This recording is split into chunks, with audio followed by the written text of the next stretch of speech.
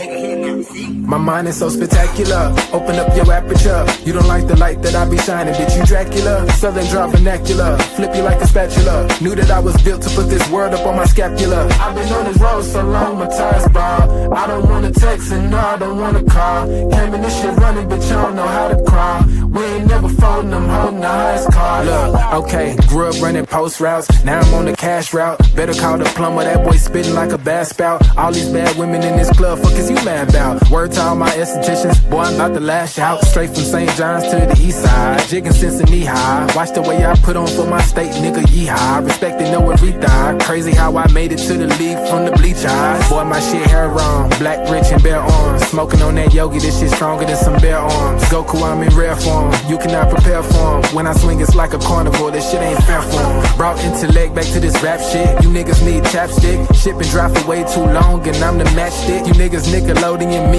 I'm more like Cap Nick. Cap a nigga, throw him in front of me.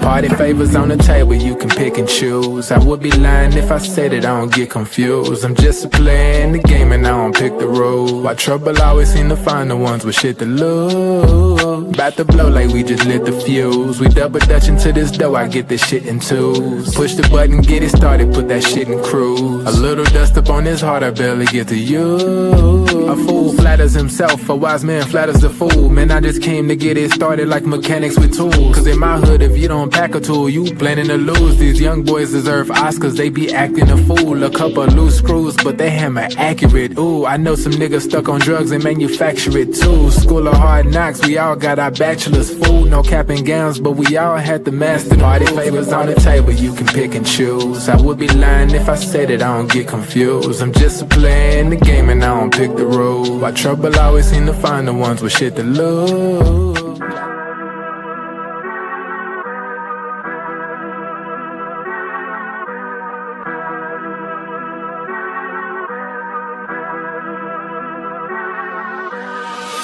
I'm lit, it's about to be a late night.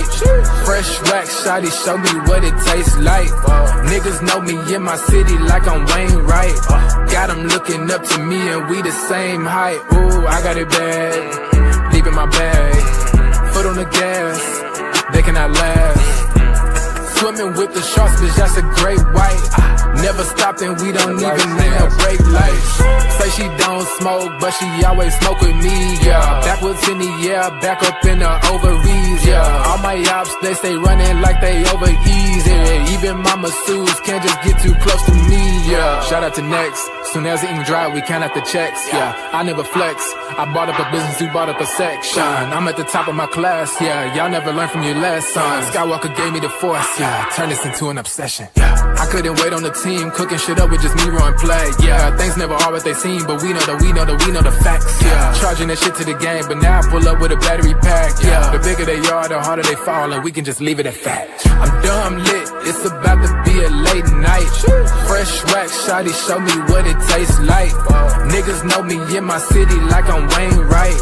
Got them looking up to me and we the same height. Ooh, I got it bad, deep in my bag. Foot on the gas, they cannot last. Swimming with the sharks, bitch, that's a great white. Never stopped and we don't even need no brake lights.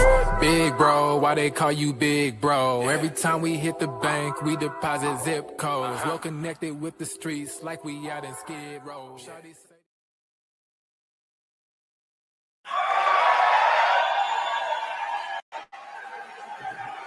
In the city of New York, the Mecca of basketball, you gave me more than a jersey.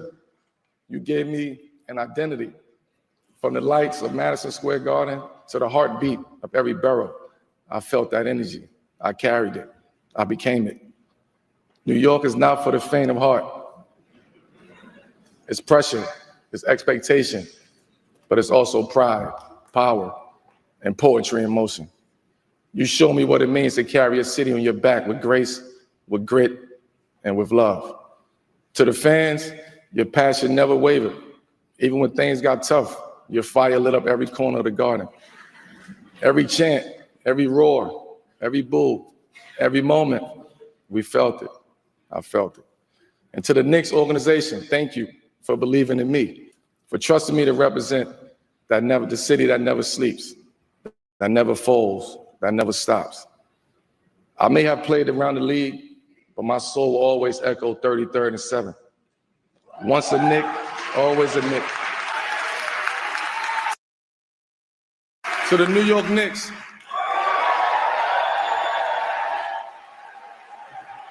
in the city of New York, the Mecca of basketball, you gave me more than a jersey. You gave me an identity. From the lights of Madison Square Garden to the heartbeat of every borough, I felt that energy. I carried it. I became it. New York is not for the faint of heart. It's pressure, it's expectation, but it's also pride, power, and poetry in motion. You show me what it means to carry a city on your back with grace, with grit, and with love. To the fans, your passion never wavered. Even when things got tough, your fire lit up every corner of the garden. Every chant, every roar, every boo, every moment, we felt it. I felt it. And to the Knicks organization, thank you for believing in me, for trusting me to represent the city that never sleeps, that never folds, that never stops. I may have played around the league, but my soul will always echo 33rd and 7th. Once a Knick, always a Knick.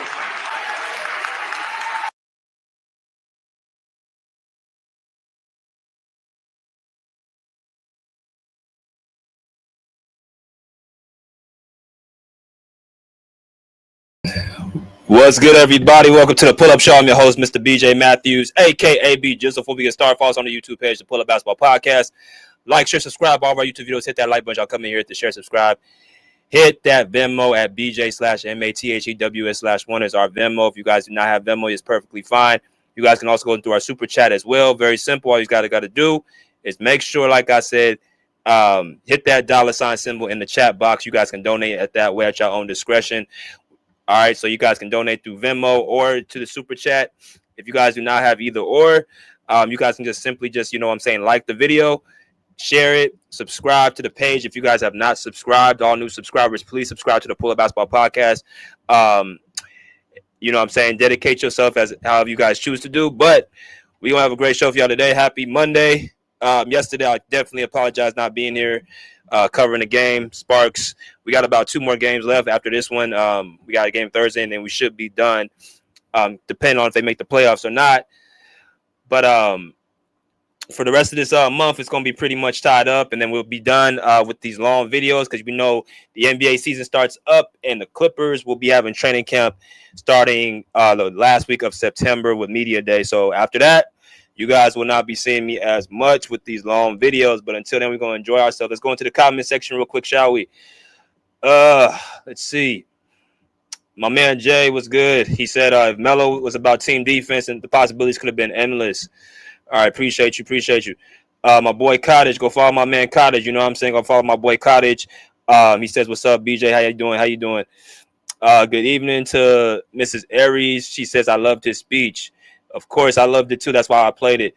Definitely great words from Carmelo Anthony. Mo Gravy said, yes, sir, one of my favorite players. All right, so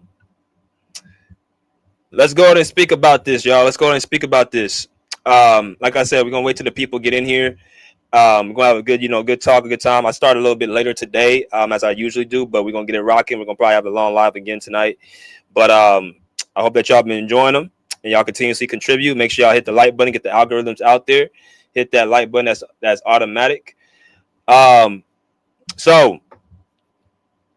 we're gonna talk about this, man. We're gonna talk about what we just watched. We're gonna speak about Carmelo Anthony. And the topic of discussion is Carmelo Anthony is a hood basketball legend. Carmelo Anthony is a hood basketball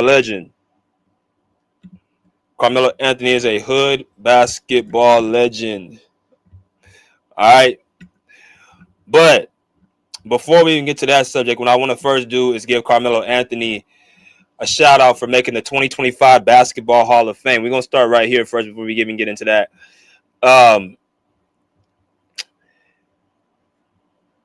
The Naismith Basketball Hall of Fame consists of Carmelo Anthony. He had a 19-minute speech on, I believe, what day? Saturday night. He was, introduced into the Hall of Fame, Basketball Hall of Fame. Definitely a great moment for him, his family.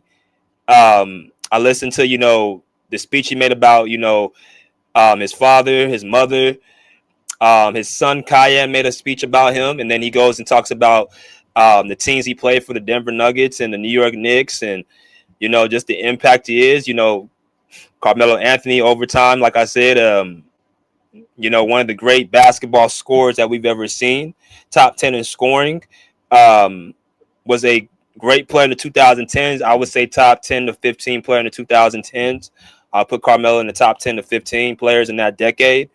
Came in 2003 with LeBron James and Dwayne Wade in that draft class. Carmelo Anthony spent 19 years in the NBA. Definitely did 19 years of service, pretty much 2 decades. You can pretty much, count it up to. And he deserves to be in the Hall of Fame, Basketball Hall of Fame. He has reached the aura based off of, his, service and his accomplishments, his accolades. And again, this is not just high school. I mean, this is not just college. This is not just the NBA, but this is college too. Freshman to win a college NCAA championship, right? Carmelo Anthony was able to do that. And then followed by that, he has, I believe, 3 Olympic gold medals, right? 3 Olympic gold medals. So you're talking about a college champion, a USA champion, and one of the best scorers of NBA history. That's enough to put you in the Hall of Fame and then some, right?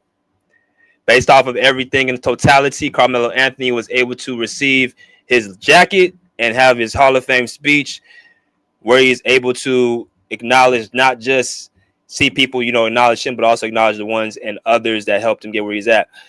As y'all come here and smash that like button. We're going to talk about it.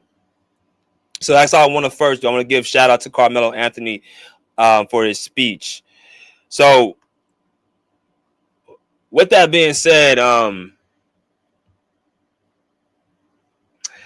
we got to talk about the subject at hand. I know people are kind of wondering what this is going at, but I'm going to actually explain it very, very simply.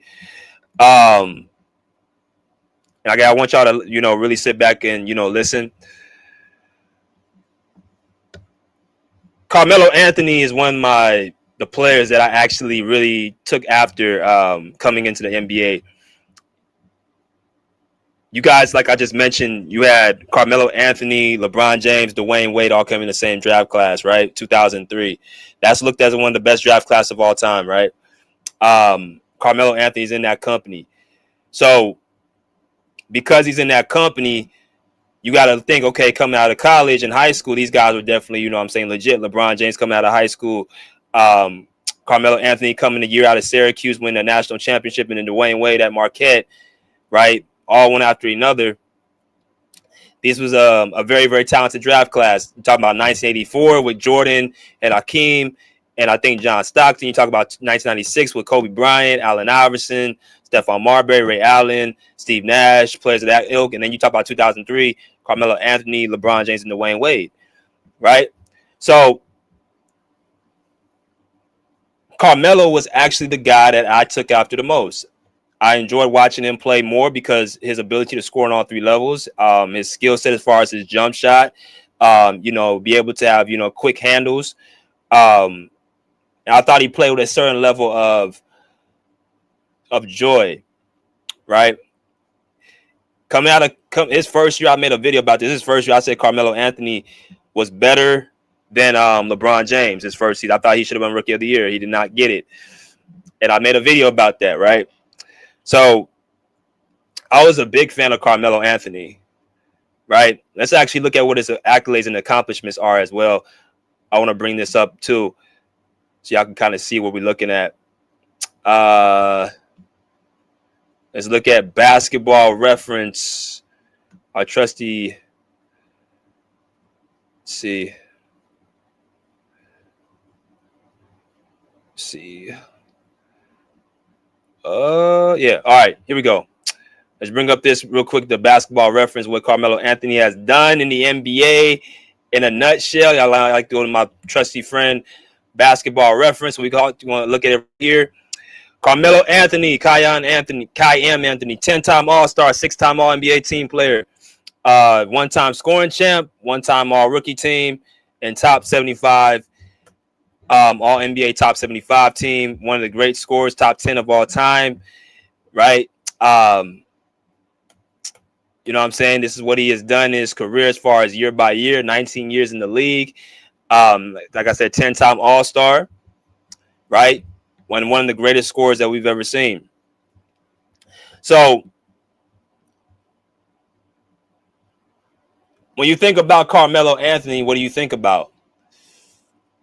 You tend to think about a guy that can go and get his own basket. He's a bucket. He's a scoring machine. He's a guy that, you know what I'm saying, plays bully ball, right? Right. All this terminology that I'm using, right? At least when I think of Carmelo Anthony, I think about getting a bucket, right? That's what we used to say a lot of times, you know, around my age, you know what I'm saying? Like, you know, trying to get a bucket. That's what you want to get, a bucket. And that's what Melo looked at. He was looked at as a person that was looking to score. And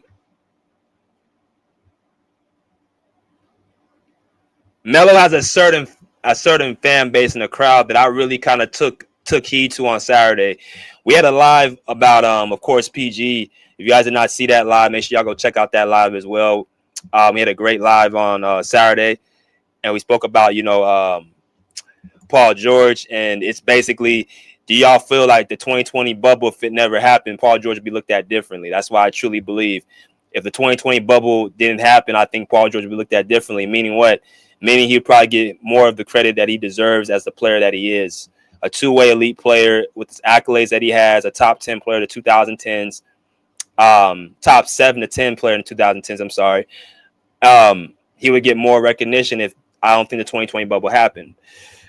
But we had a discussion about a number of things, and we came across Carmelo Anthony. So just in that entire live, I was reminded just how loved Carmelo Anthony was. Because Carmelo Anthony ain't somebody of the new age. He's somebody in the 2010s and 2000s. That's because, like I said, he played 19 seasons. So really, Melo really was a player that was, you know, popular in the 2000s and the 2010s, right?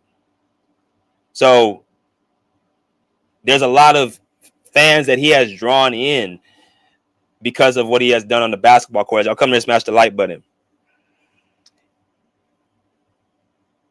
When I used to have discussions about, you know, Carmelo Anthony and, you know, his game, a lot of times people that really was into Carmelo Anthony are guys that, you know, you grew up around the block, right?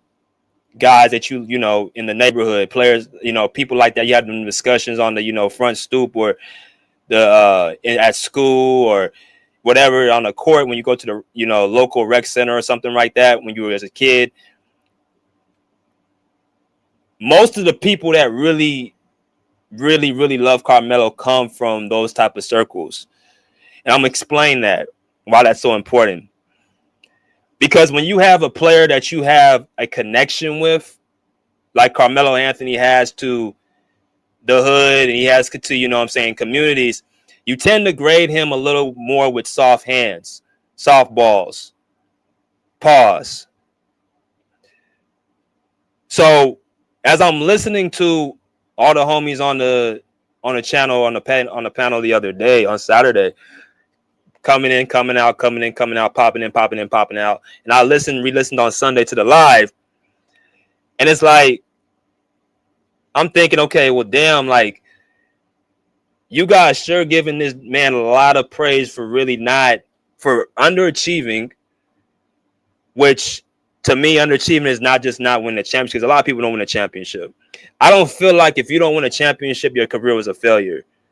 But what I do believe is when you come into the league with certain expectations and you actually drift so below that and no one wants to talk about it, that's when I feel like you're trying to grade them with soft gloves. I'll give you an example. Carmelo Anthony, when you say we made a discussion like he never made out the first round outside of one time in his prime and his peak, right? When he was the guy on his team, he never made out the first round. I'm sorry, but 2 times in 2009 and 2013. Now we're talking about his prime and his peak. So we're talking about 10 years of basketball, 10 to 12 years of basketball. This man did not make it out the first round. But then you turn around and say, well, Carmelo Anthony was a player that, was so great. He can score. He can get a bucket. He was a dog. He was, not going to fold. He wasn't going to do that. Now, So you start looking at everything with the glass half full.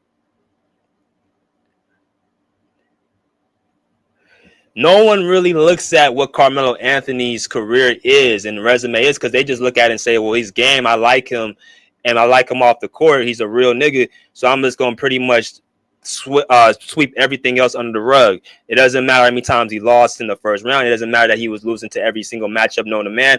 It doesn't matter that he didn't commit himself to the defensive end. It doesn't matter how many coaches were let go under his realm. It doesn't matter that he didn't make the playoffs for 4 years straight in his prime and his peak. None of that stuff matters. It's the fact that I like him off the court.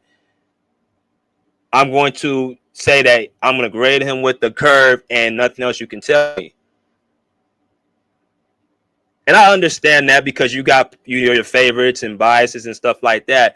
But we have to separate that from what it really is.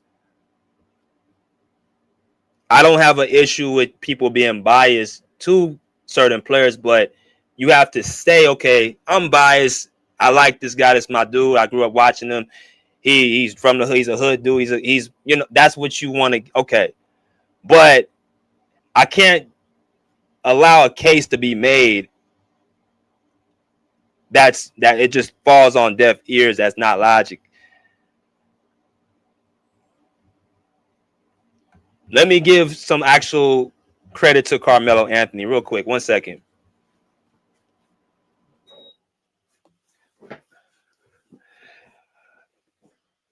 When I listened to Carmelo Anthony in that Hall of Fame speech, what I saw was a man that actually has matured beyond his years, matured as time went on. I saw somebody that actually looked at himself and was able to reflect, right, on the situations in the past that has happened to him, right? And I see a man that has grown. Before I actually get on Carmelo, which I'm about to do in this video, because we ain't finna sit up here and just give, let certain things fly under the radar and not give people what they need to get and critique. Before I even do all that, I have to give Carmelo Anthony a huge praise for basically learning from the past and having a certain level of peace about himself and maturity at this point of his career. And I think it happened late. It happened, I think, towards the end of his career. So before that, I've got to give him a huge shout out, a huge love. As y'all come and make sure y'all hit that like button. We gotta get more people in there. Get these likes up, y'all. He had a very touching speech, very, very well spoken, very well thought out, carefully said, and it moved a lot of people. Look at them smiles. Patrick Ewing, Dominique Wilkins, Robert Parrish. Right? Came in with grace, came in humbly, came in everything like that. So I got to give Carmelo Anthony respect on that realm. And this is, like I said, why a lot of people choose to grade Carmelo Anthony's career the way they do, because they look at him off the court. They look at it, what the person he is off the court, and they try to bring that in on the court. I'm sorry. When you talk about between them lines and you talk about a person's resume and a person's career, none of that stuff off the court matters. We saw 19 seasons of Carmelo Anthony. You have a very, very I think you can have a very fair understanding of what he was. And because of outliers and certain things that people don't want to come to grips with, we have to try to sweep that under the rug. Or we have to finally forget about some things. So here's the thing.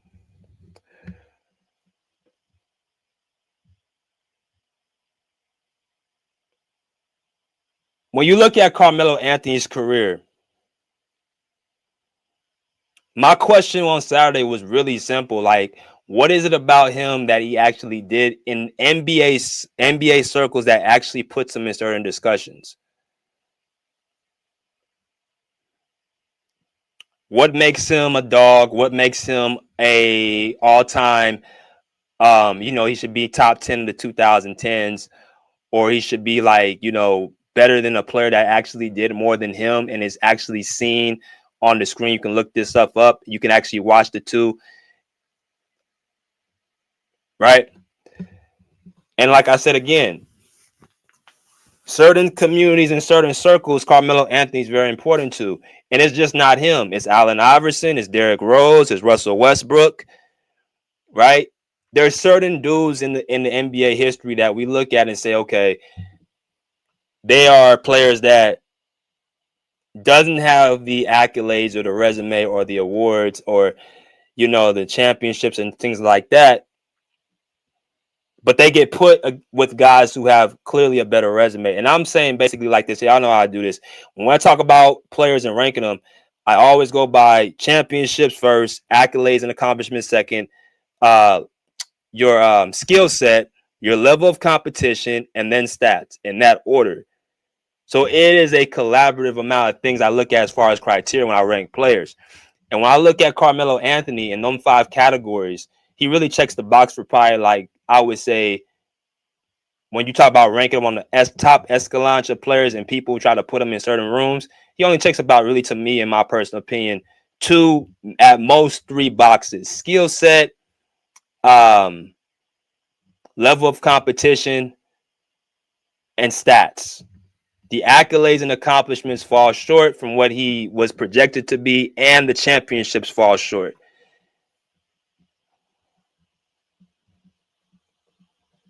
Now, when I bring up the other day was on championships and teams he had,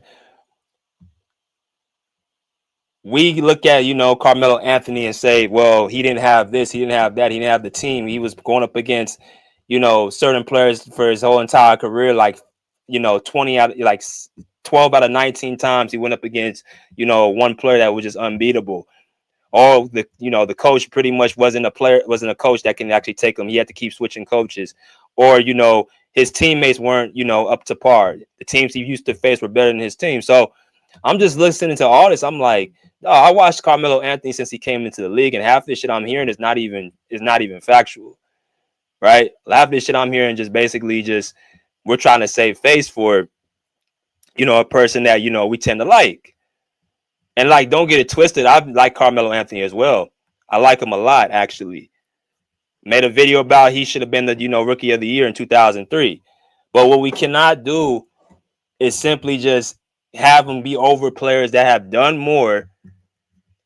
And because they did more, and because we don't actually, quote unquote, like that person as much, we want to sit up here and either say that he's better than him or he's on the same level, and he's simply not.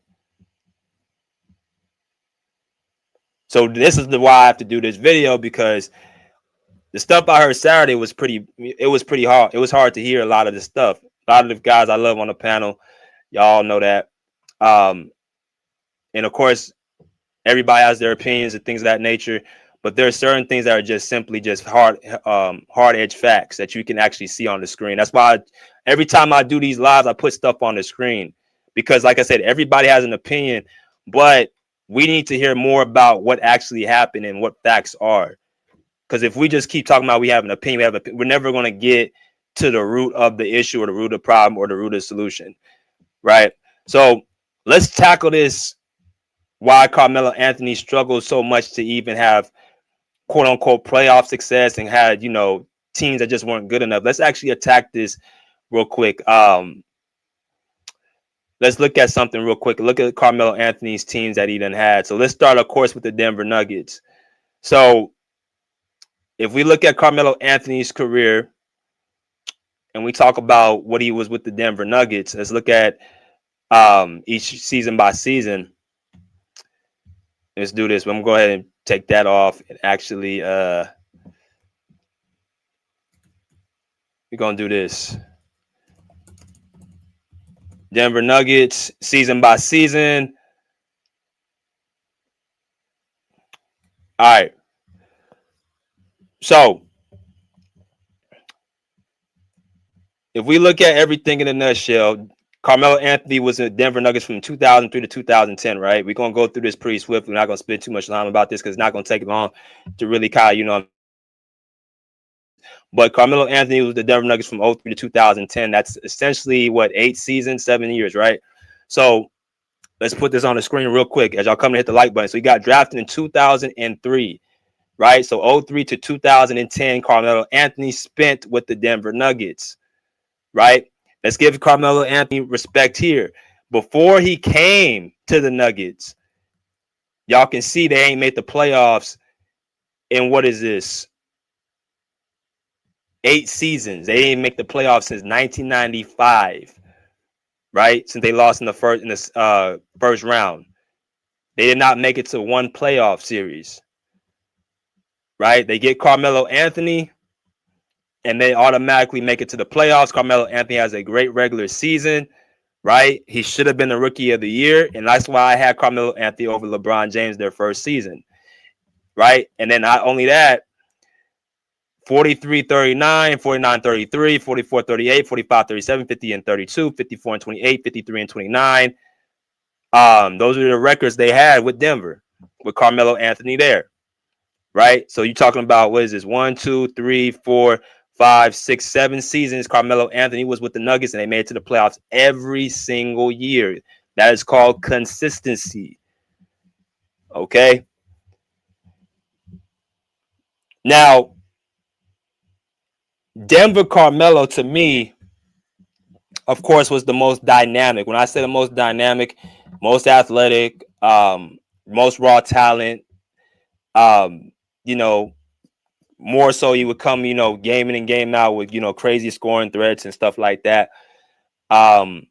Just a guy that was just hungry, right? Because he's coming into the league trying to prove himself. And that's what he ended up saying actually in the interview. He said, I had to eat. I had to eat in Denver. I had to basically lead the team. I need to be the number one guy. I have to lead the ship. And that's what a lot of times players at that level coming in at the third pick, a top lottery pick, will say, I have to eat.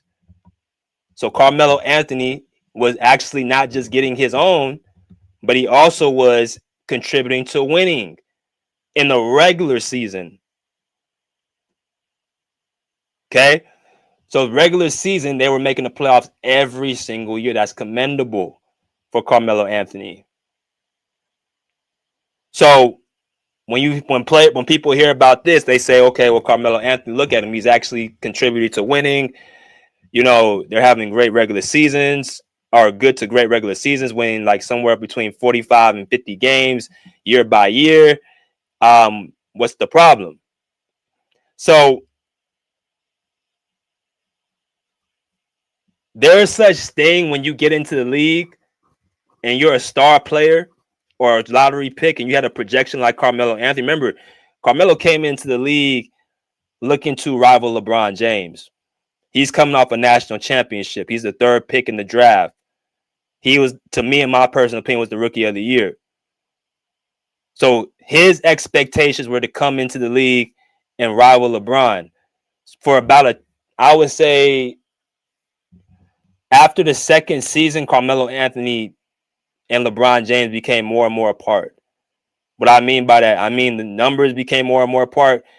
After that fourth year when LeBron went to the finals, that's where they both took their hit, because Carmelo Anthony on one side, when LeBron James on one side got his team to the finals in 2007, and Dwayne Wade won a championship in 2006, Carmelo Anthony still struggling to get his team out the first round from 2003 all the way to 2008. Now, what I was hearing from a lot of the brothers on the panel the other day was Carmelo Anthony was going up against all these top players in top competition, right? He was in the Western Conference. He had to go through, gauntlets, right? And that's true. There were certain years that Carmelo Anthony, let's look at what we got right here so we can actually look at it. The first year in 03-04, the Nuggets losing the first round to the Timberwolves, they get swept, right? They get swept. The Nuggets and the Timberwolves get swept that year, right? Oh, I'm sorry, they get gentlemen swept. If I'm not mistaken, I'm sorry. Gentlemen swept. So this is his first year there. And we can actually look at this real quick.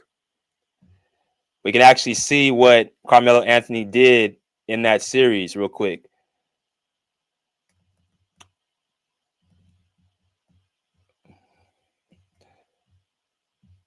So let's look at this real quick. Oh, I'm sorry. Let's look at the playoff game log. I'm tripping. Let's look at the playoff game log real quick. So we talk about that first series against the Minnesota Timberwolves. They got gentlemen swept. And we're going to look at something real quick. If we look at Carmelo Anthony's playoff game log against the Timberwolves that year. All right.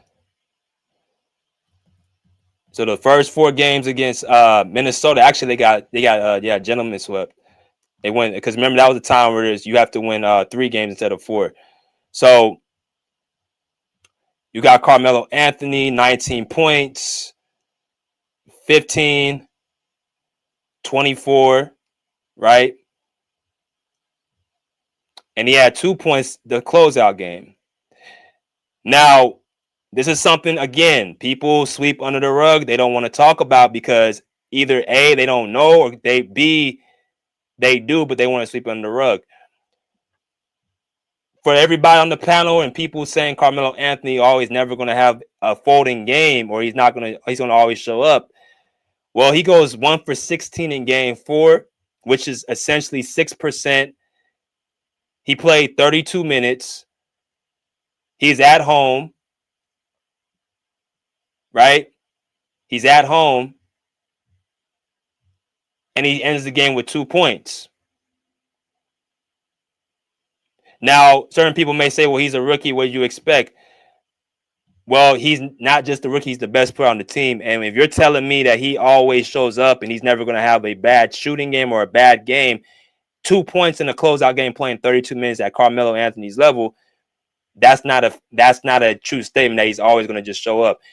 2 points. People are saying, well, what was going on? Nothing. He played 32 minutes. He played a full entire game. He shot 16 times.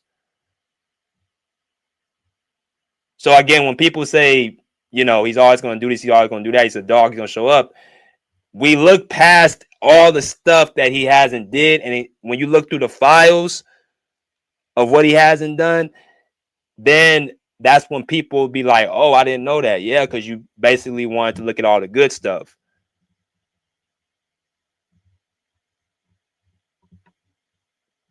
But that's his first year. That's his first season. That's fine. But 2 points at that position. No, you're not even. If you're the guy, 2 points and you're shooting that many times. I want you guys to find the other player that has done that. I want y'all to find when other the star players are doing that at any point in their career when they're quote unquote the first option or second option scoring 2 points. And this is an all-time top 10 scorer. Like I said before, as I made it clear, all these players have had black marks on their resume. It's just what you're willing to talk about. If a top 10 scorer of all time can score 2 points in a closeout playoff game, no one's absolved for having a game where they either A, have a bad shooting night, B, fold, or C, basically check out.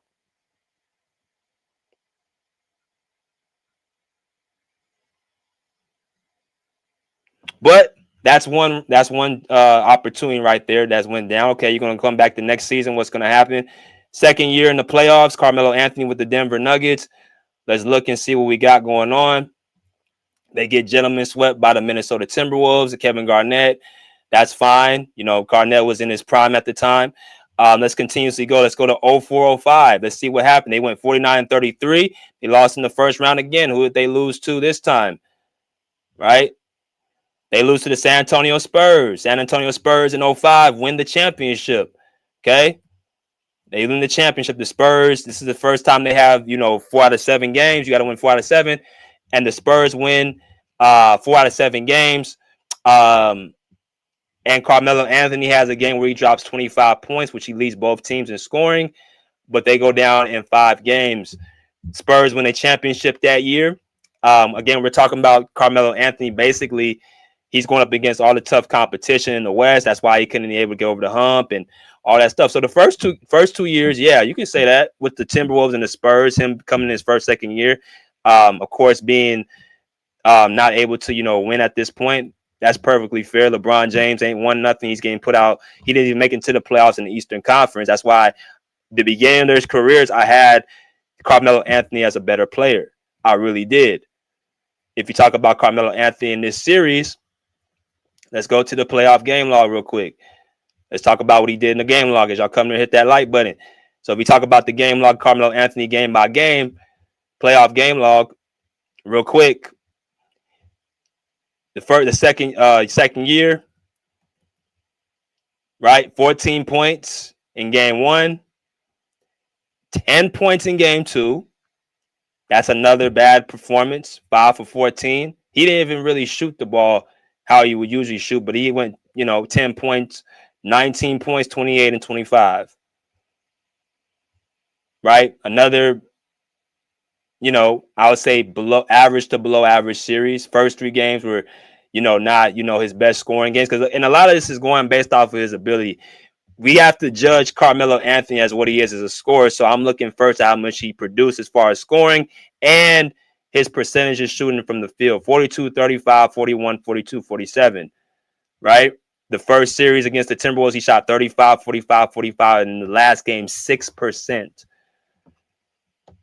So right now he's showing regular season wise, they're able to get to the playoffs. But when it comes to the playoffs, he's not showing up in the postseason the way he needs to. So that's perfectly fair. First 2 years, I would say Carmelo Anthony is still okay. But now it's time to take it another step. What do I mean by that? Now it's time for you to actually win more than 1 game in the playoffs. Right? Both years he's been only 1 game in the playoffs. Now it's time for you, your third year, to win more games in the playoffs, and it's time for you to, make better individual performances. So let's talk about the third year with the Denver Nuggets. What did they do? Let's check it out. Let's check out what they did in the next year. They lose in the first round again. And I want y'all to pay attention to, they also got a new coach in George Karl, right? They got George Karl as a new coach. The first 2 years they had, different coaches in and out, and then they get George Karl for a full season. They go 44-38, right? So let's talk about this year.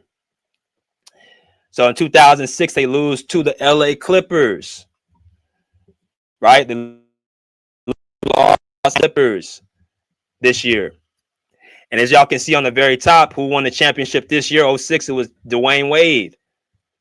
Right? Dwayne Wade wins the NBA championship, gets Finals MVP, all that stuff. And he's actually rolling, in my personal opinion, having the most success out of LeBron and Carmelo. So at this point, you can say Dwayne Wade was above LeBron and Carmelo at this point. So what happens in this series in 06?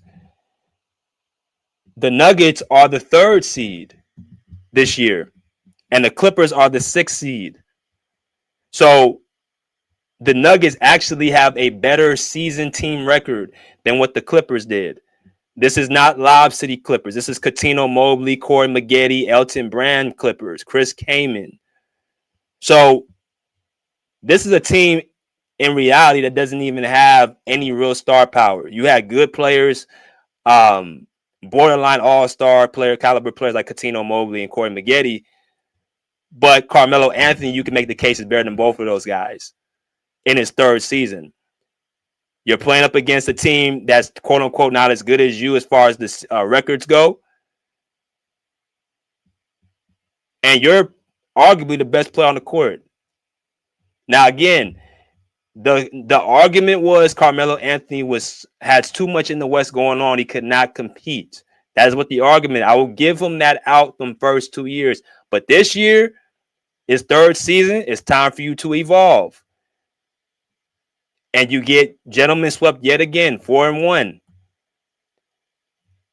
So let's look at real quick who the Clippers had. They had Elton Brand, who was averaging 17 and 10. They had Corey Maggette averaging 17 and 5. They had Coutinho Mobley averaging 16 and 4, and Sam Cassell averaging 14 and 3.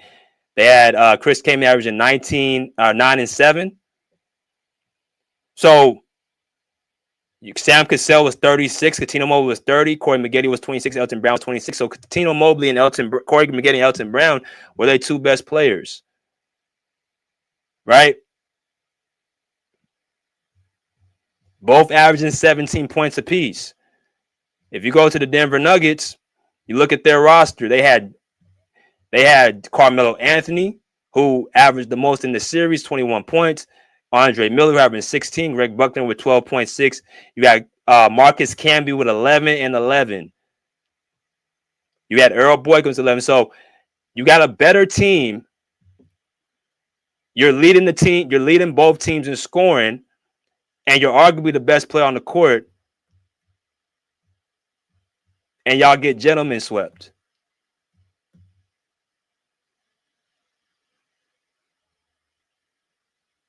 So there is nearly no excuse for this series. So now that he lost the way that he did in this series in 3 and 4 games as a third seed against a 6th seed, now you got to look at it like, okay, we're going to have to start, okay, Carmelo Anthony, you're going to have to start, bringing it up. You got to get more than one. Give me more than one game. Right? You still young. You still got, you got more time in your career, but okay, making the playoffs, we get it. You can make the playoffs, we get it. But we got, you got to keep going. You got to, get better. So 2007 hits. What happens? That's 3 seasons in a row. They get put out in the first round. And if you look at 07, as y'all come to hit that like button, they go 45 and 37. Lost in the first round again. Who did they lose to this time? They lose to the Spurs again. The Spurs win the championship in 07. So we already know what it is with the Spurs. They quote unquote beat the Nuggets 4-1. Gentleman sweep. Okay. So the difference in this series is that Carmelo Anthony, they bring in Allen Iverson with Carmelo Anthony this year, right? In 06, 07. And people have to remember, and this goes to basically the series that Carmelo Anthony and Allen Iverson had. Allen Iverson came in leading the team in scoring this year. This goes to the whole Carmelo Anthony never had any help, and he stood 10 toes down with his team. Well, after the first 3 seasons of the Nuggets basically getting bounced out, gentlemen swept in every which way against either an elite team like the Spurs, a good team like the Timberwolves, or a underdeveloped team like the Clippers, losing to all 3 of these teams, the organization tried to bring reinforcements to help Carmelo Anthony. They thought the answer would have been Allen Iverson. Allen Iverson was the leading scorer on the Nuggets this season.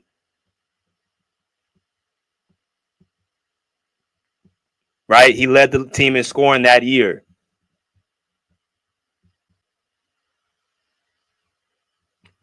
So 07, they tried to build more talent around Carmelo Anthony. Still didn't work. So you keep going. In 07, 08, let's look at the next season. Right? Let's look at the next season real quick. What did Carmelo Anthony do in the 07-08 year? What did the Nuggets do? So they lose in the first round again. So 1, 2, 3, 4. They lose in the first round for the 5th year in a row. So at this point, I'm looking at Carmelo Anthony and I'm saying to myself, okay, you've had more than enough chances and opportunities to at least, if not win a series, at least win more than one game. And this one is as worse as the last 4. They get absolutely mopped off the floor. Right? The Lakers go to the championship that year. They were the winners of the Western Conference. We understand this. This is what, the argument was on Saturday. He had to face Kobe Bryant all these years. He only faced Kobe Bryant one time. Or I'm sorry, 2 times. Out of the 7 years, he only faced Kobe Bryant. He was losing to more than just the Lakers, as y'all are seeing. So what am I saying? What is going on while they're just basically losing team after team?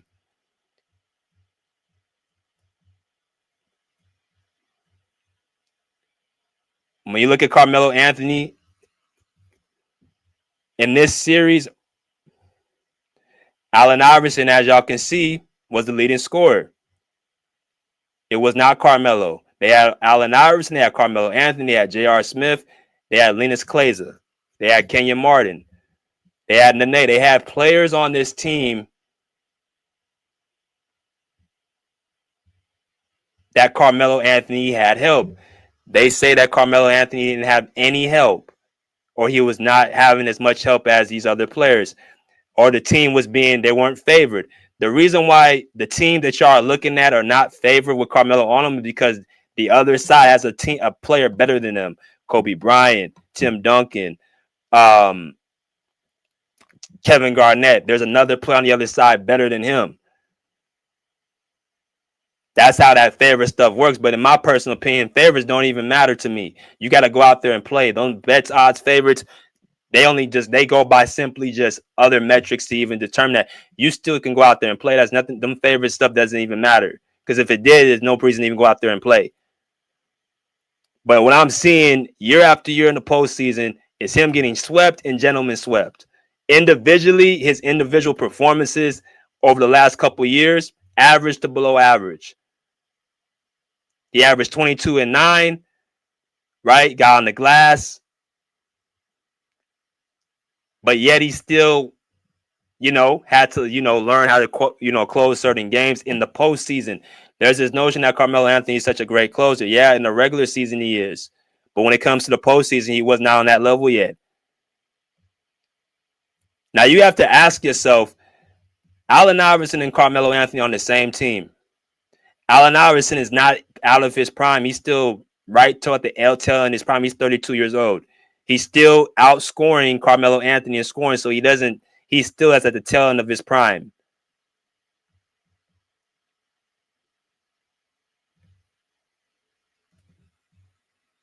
You had somebody outscoring you on your own team. So what was the problem? Why was he getting outscored? What's the issue with basically why this couldn't work? Why did they go 2 straight years, Allen Iverson, Carmelo Anthony, basically being, not successful? So what we're going to do, we're going to allow Allen Iverson to say out of his mouth why he did not work. Him and Carmelo did not work. So let me go ahead and play this video real quick, and we're going to be right back. Denver. Allen Iverson, Carmelo Anthony was supposed to do a lot more than the Denver Nuggets ended up accomplishing. What happened? You know what? I think me and Melo, we meshed real well. We was always friends before basketball, before we became teammates. But I think we did great together. We won 50 basketball games. We made it to the playoffs twice. We only had 1 win in the playoffs. But when you talk about a basketball team, you put 5 guys on the floor. You don't put 2 guys on the floor. So I wouldn't put the blame on just myself and Melo, and I wouldn't put the blame on anybody. We just didn't get it done. What happened in Denver? Okay, so that was Allen Iverson speaking on why him and Carmelo Anthony did not mesh in Denver. When I say mesh, I mean they didn't have great results as far as a playoff team, and they were not by what they were actually projected to be. they did not reach them levels. As y'all come there, make sure y'all hit that like button. This notion that Carmelo Anthony never had any help or he had a flummox of help, based off of this, like these last couple years when they're getting eliminated in the first round, they bring in Allen Iverson. They're trying to help Carmelo Anthony. And I want y'all to remember that they're trying to help Carmelo Anthony and try to put pieces around him to help him. They bring in an all-star caliber player in Allen Iverson to go play beside him. I heard some of the brothers talking the other day saying Allen Iverson wasn't helping the Nuggets. I don't see that. He did something Carmelo Anthony ain't did yet. He actually got his team to the finals his 5th year of his career in 2001. That was AI's 5th season in the NBA when he got this team to the finals. Allen Iverson. So I'm saying basically we can't sit here and say that Allen Iverson was not still – he has something that Carmelo Anthony does not have. And at that point, you can make the case he was still a better player than Carmelo Anthony. Allen Iverson was actually getting playoff wins. He was actually getting to the second round. He actually went to the finals. He actually got a win off of the Super 2001 LA Lakers, who went 15-1. The only player and team they lost to is, you guessed it, Allen Iverson.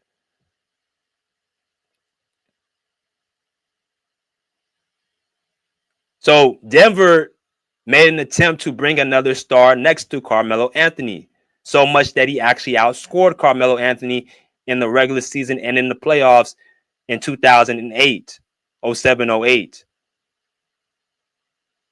Now, when you hear Allen Iverson talk about why it didn't work, he struggled to even first start talking with his words. He basically came out and said that he felt that they did great together. They won 50-plus games. They were cool off the court. They've always been good off the court. And that goes to the title I'm talking to y'all about. People grade Carmelo Anthony would occur because of his likability. The first thing Allen Iverson says that we had a bigger relationship off the court. And that's what I'm saying. Everything that I heard on the panel the other day was about who he was off the court, rather than what he was on the court. And what was on the court, it was graded with soft gloves. No one brought up the fact that Carmelo Anthony had a 2-point game performance in a closeout game where he went 1 for 16. No one brings up how he had a 10-point game against in the playoffs in Game 2 against the Spurs. No one's talking about that he's getting put out not just by the Lakers or the Spurs, he's getting put out by the Clippers and the T-Wolves, and then y'all going to see he got put out by the Utah Jazz in the first round. They bring in Allen Iverson, who was a better scorer than he was at the time. You want to talk about somebody who's an elite scorer? This man got 3 scoring championships.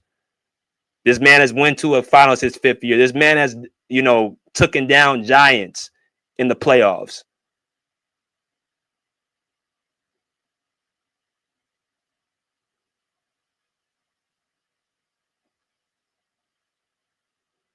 Right? And then people say Allen Iverson is, quote unquote, he plays harder than anybody on the court. And that didn't work. So what did the Nuggets do? They actually got off of Allen Iverson and brought reinforcements with Chauncey Billups. I want y'all to hit that like button when y'all come in here. They bring in Chauncey Billups because Allen Iverson, they saw for 2 playoff series, did not work with Carmelo Anthony.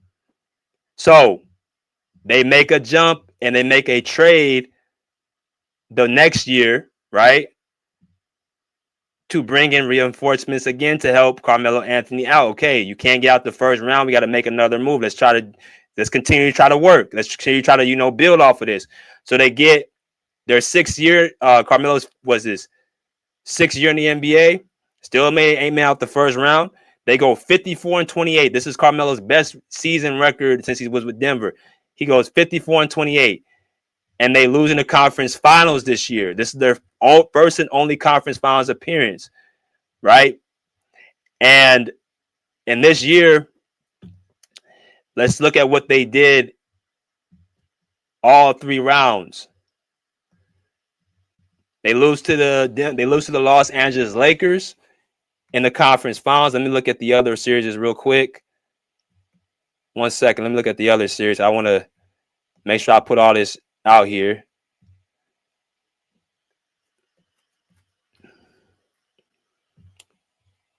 So the Denver Nuggets have the 2nd seed in the Western Conference that year, right? They have the 2nd seed in the Western Conference. So what do they do different and they actually improved their record? Well, they made a trade, Allen Iverson for Chauncey Billups. They made a trade for Allen Iverson for Chauncey Billups. Now, is Chauncey Billups a quote-unquote greater individual player than Allen Iverson? No, he is not. The numbers, him carrying the team, Allen Iverson, Chauncey Billups. Allen Iverson has been a franchise player. Chauncey Billups has not. But because Chauncey Billups and his other things that he brings to the table, like leadership, like stability, being a real point guard, setting guys up, because of all those things, not only were the Nuggets, that was their best season record. They also, Carmelo Anthony had his highest best playoff run with Chauncey Billups with Denver. He averaged 27 points against the Los Angeles Lakers. He had 4.8 rebounds, 3.7 assists, right? He shot 40% from the field, which is, at that time, I would say it was, below average, but whatever. He shot 25% from the 3, which is not good. He shot 82% from the line. But the thing that Carmelo Anthony had is that he had a level of competitive will, I think, that year that he hasn't had in Denver yet. I saw him play with a better chip on his shoulder. I saw him play more comfortable. I saw him actually go at his matchup. I remember watching the series against the Lakers, him and Kobe Bryant. Carmelo Anthony was actually playing defense and trying to defend Kobe Bryant. He was doing the other things that one playoff run that I ain't seen him do yet in the playoffs. And they actually get a couple games off of the Los Angeles Lakers. So now at this point, Carmelo Anthony is starting to reamp his name. The first 5 years, it's like he's just pretty much underwater. He comes out this one run, and now he's getting recognition. Okay, Denver's doing something. Denver's the 2nd seed, and quote unquote, yada, yada, yada. If they didn't have to face the Lakers, they probably went to the finals. They had all the talent. Again, talent. You had Chauncey Billups averaging 18 and 6. You had J.R. Smith averaging 12.7. You had Kenyon Martin averaging 12.5. You had Nene averaging 9.8. You had all these players, that Denver team, who went 2nd in the West.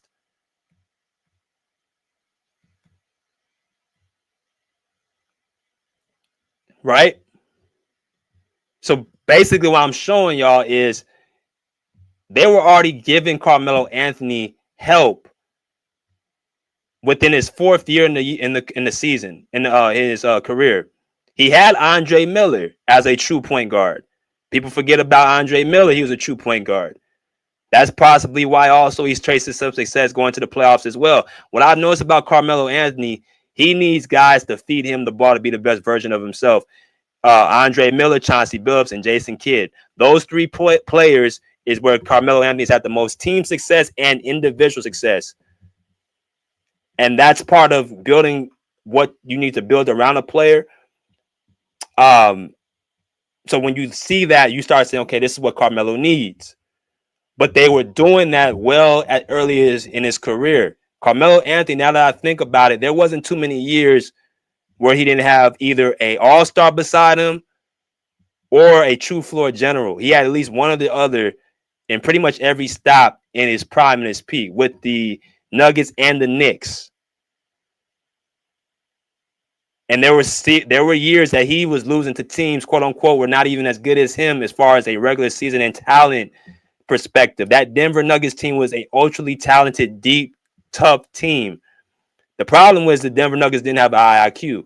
So when you take a team like the Lakers, who were not as quote unquote athletic and didn't have as much as youth, they beat you off with simply just execution and having the better player in Kobe Bryant. The Lakers weren't ultra talented. Not like the Nuggets, but they executed better and they had the best play on the court. Okay, fine. You lose that series. You played your ass off in that whole playoff run. So now Carmelo Anthony is actually starting to rewrite his name as y'all come to hit that like button. This is where people are giving Carmelo Anthony, oh, he's this, he's possibly top 10, he's top. Okay, now you have to build on that. So he got one more year left in Denver, right?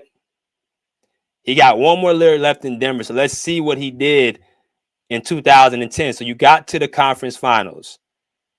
So now you should be no more losing in the first round, right? You should not be losing in the first round whatsoever. I don't give a damn what's going on. You're a 7-year vet at this point. You should not be losing in the first round at all. But the next year, they're 53 and 29. They're essentially around the same, like right there at the same record they were the year before. The last 3 years, they're getting 50 wins, right? So they're doing well in the regular season. And they go into the playoffs and they lose in the first round again, right? And they lose to the Utah Jazz this time. And the Jazz did not have a better team than the Denver Nuggets. They were the 5th seed. The Nuggets were the 4th seed. They had home court advantage yet again, and they lose in 6 games, right? So you have the matchup in your favor. You just came off the conference finals, and you lose in the first round yet again. So we got to look and see, okay, how did you lose this series? Who did you have to go up against? Darren Williams, Carlos Boozer, Paul Millsap, Wesley Matthews, CJ Miles. Darren Williams at the time was a top point guard in the league. I would say probably top 3 with Chris Paul and Derrick Rose. Right? You had Chris Paul and Derrick Rose at that time who were right there with Darren Williams. Okay? So in that instance, you had a top point guard you were facing, but Carmelo Anthony was a top player in the NBA after that run he had against Kobe Bryant. Carlos Boozer was a quote-unquote good power forward at the time. He averaged 22 and 13. You go to Denver side, Carmelo Anthony averaged 30 points per game. They had 30 points and he had 8 rebounds. Chauncey Billups with 20 points per game and 6 assists. You had Nene with 11 points. You had J.R. Smith with 11 points. Kenyon Martin 10 points, right? You had your same core. You had a better team. You're quote-unquote the best player on the court. You're putting up high performances, scoring the ball like you like to do. You love to score. And y'all still end up losing the series. So when I keep hearing this notion that Carmelo Anthony was either A, didn't have enough, or he wasn't in favor, or he had to face all these, no.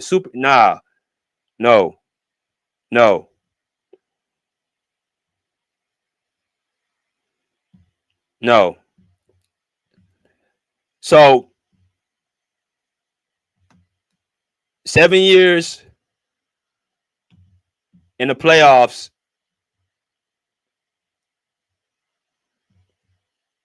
with Denver, and you got one conference finals to show for it. Now, we can ask Carmelo Anthony why it didn't A, work in Denver,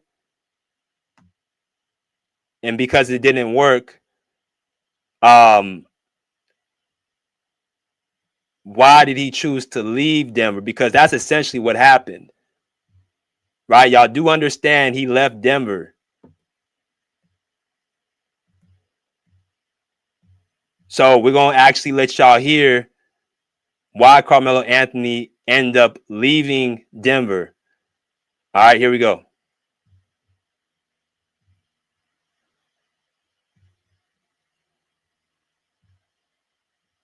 Contrary to what everybody believed. Through the 2011 trade. Contrary to what everybody believed. I didn't want to leave Denver, but it's like they put my back against the wall. We go to the Western Conference Finals in 09. What you supposed to do? Supposed to build on that. So they add a piece here, plug and play. Don't mess the core up. They got rid of Dante Jones. They like, we ain't re-signing Chauncey. We about to trade JR. Kmart, you know what I'm saying? Contracts is up. So I'm like, I'm not going to rebuild after we done went to the Western Conference Finals. We supposed to be building, not rebuilding. Right. I went to him, I'm like, look, I don't want to go, but if y'all going to rebuild, it's time for me to go. New York was a destination, but I had to go through so much. After that trade, I mean, I better have a trade clause because anything can happen. Right. You know what I'm saying? So I come to New York, Amari was here, Ray Felton was here, they was rolling. They were supposed to be all-stars together. And I remember I got married in New York and they come to the wedding. I remember I'm on the boat and we in front of the Statue of Liberty. They start playing I'm from New York with Jay-Z. And I'm just like in the front of the Statue of Liberty and I had a moment. I said, yo, I gotta come. I gotta get to this. To 2011. All right. So what I want to do is I want to play that again. But there was a couple things Carmelo Anthony said that I kind of like scratched my head because I'm trying to remember a couple things that, you know, really went on with this. And as y'all come here, smash that like button. I'm going to let y'all hear it real quick and I'm actually stop it. Through the 2011 trade. Contrary to what everybody believed, I didn't want to leave Denver, but it's like they put my back against the wall. We go to the Western Conference Finals in 09. What you supposed to do? Supposed to build on. So he's talking about 09 and go to the conference finals. And like I said before, once he had that success in 09, now Carmelo Anthony's name is back out there. But remember, he had 6 years in a row where he was making absolutely no noise. He was just a good scorer, but constantly getting put out in the, you know, Western Conference. They were talking at this time, it was about Chris Paul, it was about Kobe Bryant in the Western Conference for the most part. Darren Williams, right, later on. As far as the West, they still had Tim Duncan, they had KG. These were the players getting talked about in the early to mid 2000s in the West. Right? Dirk Nowitzki won MVP and those. So these are the heavy hitters. Carmelo, and that's why I try to tell people Carmelo Anthony was not a top 10 player. Was still the reason why he wasn't a certified top 10 player is because he couldn't get out the first round. You had Kobe Bryant, you had Tim Duncan, you had Kevin Garnett, you had Dirk Nowitzki, right? At this time, Chris Paul had more success than Carmelo Anthony with his team.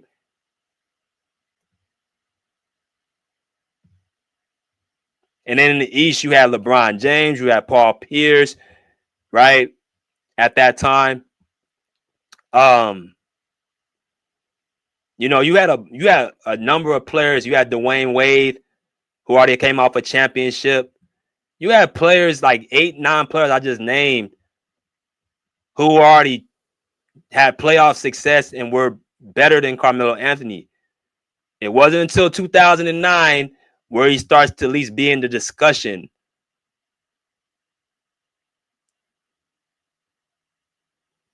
But Carmelo Anthony says after 09, you have to rebuild on what you have. And I agree with that. So let's continue and see what he says after that. On that. So they add a piece here, plug and play. Don't mess the core up. They got rid of Dante Jones. They like, we ain't re-signing Chauncey. We about to trade JR. Kmart, you know what I'm saying? Contracts is up. So I'm like, I'm not going to rebuild after we done went to the Western Conference Finals. We supposed to be building, not rebuilding. Right. I went to him, I'm like, look, I don't want to go, but if y'all going to rebuild, it's time for me to go. New York was a destination, but I had to go through so much. After that trade, I mean, I better have a trade clause because anything can happen. Right. You know what I'm saying? So I come to New York, Amari was here, Ray Felton was here, they was rolling. They were supposed to be all-stars together. And I remember I got married in New York and they come to the wedding. I remember I'm on the boat and we in front of the Statue of Liberty. They start playing I'm from New York with Jay-Z. And I'm just like in the front of the Statue of Liberty and I had a moment. I said, yo, I gotta come.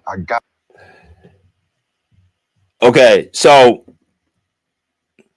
rewind real quick something. As y'all come here, hit the like button.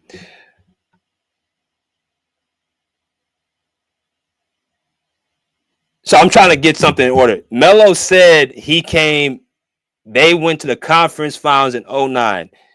And then after he said he's supposed to rebuild that, and I agree. But then he said something, I had to recheck something. He said that they started getting rid of players and not re-signing. He said Dante Jones, they got rid of him.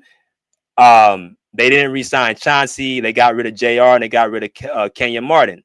So again, that falls back to what I said, that this man had help on his team, because you're seeing it in the team records and you're seeing what he's saying on screen. These guys actually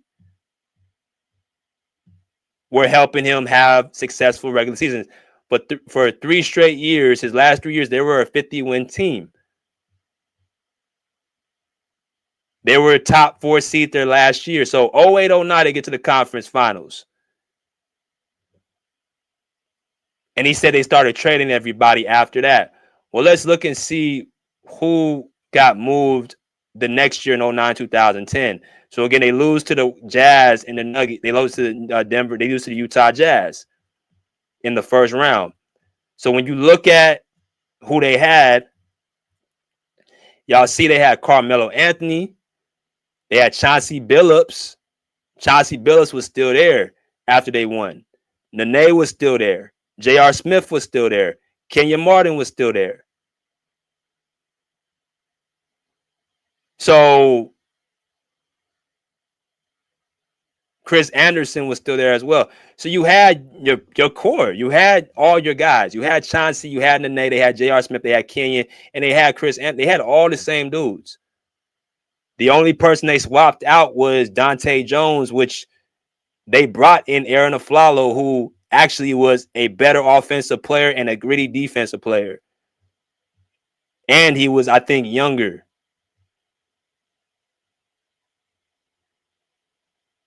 So if you had the same core and you lose in the first round, that's why they broke it up, because they looking at this like, you guys digress. Y'all didn't get better, so why should we keep you here? So when Carmelo says they got rid of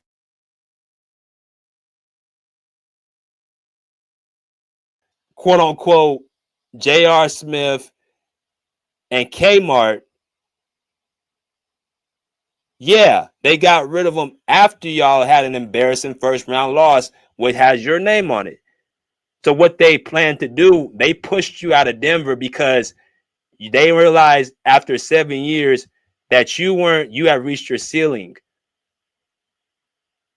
And on top of that, personally, Carmelo Anthony wasn't doing everything to be a lead dog on a team. How do you go from Western Conference Finals appearance to the next year you drop in the first round as a better seed team? It wasn't Denver broke y'all up because y'all were selling. Y'all took a dip after that year. Now, people don't talk about how that happened. They actually took Carmelo and traded him to the Knicks, but they also had to include other pieces to get that done. They wanted Carmelo out so bad, they were willing to get off of not just him, but they knew if they got rid of Chauncey and JR and Kmart, his boys,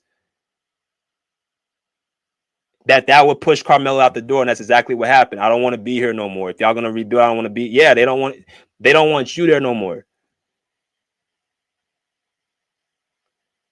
And you had chances to change their mind to look even different.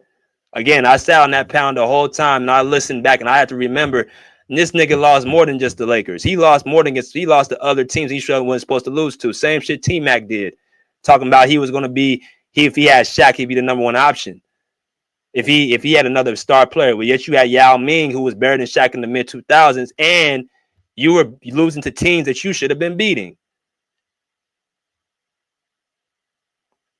It's the same shit with Carmelo. He losing to teams he should be beating, and he's not at the game outside of scoring. Let me show y'all something that Chauncey Billups said that I think was very prevalent. Chauncey Billups said out of his mouth. I'm gonna let y'all hear what Chauncey Billups had to say about Carmelo Anthony, and we right back. Melo was like a good. Tell you what, it's so crazy. I feel bad for Melo, and here's why. Melo was like a good teammate, man. Like Yeah, it's a great Melo guy. practiced every day. He didn't miss any games. Now, the only thing I will say, and I've even told Melo this, scoring 30 meant too much to Melo. Mm. It meant too much because he could have games where he had 20, 22, we win the game and he's mad. He might have 36 and he's in there, we lose the game and he's in there picking everybody up. Scoring 30 meant too much.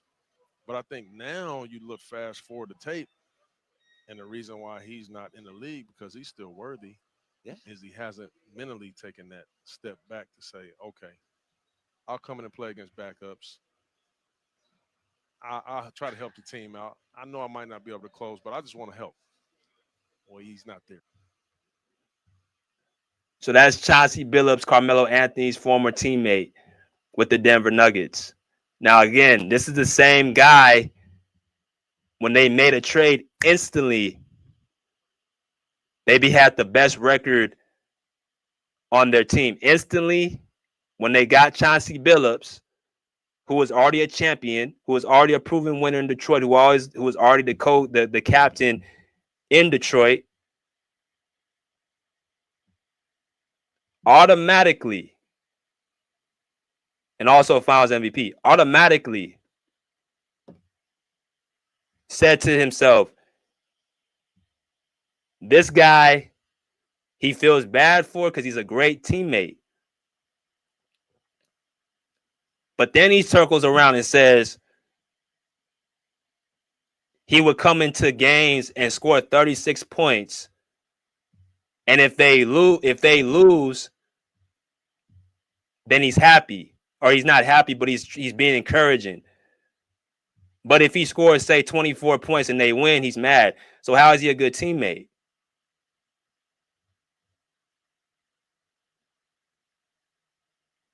Listen to this again. If he scored 36 points and they lose, he's dapping everybody up. He's trying to pick people's heads up. But if he drops 20 and 22 points and they win, he's mad. So how is he a good teammate?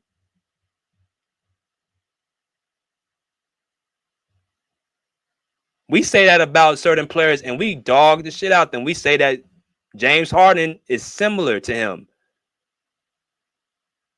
He don't want to commit to defense, and when he wants to just be a scorer, and when things are going his way, even if they lose, he wants to be all encouraging. But if they win, you don't see that same encouragement on the court. And people say that calls that selfish. But when you hear that about Carmelo Anthony, nobody wants to talk about it, and people probably even acknowledge this. This is a point guard that actually helped you have your best season, who's already a proven winner. So if he comes out and tells you that, which he pretty much told you to your face, hey, you need to stop worrying about scoring so much and do other things. Yeah, I need you to go guard Kobe Bryant in the conference finals. I need you to get on that glass.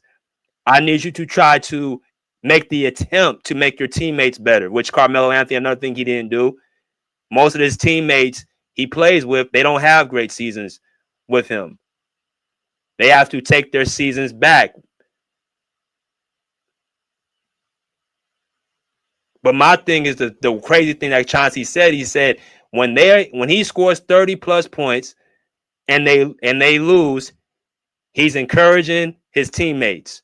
But if he drops 20, 22 points and they win, he's mad. How the hell are you a good teammate?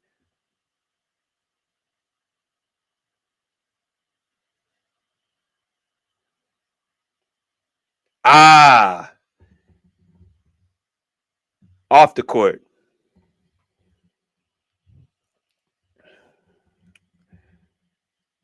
Like I said the other day, people grade Carmelo Anthony with a curve because they like him.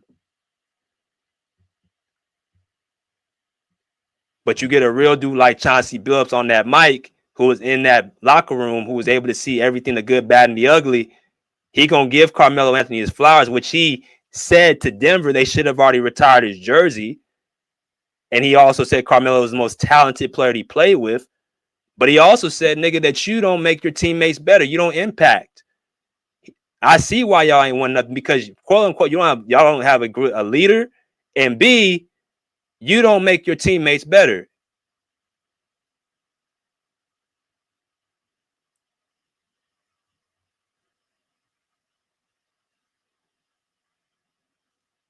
You can't explain to me how you a good teammate and you have an attitude like that. But because off the court, Carmelo Anthony, he's a personable person, and he's cool to be around off the court. I had a teammate like that. His name was AJ. This nigga, man, he was all about offense and scoring the ball, right? But he was allergic to defense. He had a losing mentality, but he had all the talent in the world. He didn't care about anything but scoring.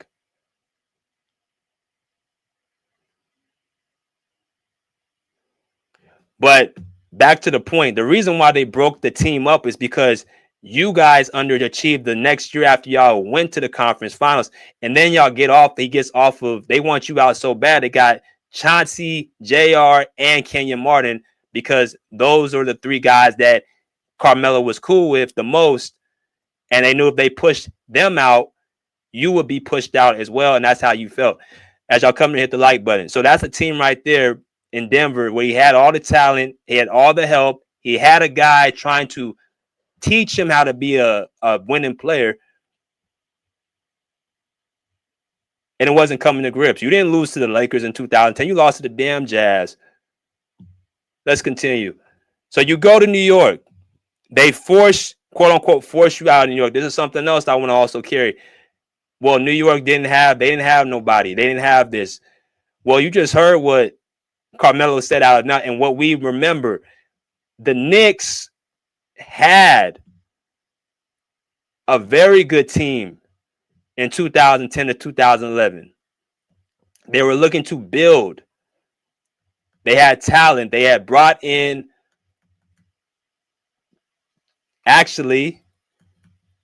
they brought in reinforcements on that team. You had Carmelo Anthony averaging 26 points per game, right? You had Amari Stoudemire averaging 25 points per game. He was ninth in the MVP race. He was an all-star. He was all NBA second team. So you had Allen Iverson, who was the leading scorer, who was still a prime scorer at that time. And then you went to New York with Amari Stoudemire right after at the All-Star break. They brought in your point guard, Chauncey Billups, who was still giving you 17 and 9. Or 17 and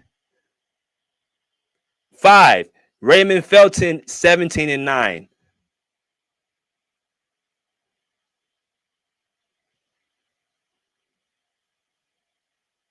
Chauncey Billups only played 21 games that year, but you had Wilson Chandler giving you 16.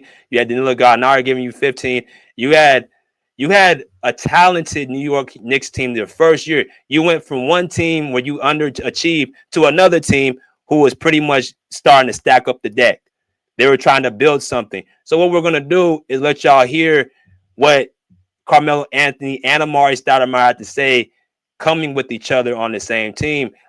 And I'm going to let y'all be the judge of just basically, were they just a regular team out there, not competitive? 2001 was the last year the New York Knicks won a playoff game. So there has not been buzz of basketball that is so unique to Madison Square Garden in a decade in the world's most famous arena.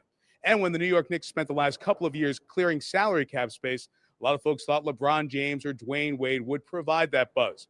But when they brought their talents here to Miami, people thought the Knicks had struck out. But they did acquire Amari Stoudemire before the season, and this week's acquisition of Carmelo Anthony has put a 1-2 punch on Broadway that Knicks fans haven't seen in a generation. You hear that? So not only did he have Amari Stoudemire came there before Carmelo Anthony got there. Knicks fans, if you guys are in here, how many of y'all remember when Amari Stoudemire came at the beginning of the season? That dude was actually tearing the league up. That's why he was in the MVP race. What am I saying? Carmelo Anthony, you have a second co-star beside you, right? You have that right beside you. You're going from another situation, which ain't you playing by yourself. What are you going to do?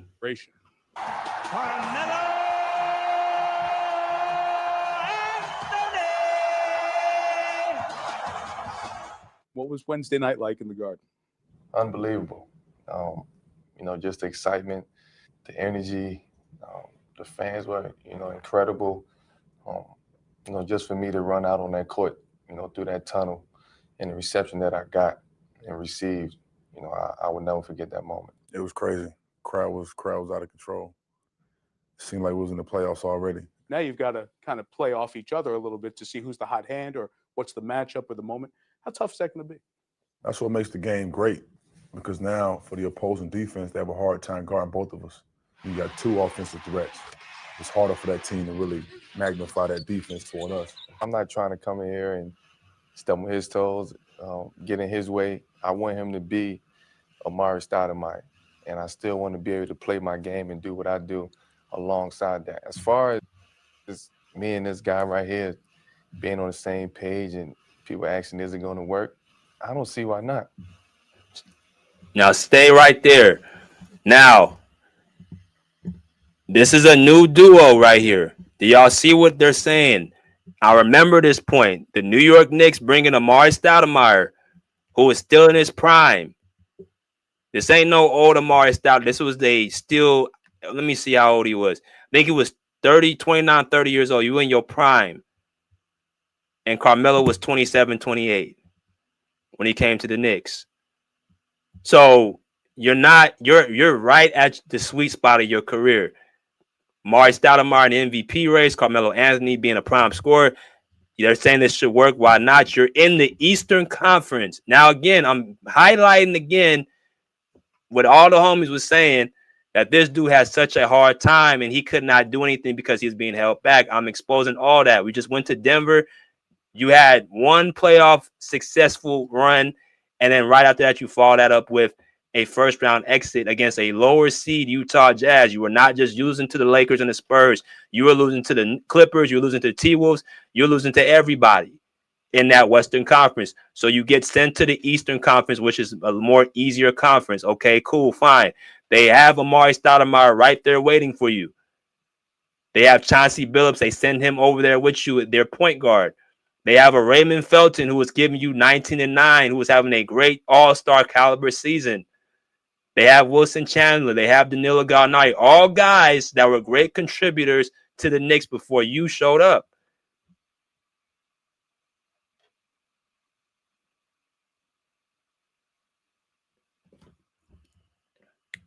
So, what happens? Let's look real quick. Carmelo Anthony with the New York Knicks, their first year together in 2010 to 2011. You got Carmelo Anthony and Amari Stoudemire averaging the same pretty much amount of points, but you got to also look at something real quick. Carmelo only played 27 games that year. Amari played 78 games. So reality, Amari Stoudemire was the quote-unquote best player if you look at his impact. He played the most games, right? His efficiency was at 50%. Carmelo's at 46%. 3-point percentage, Melo shot 42. Amari shot 43 from the three. He shot 43% to Carmelo's 42. A lot of people don't remember Amari Stoudemire can stretch the floor, but he also was a power player that would dunk on your head. So Amari had played the majority of the season. That's why he was in the MVP race. What am I saying? He's saying he's not trying to step on each other's toes, and we're going to actually let y'all see if how true that is. In the playoffs, y'all see what happens here. Carmelo averaging 26 points per game to Amari Stoudemire's 14. So Amari Stoudemire's numbers drop drastically in the playoffs.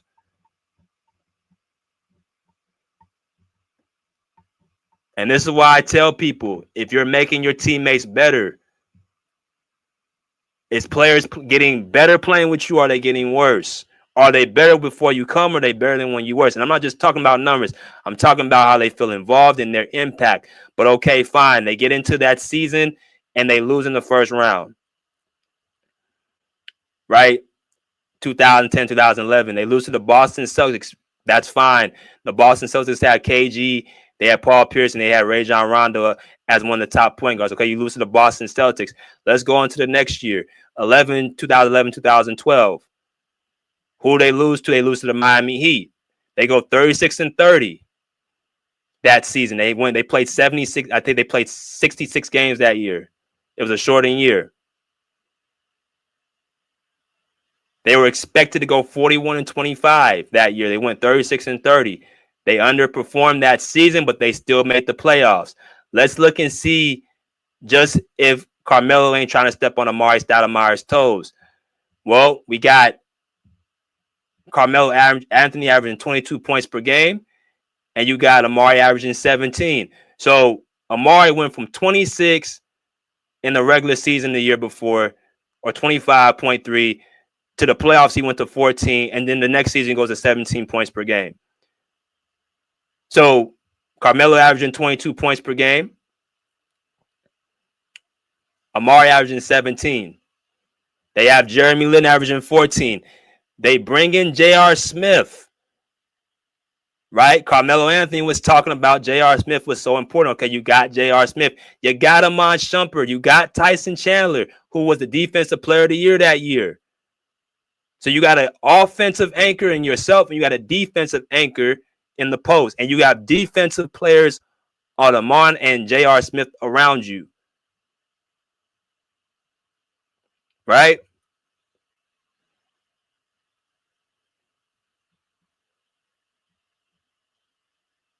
But what I'm seeing, the most glaring thing is how Amari Stoudemire digressed. He was only 29 years old. Now, I can't remember if Amari was dealing with back issues that year or he was dealing with an injury. But we're going to continuously look at something real quick because the regular season and the postseason, Carmelo Anthony averaging 27 points per game, Amari averaging 15, J.R. Smith averaging 12. So not much production by anybody outside of Carmelo scoring the ball.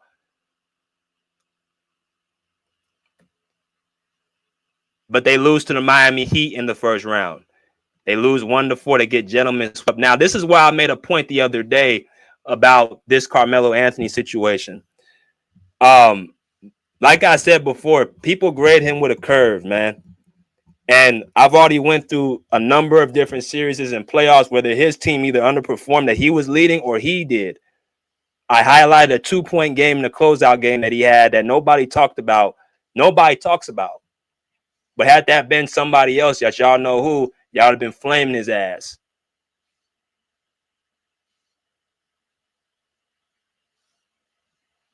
And I make the point that everybody has a bad shooting game or a single-digit game.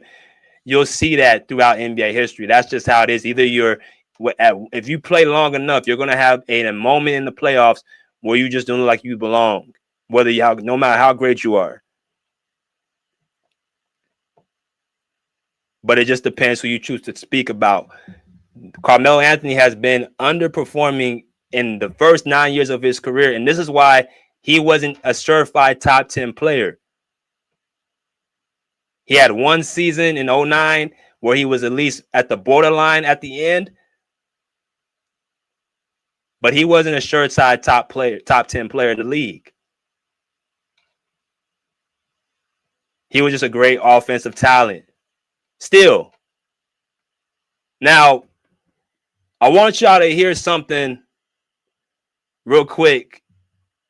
After they got eliminated by the Miami Heat, I want y'all to hear something that I thought was really interesting. And I'm actually showing y'all what's the problem and why Carmelo Anthony still he's not taking suit about what's going on. He still thinks that scoring is the basketball. He's not doing any other things to help his teams be successful. As a matter of fact, he's doing the complete opposite. And reality, I don't think he truly doesn't know it, or he knows it, but he still feel like he has to be himself. Remember, this is a guy that has success in college, getting to the NCAA championship, winning it all. And he's been playing the same way all his career. So When you have a mindset like basically do it your way, you don't know how to adjust. So I'm gonna let y'all hear this real quick from Amari Stoudemire. Here we go. In the playoffs, you'd have went there and broke some shit and hurt your hand. what made you that mad? It was just like game 1 and game 2. Why you were that mad? Game 1 of the goddamn series stat. The ball wasn't moving. We dealt make you mad. We dealt with it all season long, right? And the ball just wasn't moving, and guys weren't able to be great. Like when I first got to New York, one thing I wanted to do was make sure everybody felt like they were involved and felt great. Wilson Chandler had a career year. Yes. Gallinari had a Wilson Chandler was good at too. Right. Gallinari had a career year. Ray Felton, I got Timothy Moskoff paid. Yeah. You know what I'm saying? So everybody. Raymond Felton got paid too. Raymond Felton got paid. So my thing was that's how we can be a great team. Yes. And then we get in the playoffs. Well, all that entire season, the ball wasn't moving. They get in the playoffs and it's still happening. So I'm frustrated. And I walked through the hallway and I reached back and hit the wall. And then that's when I cut my hand.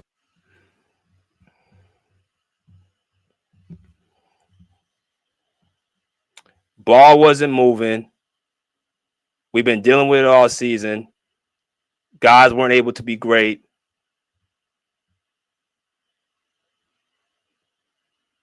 When I came, I wanted to make sure everybody was great. Danilo Gallinari had a career year. Raymond Felton was having a great year. Wilson Chandler was having a great year. So you're not talking about them.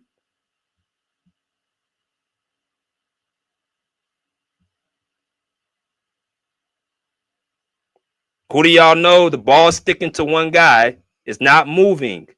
We've been dealing with this all season. Who do y'all think he's talking about?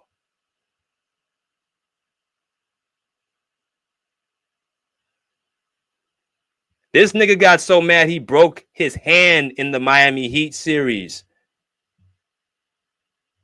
That's how upset he was because of how everything was going, not just in the season, but also in the postseason and after game 1. He broke his damn hand because he was so frustrated by the ball movement. And I'm going to tell y'all with basketball players, if you're not touching the ball, if you're not feeling involved, you're going to be like, why am I even out here playing? Amari Stoudemire's stats dropped, his impact dropped, his energy dropped after a year playing with Carmelo Anthony. Now, let me say something real quick. Carmelo Anthony is a prime scorer. So there's some to me where it's like, okay, your job is to score the ball. But there's another part of me where I'm looking like, okay, well, damn, I'm doing this for you. What are you doing for the team? Are you getting and playing the toughest matchup defensively? Are you helping other players to get better? Are you allowing other people to get shots? Are the other players getting better with you?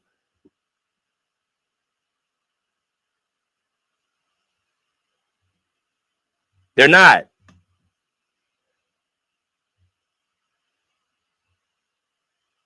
So that's 2 stops. Denver, New York. He had all the talent around him, and he's actually frustrating the talent. You got Chauncey Billups who's telling you, hey, you care too much about scoring. You need to do other things. And you got Amari Stoudemire. Well, we've been dealing with this for the entire season, and I break my hand in the playoffs because this nigga don't want to move the ball.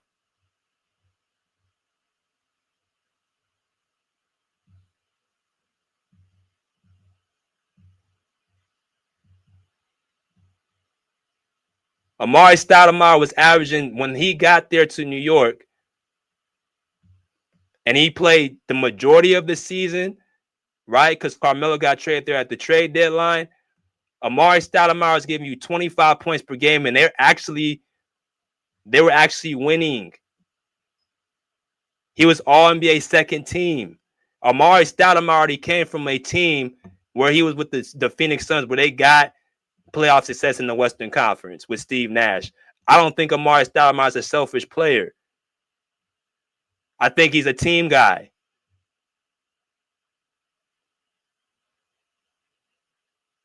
So his game, he was at an all-star MVP level. And then you move into a full season with Melo, and then you look at what happens. Not just him, but the other players as well were playing well, and they got paid. Wilson Chandler, Danilo Gallinari, and Reuben Felton. But then you got these same guys, and everybody just dropped. Amari Stoudemire's production dropped, right? And they bring in other reinforcements. But he ain't making nobody better. And this ain't about his teammate having not enough talent. And they lose again in the first round. No one calls this shit out.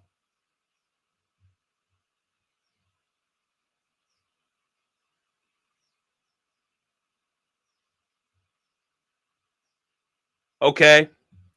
Maybe I'm tripping. Maybe this is too much. Maybe Melo needs more time. Okay. He's been in the league for damn near 10 years. But let's give him another year. He goes into 2012, 2013. What happens? They get to the second round this time. They beat the Boston Celtics with no super team there. It was Rajon Rondo by himself. And that's another thing I tried to make it clear. Rajon Rondo ain't leading nobody, nothing. Rajon Rondo ain't leading the Celtics to anything.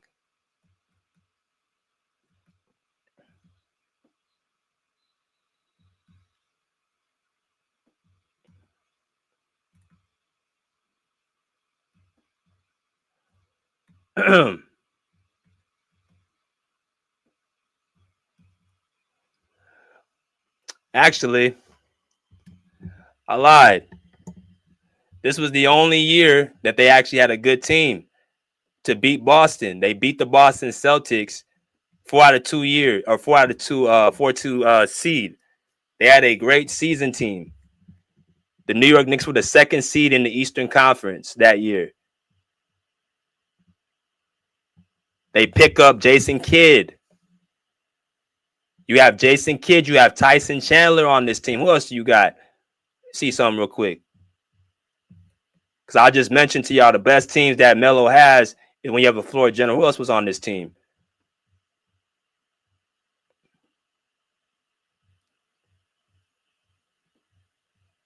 They had Raymond Felton, J.R. Smith,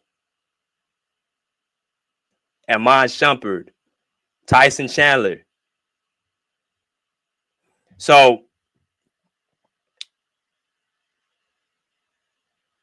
they were a second seed this season. Carmelo giving you 29 points per game. Amari Stoudemire is gone, right?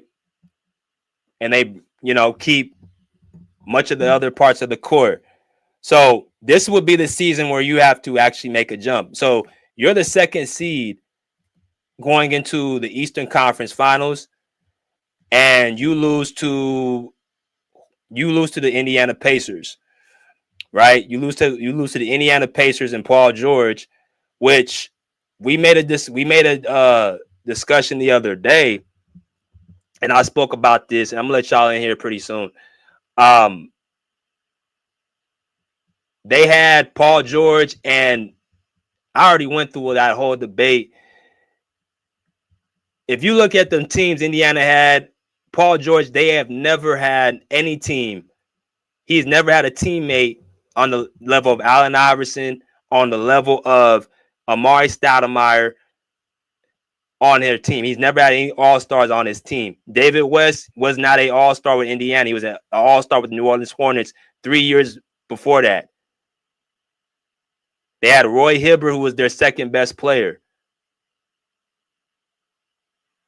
But as far as talent-wise, the Indiana Pacers were not supposed to beat the New York Knicks that year. Carmelo Anthony had experience on their team, and he was at his prime. He was 29 years old at that time. You beat the Boston Celtics in the first round. Now you have to go up against the Indiana Pacers, and then you lose that series 4-2. So this is 3 seasons in a row after you go to the conference finals where you're reverting right back to your old habits, losing in the first round, not making your teammates better, all about your scoring, all about your numbers, that's what I'm seeing again. And it's not just against one team. You went from the West where you said it was more competition. You go over to the East and you're off to a bad start, even worse than you were with the West.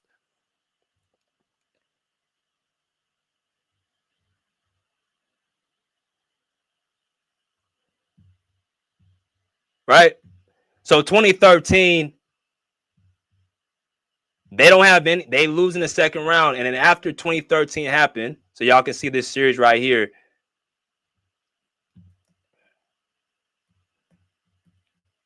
They lose that series in 6 games.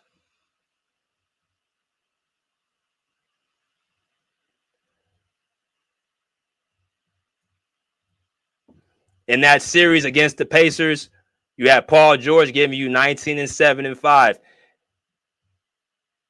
You have George Hill giving you 16 and 4 assists. You got David West giving you 14 and 7. You got Roy Hibbert giving you 13 and 10. You got Lance Stevenson giving you 11 and 8. You have good balance, good role players, but no stars. Except a young Paul George at 22 years old. People was asking me the other day, where's Paul George done? Why is he over Carmelo? Well, first off, he beat the nigga. Second of all, you don't as much as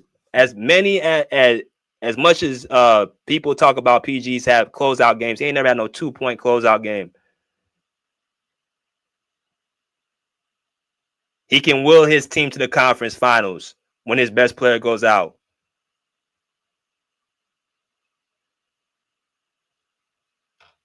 He plays both ends of the court.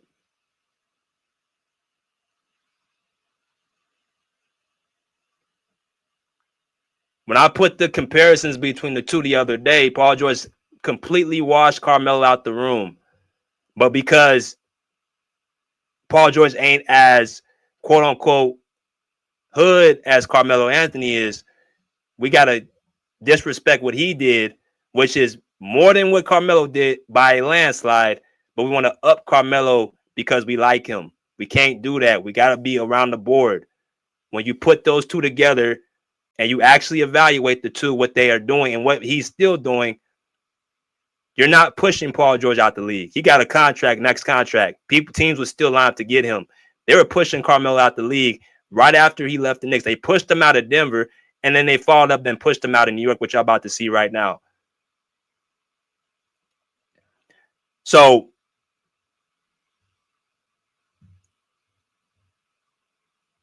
four years when the playoffs, Carmelo Anthony struggling like hell. So what happens? The New York Knicks go through a drought. I don't think people has even mentioned. Carmelo Anthony went from 2010 to 2017 with the Knicks, right? And what happens in 2013 and 14? They go 37 and 45. They miss the playoffs. 2014-15, they go 17 and 65. They miss the playoffs. 2015-16, they go 32 and 50. They miss the playoffs again. And then 16-17, they go 31 and 51. They miss the playoffs. 4 years in a row with Carmelo Anthony as the leader of the team. They missed the playoffs 4 years in a row. Now, some people will bring up the coaching. Oh, they had to change coaches. Well, here's the thing. When you're losing and you're underperforming, coaches are going to get fired. So that's a domino effect of just how poorly you were playing as the best player on the court. So that's a reflection of you, not a reflection you don't have no help. You've had help for the majority of like close to a decade in your career because you were making the playoffs and having good regular seasons, but you were still underperforming in the postseason. And I'm not just talking about scoring the ball. For a person, if you're going to grade him and say that he's so much of a top player, and you're going to tell me you only got one conference run to show for it, and your team is underperforming and you're losing to every team possible, no matter who it is, no matter if the team is favored or not, you're not as great as advertised. And then you turn around and miss the playoffs 4 years in a row in your prime. That right there is enough to even hit the gavel. How do you explain losing 4 years in the playoffs in the Eastern Conference?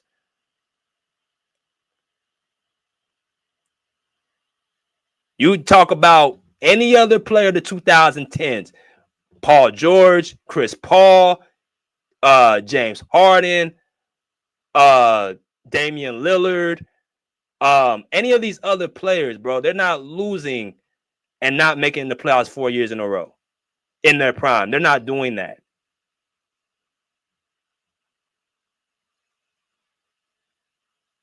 I don't give a damn who's on the team.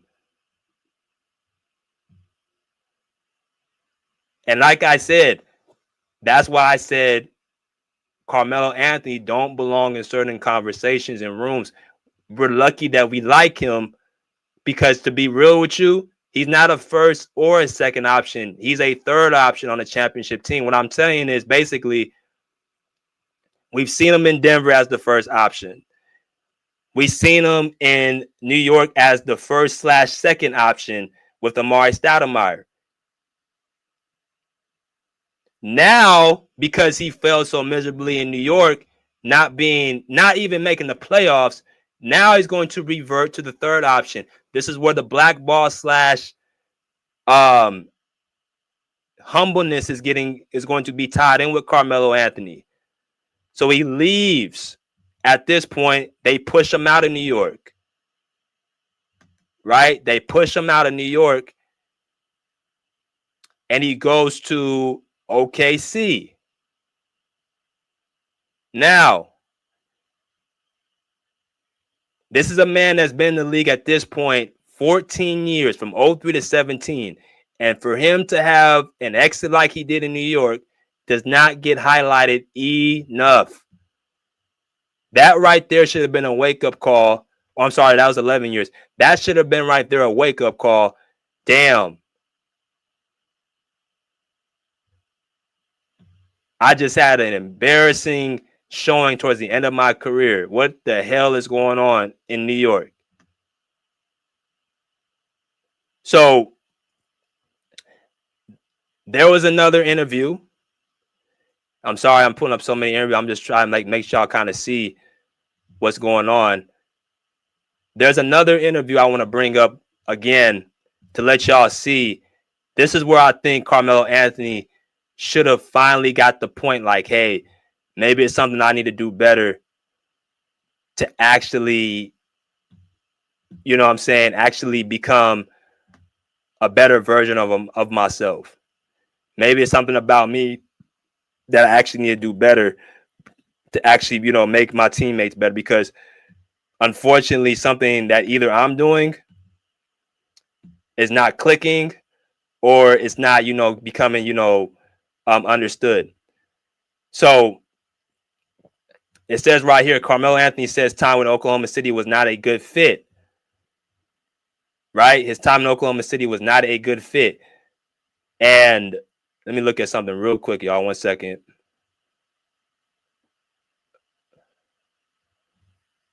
Look at something real quick.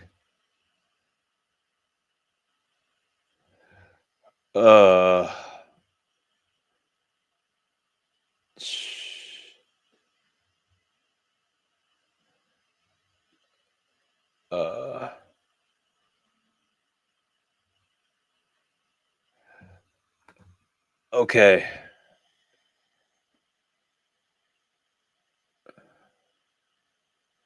All right. Actually, no, this ain't the one. Sorry. This is the one right here.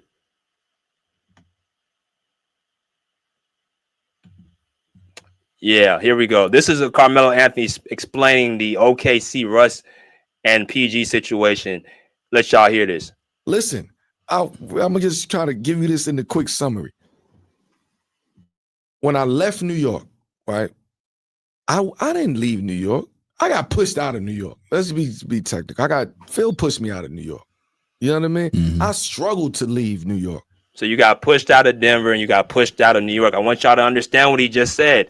He said Denver put his back against the wall and they told him that they're rebuilding, i.e., they don't feel like it's working with you anymore. So we're going to not just get rid of you. We're going to get rid of your boys as well. But we're going to also throw you a solid. And two, we're going to actually keep you with Chauncey Billups in New York. And then we're going to actually funnel over J.R. Smith and Kenyon Martin later on. So they were still trying to help you out because of the person you are off the court. But on the court, nigga, you just weren't simply getting it done.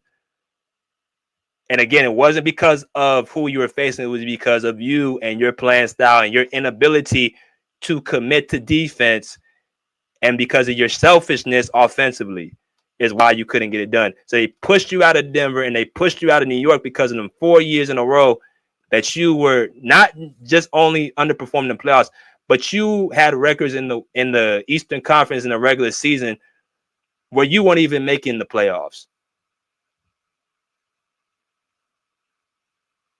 Pushed me out of New York. You know what I mean? Mm-hmm. I struggled to leave New York. OKC, and I'll support Sam Presti to this day in anything that he ever want to do. He came the 25th hour. Melo, we're taking you. We believe in you. You are the piece that we need in OKC. This is the conversation. I never thought we would be in this situation to be able to have somebody like you. Leon, yo, OKC, we out. Oh, where they got P? Oh, they got we out. And they got Russ. They still got Steven Adams. You know what I mean? I'm like, oh, this is perfect. OKC, smaller market. You ain't got to worry too much. Boom, boom, boom. Like, I could just play ball. Just go hoop. And go hoop. I got Russ. I got PG. I'm cool. Man, that happened. And I felt it starting to happen in OKC with that team. And it was. What did you feel? It was slowly like almost pulling back on Melo. All right, it goes from not being a part of this play.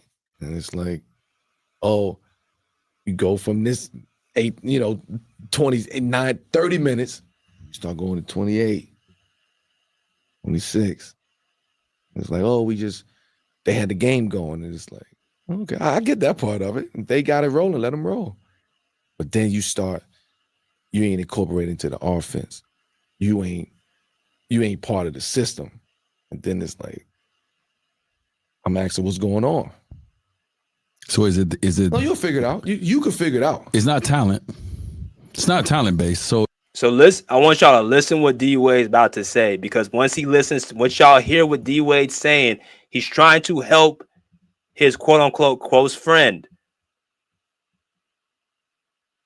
D Wade's trying to help Carmelo, just like Chauncey Billups tried to help Carmelo.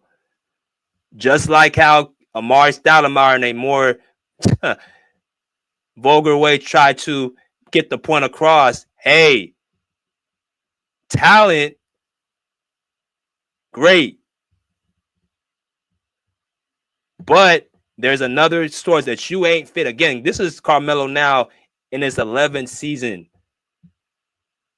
He's still looking around, looking at his points and looking at his minutes, and he's looking at his offense and not featured in the offense as much. Dwayne Wade is about to say something that's going to hit it on the head. Somebody has already won 3 championships, or has already won a championship by himself, or as the lead guy, who took his team in the postseason with Miami before Shaq got there, got them past the first round as the underdog against the Charlotte Hornets. This is a guy that was proven, Dwayne Wade, who was a top 5 player in the 2000s. He's trying to tell you something. And we're going to see if Carmelo gets the point. But he's going to say it in a loving way to him. Here we go. Is it a part of the game changing and they want you to change your game? No, at this point. Did y'all hear that? Is it a part of the game changing? They want you to change your game. Carmelo Anthony sitting up there saying, I don't know what to do. They're not using me in the offense. Dwayne Wade saying they're looking for you to do other things. So again, he went from the first to the second. Now he's the third option behind Paul George and Russell Westbrook.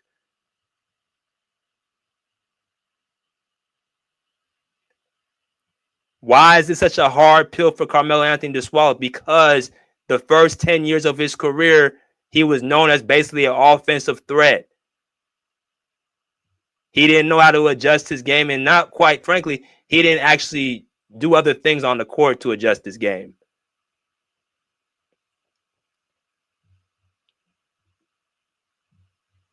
He's trying to tell his best friend the way you're doing things aren't working. And instead of that, you still talking to me about offense. Dwayne Wade said, how about you go guard the best player? How about you do other things to make your teammates better? Because Carmelo Anthony never had to do that. It's all about him getting buckets. He don't know what that means. It's like talking foreign to him.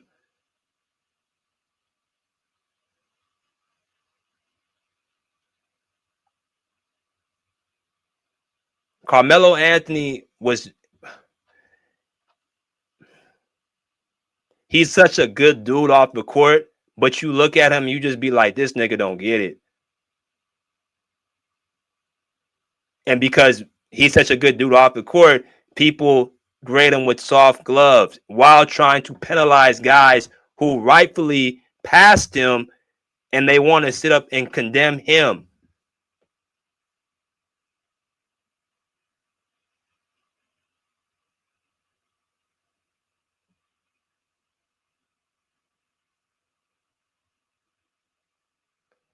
While you got this dude who's had all the help he needs, and he's still talking about offense because nobody done sat this nigga down and told him what a best friend's supposed to tell him. Your way ain't working. You need to change.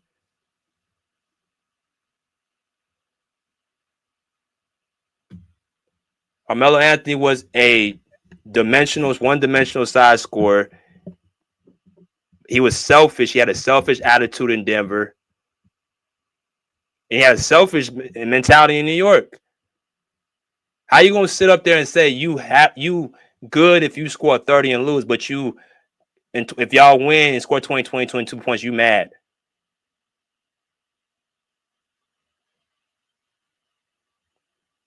That sounds just like James Harden. But we want to condemn James Harden, which I'm not a fan of, and say how terrible he is. We're going to give Carmelo Anthony a pass. I don't like this dude. I like this dude pass type shit.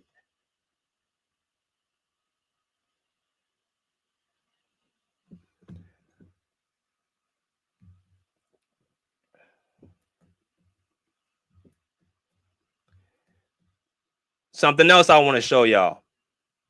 I'm going to let y'all in a few minutes.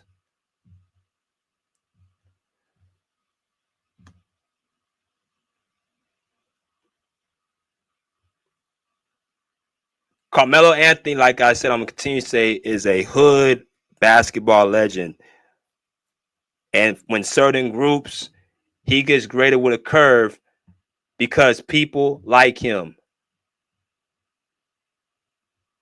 And they don't keep it real and honest with him. If anybody else was doing that, not making the playoffs for 4 years in a row, as the star player on the team, you wouldn't hear the last of it. You are, in that point, you're disqualified for certain talks.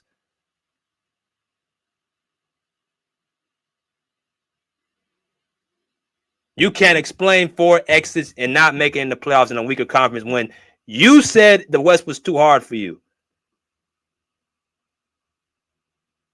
Coaches getting fired because you are not leading your team. You care about your own numbers and stats over the success of the team. Well, the teams are starting to push you out. Denver pushed you out. The Knicks pushed you out. OKC pushed you out. After the first year, it's declining year after year, which mentality-wise, your awareness should have been, okay, I'm 33 years old at this point. Let me adjust to something else. Let me look at something with this as well. This is an interesting clip right here. I don't know if people remember this clip, but this was at Team USA. And like I said, Carmelo Anthony has, I believe, 3 or 4 gold medals with Team USA. Success, right?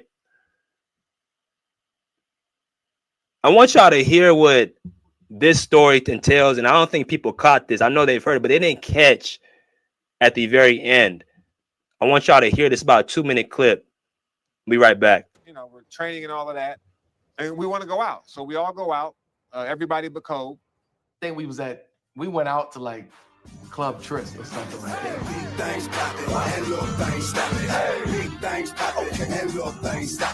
We're dressed like this, dressed to impress, got our fly stuff on. We had a good time.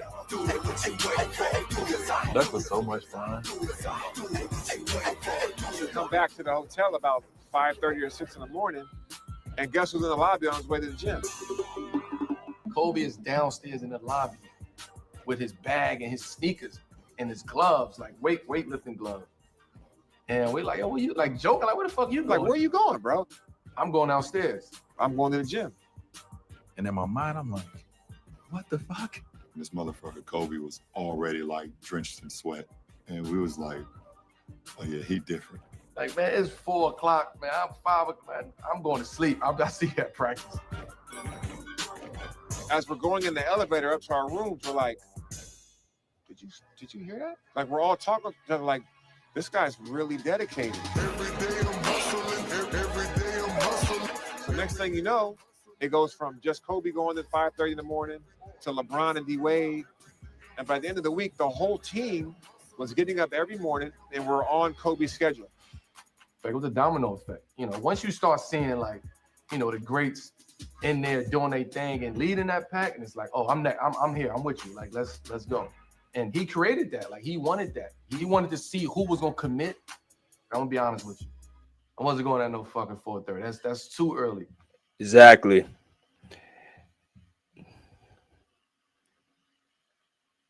I'm not going at 4:30 in the morning. That's too early.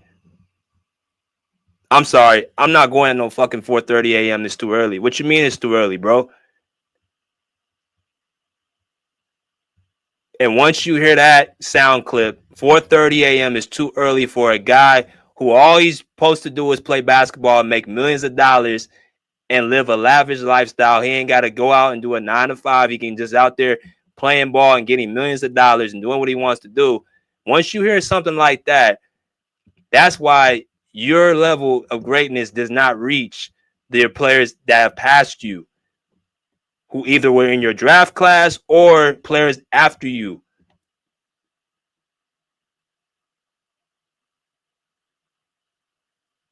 And people remember this, and people looked at this as a joke. But when you think about it, it's pretty sad. It's like, nigga, that's why that's why you didn't have success on a NBA team level, because you didn't push your guys.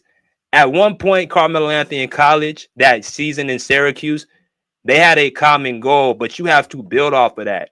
You have to grow after that.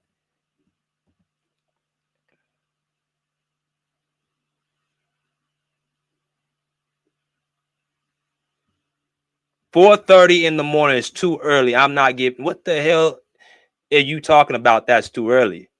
So LeBron James can get up, Dwayne Wade can get up, Kobe Bryant can get up, all champions, but you can't get up. Interesting. We like Carmelo Anthony off the court, so we grade him with a curve. There's no way in hell, with all the stuff I'm naming, that this man deserves to be in certain talks. He really, in reality, he is too high on certain people's levels.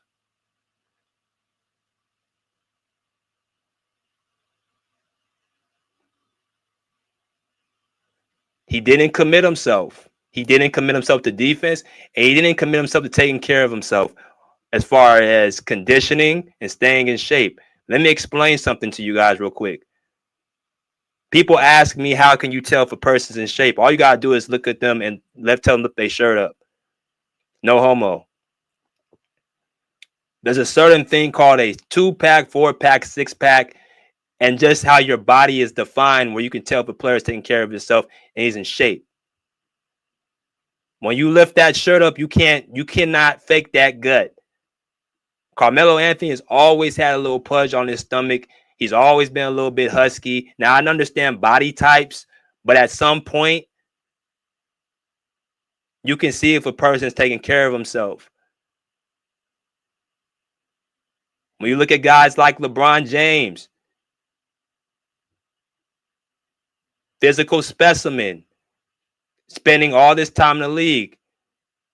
Year after year, his players come out and say his teammates just how well conditioned he is. You look at LeBron James's gut, you see a clear six-pack. Icing after and before game. I'm not saying Carmelo don't do that, but he all around the clock taking care of himself. You look at Dwayne Wade. You see a six-pack, a clear six-pack in shape.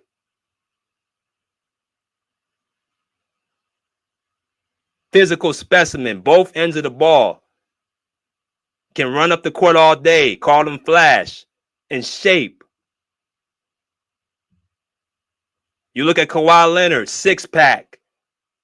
Physical specimen, strong as an ox, constantly in the gym, gym rat. Patrick Beverley saying the hardest working player ever that he's been with, Kawhi Leonard and LeBron James.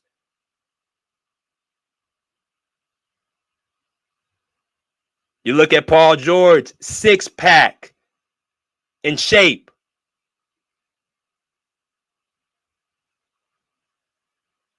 These dudes are in shape. They can play both ends. What y'all think a two-way player is?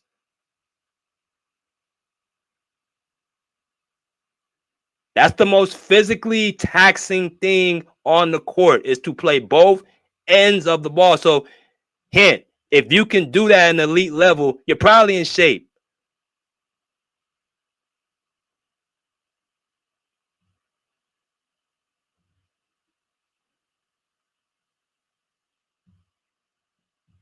But you got guys like Carmelo Anthony and James Harden who are one-sided basketball players who are not committed to the defensive end of the basketball.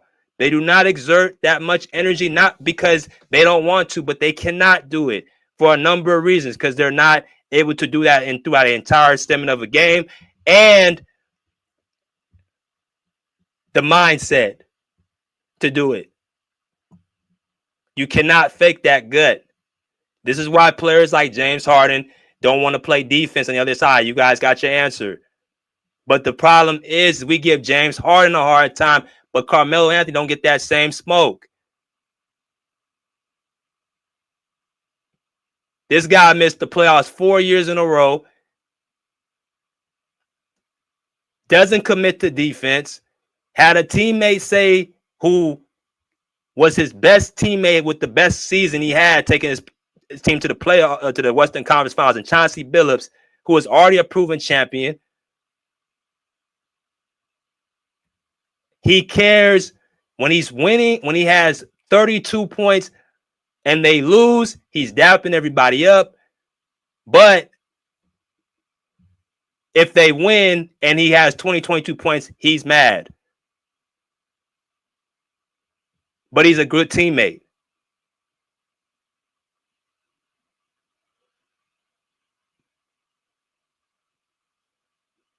Amari Stoudemire hitting, breaking his hand after a game one loss because he says, I quote, the ball stopped moving. I want to make other players great. I want everybody to succeed. The ball's not moving. We've been dealing with this all year.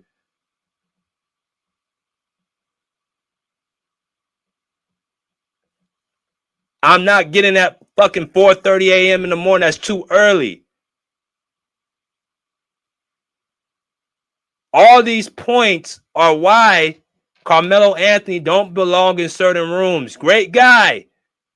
Great talented scorer. 3-tier scorer. But when you get pushed out of 3 teams in the exact same way, that is telling you something. Dwayne Wade said, hint, hint. You think they want you to change your game? Yes.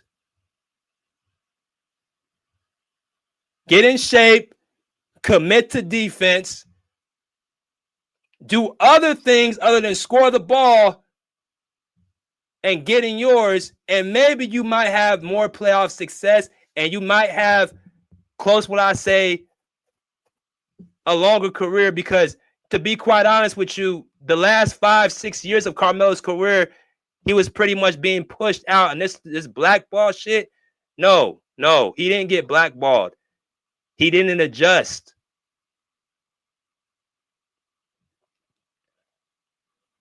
But you know something? There's always a lesson to be learned.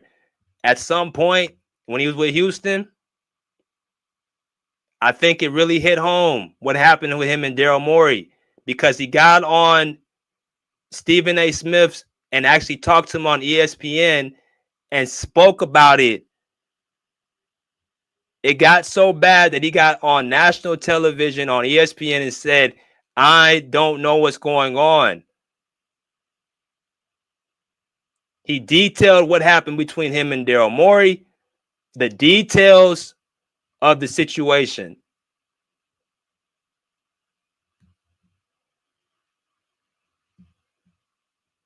He detailed the details of the situation after the Rockets' exit.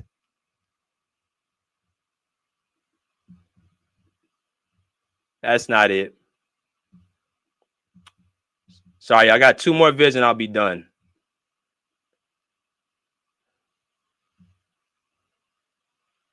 Where is it at? Where is that video at?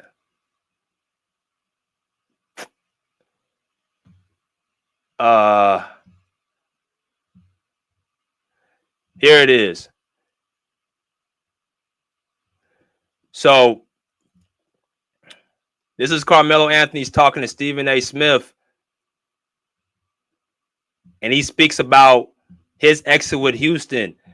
And Carmelo Anthony's going to tell y'all the details of what happened in that situation. All right. So, damn, that's not it either. Okay. This is it.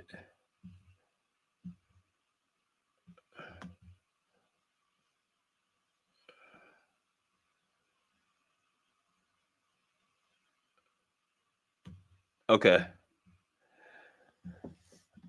It's a 2-minute clip. So here we go. I was surprised by it big time, right? It went from, oh, this is the piece that we want, this is the piece that we need. Mind you, we've been talking. It's 4 years they were trying to get me to come to the Houston Rockets, and I finally went there. They finally said, okay, this is the piece that we need. So I get there, and I'm thinking everything is good. Like, I'm doing everything I got to do. I never missed a practice. Did all my work. I was, real professional with everybody there. I don't think there's one person there that I could say that I wasn't a professional there. I did what I had to do, did my work. And then the 10th game come, I just didn't understand where that come from, right? I actually reached out to Daryl first and said, can we talk about how can we make this better? What can we do to fix this? What can I do to fix this? But then he had in mind that he wanted to come talk to me too about releasing me and letting me go. So Now, I didn't like how that went down. This is 10 games in. 10 games in. A 10-time All-Star, 6-time All-NBA player. 10 games, and the Houston Rockets said goodbye to you. And from what my understanding was, and I want to make sure that I'm clear, you play a game against the Oklahoma City Thunder, your now former team. Y'all lost that night on November 8th. You traveled to San Antonio to play the next game. Yeah. And you were informed on the trip to San Antonio. What exactly did Daryl Morey say to you? Now, I'm going to be honest with you guys. I'm going to actually let y'all hear this, but I don't like how this was happened either. This is where I actually will give Carmelo Anthony some leniency, because how Daryl Morey did it, I did not like the position of how this happened and how how things transpired here.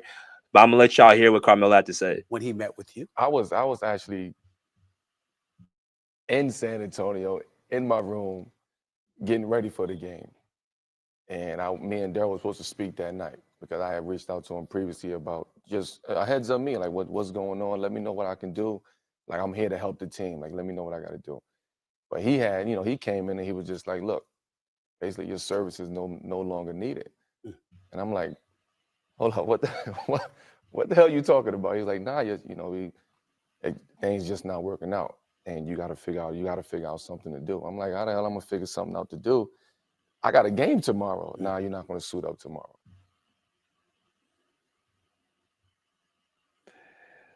Okay. So this is Carmelo Anthony's exit from the Rockets. He just got released from the Thunder after a full season where simply it was just about him not able to, adjust himself to defense, because the reality is Carmelo Anthony's only able to play one way. Just like James Harden's only able to play one way, Carmelo Anthony's the same way. That's why I don't understand why he don't get the same flack that James Harden gets. And at least James Harden has had playoff runs where he leads his team. He's not missing the playoffs. Even under that whack-ass system he plays in, you're not seeing Harden miss playoffs 4 years in a row, no matter who's on his team.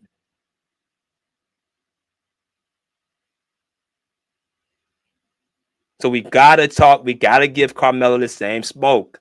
Great guy, great scorer, but there's no excuse for you to be missing the playoffs 4 years in a row in your prime and your peak. There's no excuse for some of the stuff that your former teammates have said, and that actually came out very visible and true when you watch the film.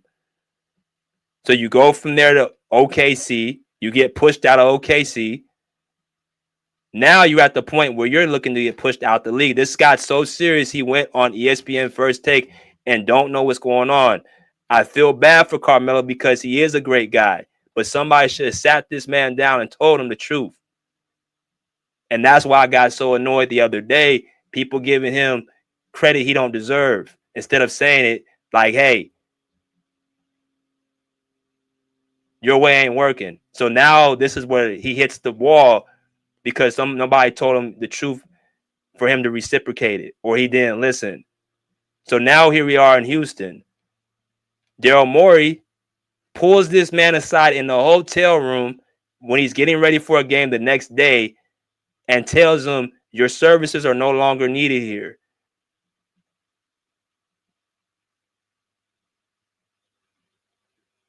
Now, my personal opinion, Houston was a fishy situation. My thing I can only think is that because Houston is known for shooting a lot of threes, that's not Carmelo's game, and he wasn't willing to adapt. If you can't, he wasn't changing who he was. Offensively,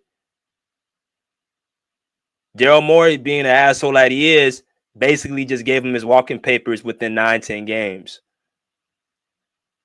I don't think it's right. I thought they should have allowed him to just at least finish the season off. He was producing numbers, scoring. They did welcome as a third option. They could at least did with OKC. They let him finish the season and then let him go. But this, again, is more than just him being pushed out. He has been underperforming and not being a team player for pretty much up for almost since 2010. But now reality hits. You're older. You're not the golden goose no more. Everybody ain't kissing your ass. Now you got this Daryl Morey coming in just telling you straight up, hey, your services are no longer needed are needed here. It's unfortunate. But if he had listened to this and listened to Chauncey Billups early on, I don't think Carmelo Anthony's. I think he would have been able to not deal with this situation because he has the talent. I've seen Carmelo Anthony play defense, but it's just a amount of will. I've seen James Harden can play defense. It's a mentality. Are you willing to commit? Are you willing to get up early and get yourself prepared? Are you still in that nightlife mindset where you want to go out and party and stay out? It's a difference that separates the good from the great.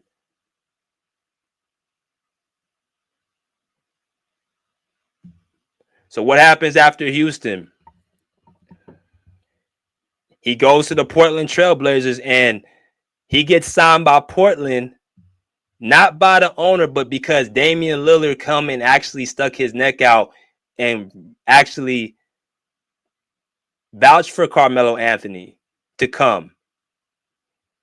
They signed him on a minimal deal, and Carmelo Anthony put up some good numbers. I think he averaged 13 points that year with Portland. But I think after that situation happened in Houston, I think that is what really changed him. I think Carmelo Anthony said, okay, if I need to come off the bench, I'll come off the bench. If I need to take a step back, I'll take a step back. If I'm going to be happy with the amount of shots I get no matter what. He averaged 16 in OKC, he averaged 13 in Houston from them 9 games, and he averaged 13 or 15 in Portland. He averaged 13 in Portland again. So he can shoot, he can score, he can do them things, but basketball-wise, he's not a complete player. That's why I will not put him over certain guys who are complete and do better for their teams and make their teams better.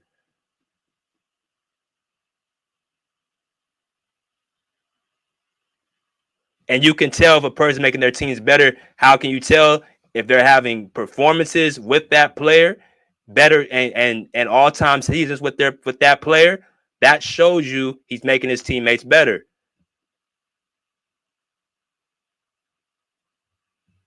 But that situation in Houston, I think, was needed for Carmelo Anthony to adjust, and then Damian Lillard falling up, being the real person that he is, vouched for him to come.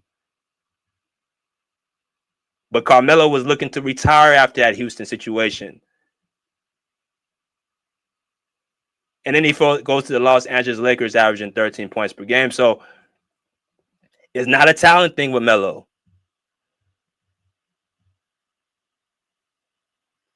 It's a mentality that he never wanted to change who he was until somebody forced him to. Certain things get hidden about who he is, because when you watch him play, I used to always think, damn, Carmelo Anthony, he comes off as a selfish player. But you don't think that because people look past it because they think he's, so cool off the court, which he is. But man, we can't sit up here and cap for people. We gotta be honest. He don't belong in certain conversations, and that's really being nice. I really was being nice for a lot of this video, but when you look at 4 years not making the playoffs, when you look at Chauncey Billups saying what he said, Amari Stoudemire doing what he did, and then you got 3 teams in a row that pushed him out because he's not listening and adjusting other than him talking about offense. I mean, you only got so many times before somebody just tells you, man, hey, this is just not working how you're doing things. How you can't, you're a 10-year vet asking, what do you want me to do? What do you mean what you want me to do? You're a 10-year vet. How about committing to the defensive end? I mean, when I say defense, how about you guard the best player? I guarantee you if Carmelo Anthony was picking up the best player and say, Coach, I'm going to guard him, I guarantee you he'll stay with the Oklahoma City Thunder. I guarantee you he would have stayed with the Houston Rockets. I guarantee you we have better stints with New York and Denver. I guarantee you the other teammates around him would have played better. I guarantee it.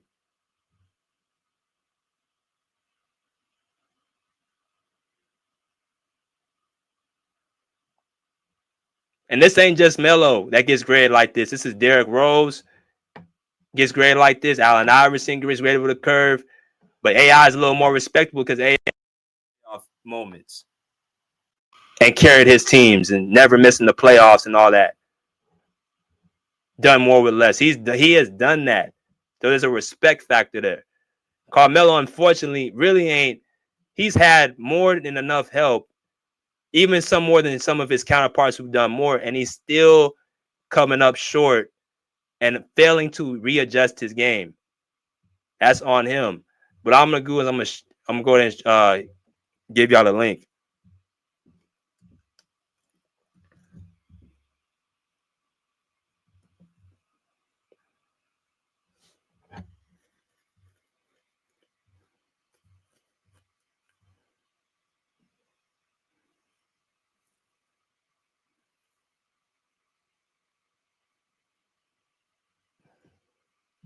He said, "Dude just went to the Hall of Fame. It's not time to critique." I played his Hall of Fame speech. I gave him credit.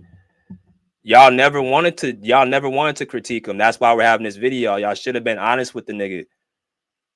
Because why I'm doing is because we got him being in certain talks he don't deserve to be in, and it's just what it is. When do you want? When is a good time to critique him? He's not playing no more. He's not affecting his money. Now's the time, the good time to reflect. And I'm a big Melo fan, or I'm a Melo fan. I defended him when he said he should got the Rookie of the Year. So you can't call me a hater, but it was based off of the live on Saturday and just some of the things I just heard back. I'm like, damn, that's crazy. All right. Let me get my boy KB in. What's good, KB? Salute, BJ. Woo, you cold-blooded, man. Hey, I was listening to that shit. There was a lot of stuff that I never heard before. Like, I never heard that Chauncey Billups audio, and I never even knew the reason why Amari hit that fire extinguisher. Like, I knew, like, he was pissed off about something, but I didn't know why. So that's interesting to finally, get the answers to that. Because I never, even though, like you said something about Melo missing the playoffs 4 years in a row or whatever, like, I never even looked at it like that because, like, I guess I was so focused on my Lakers because we were ass and how we can, get back in the fold. And I never paid attention to that. But, yeah, man, when you speaking this, it's the painful truth, man. It's the painful truth. And you mentioned something that was interesting that people got to really understand with being a two-way player, playing offense and defense, man. Just put yourself at the park, right? Put yourself at the park, and you're playing with a guy who don't play defense, right? He wants to take all the shots. He don't play defense. Just put yourself at the park, man, right? Defense shows how much you're committed to winning when you get in shape and things like that. And I love Carmelo. I'm a big Carmelo fan. I love Carmelo. I love T Mac. Those are two of my favorite players. Some of my favorite players of all time.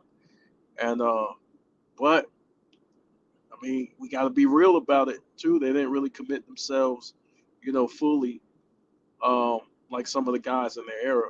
And so, to me, that has to be considered when you're having these conversations and these arguments. But I still love Carmelo. Shout out to him for getting put in the Hall of Fame, and he deserved it. One of the best Olympic gold medal uh, international players of all time. So shout out to Melo.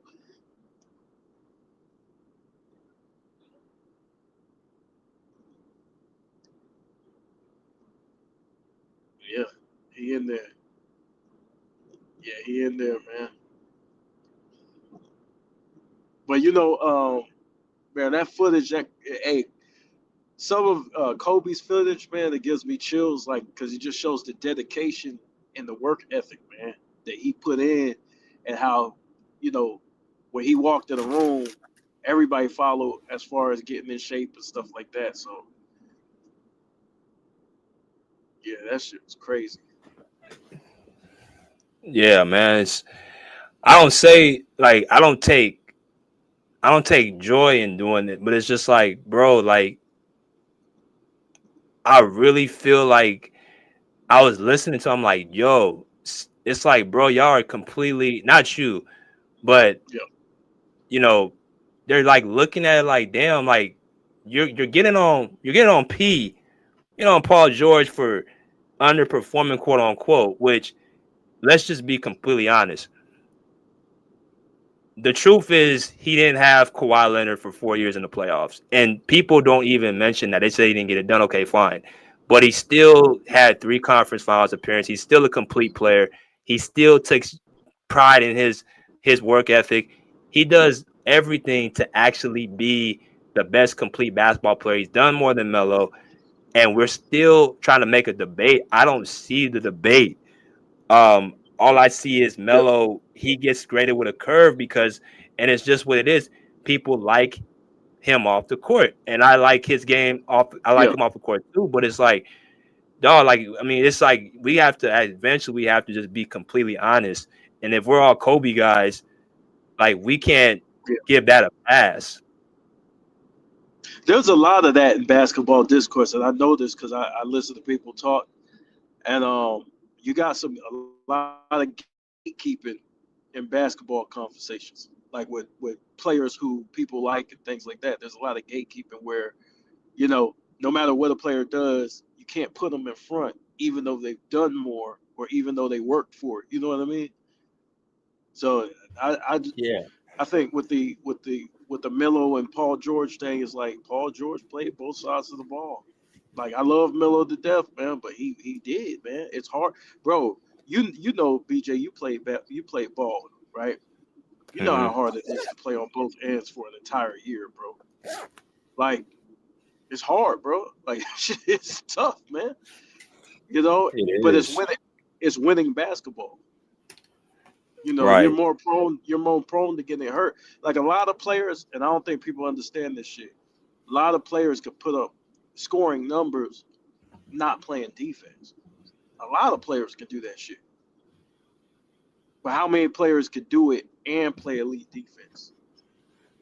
That's what I'm saying, bro. Those players should be respected at a higher level, man. Like, and there's really only, in my opinion, 5 players in 20 years I've seen do that the last 20 years. That's Kobe, uh, uh, Kawhi, Yep. LeBron did it for a stint in Miami. Um, PG and Jimmy Butler. Those are the only real. And Giannis does, but I'm talking about Yep. like on a night in, night out basis and guarding the best players and still dropping 25, 30 points. Like those guys should be commended at a higher level. And like I said, I feel like you could tell if a player is in shape by if you see, their stomach or their body. And Yep. Melo, for I always used to wonder why this man never has any type of real shape to his body. Why is he always looking like he's a little bit pudgy or husky and stuff? It's like this man does Yeah. not take time in this conditioning. He doesn't do it. He's the Yeah. type of player he gets in shape by playing ball. He does practice, but he's not exhausting himself to be in tip top shape.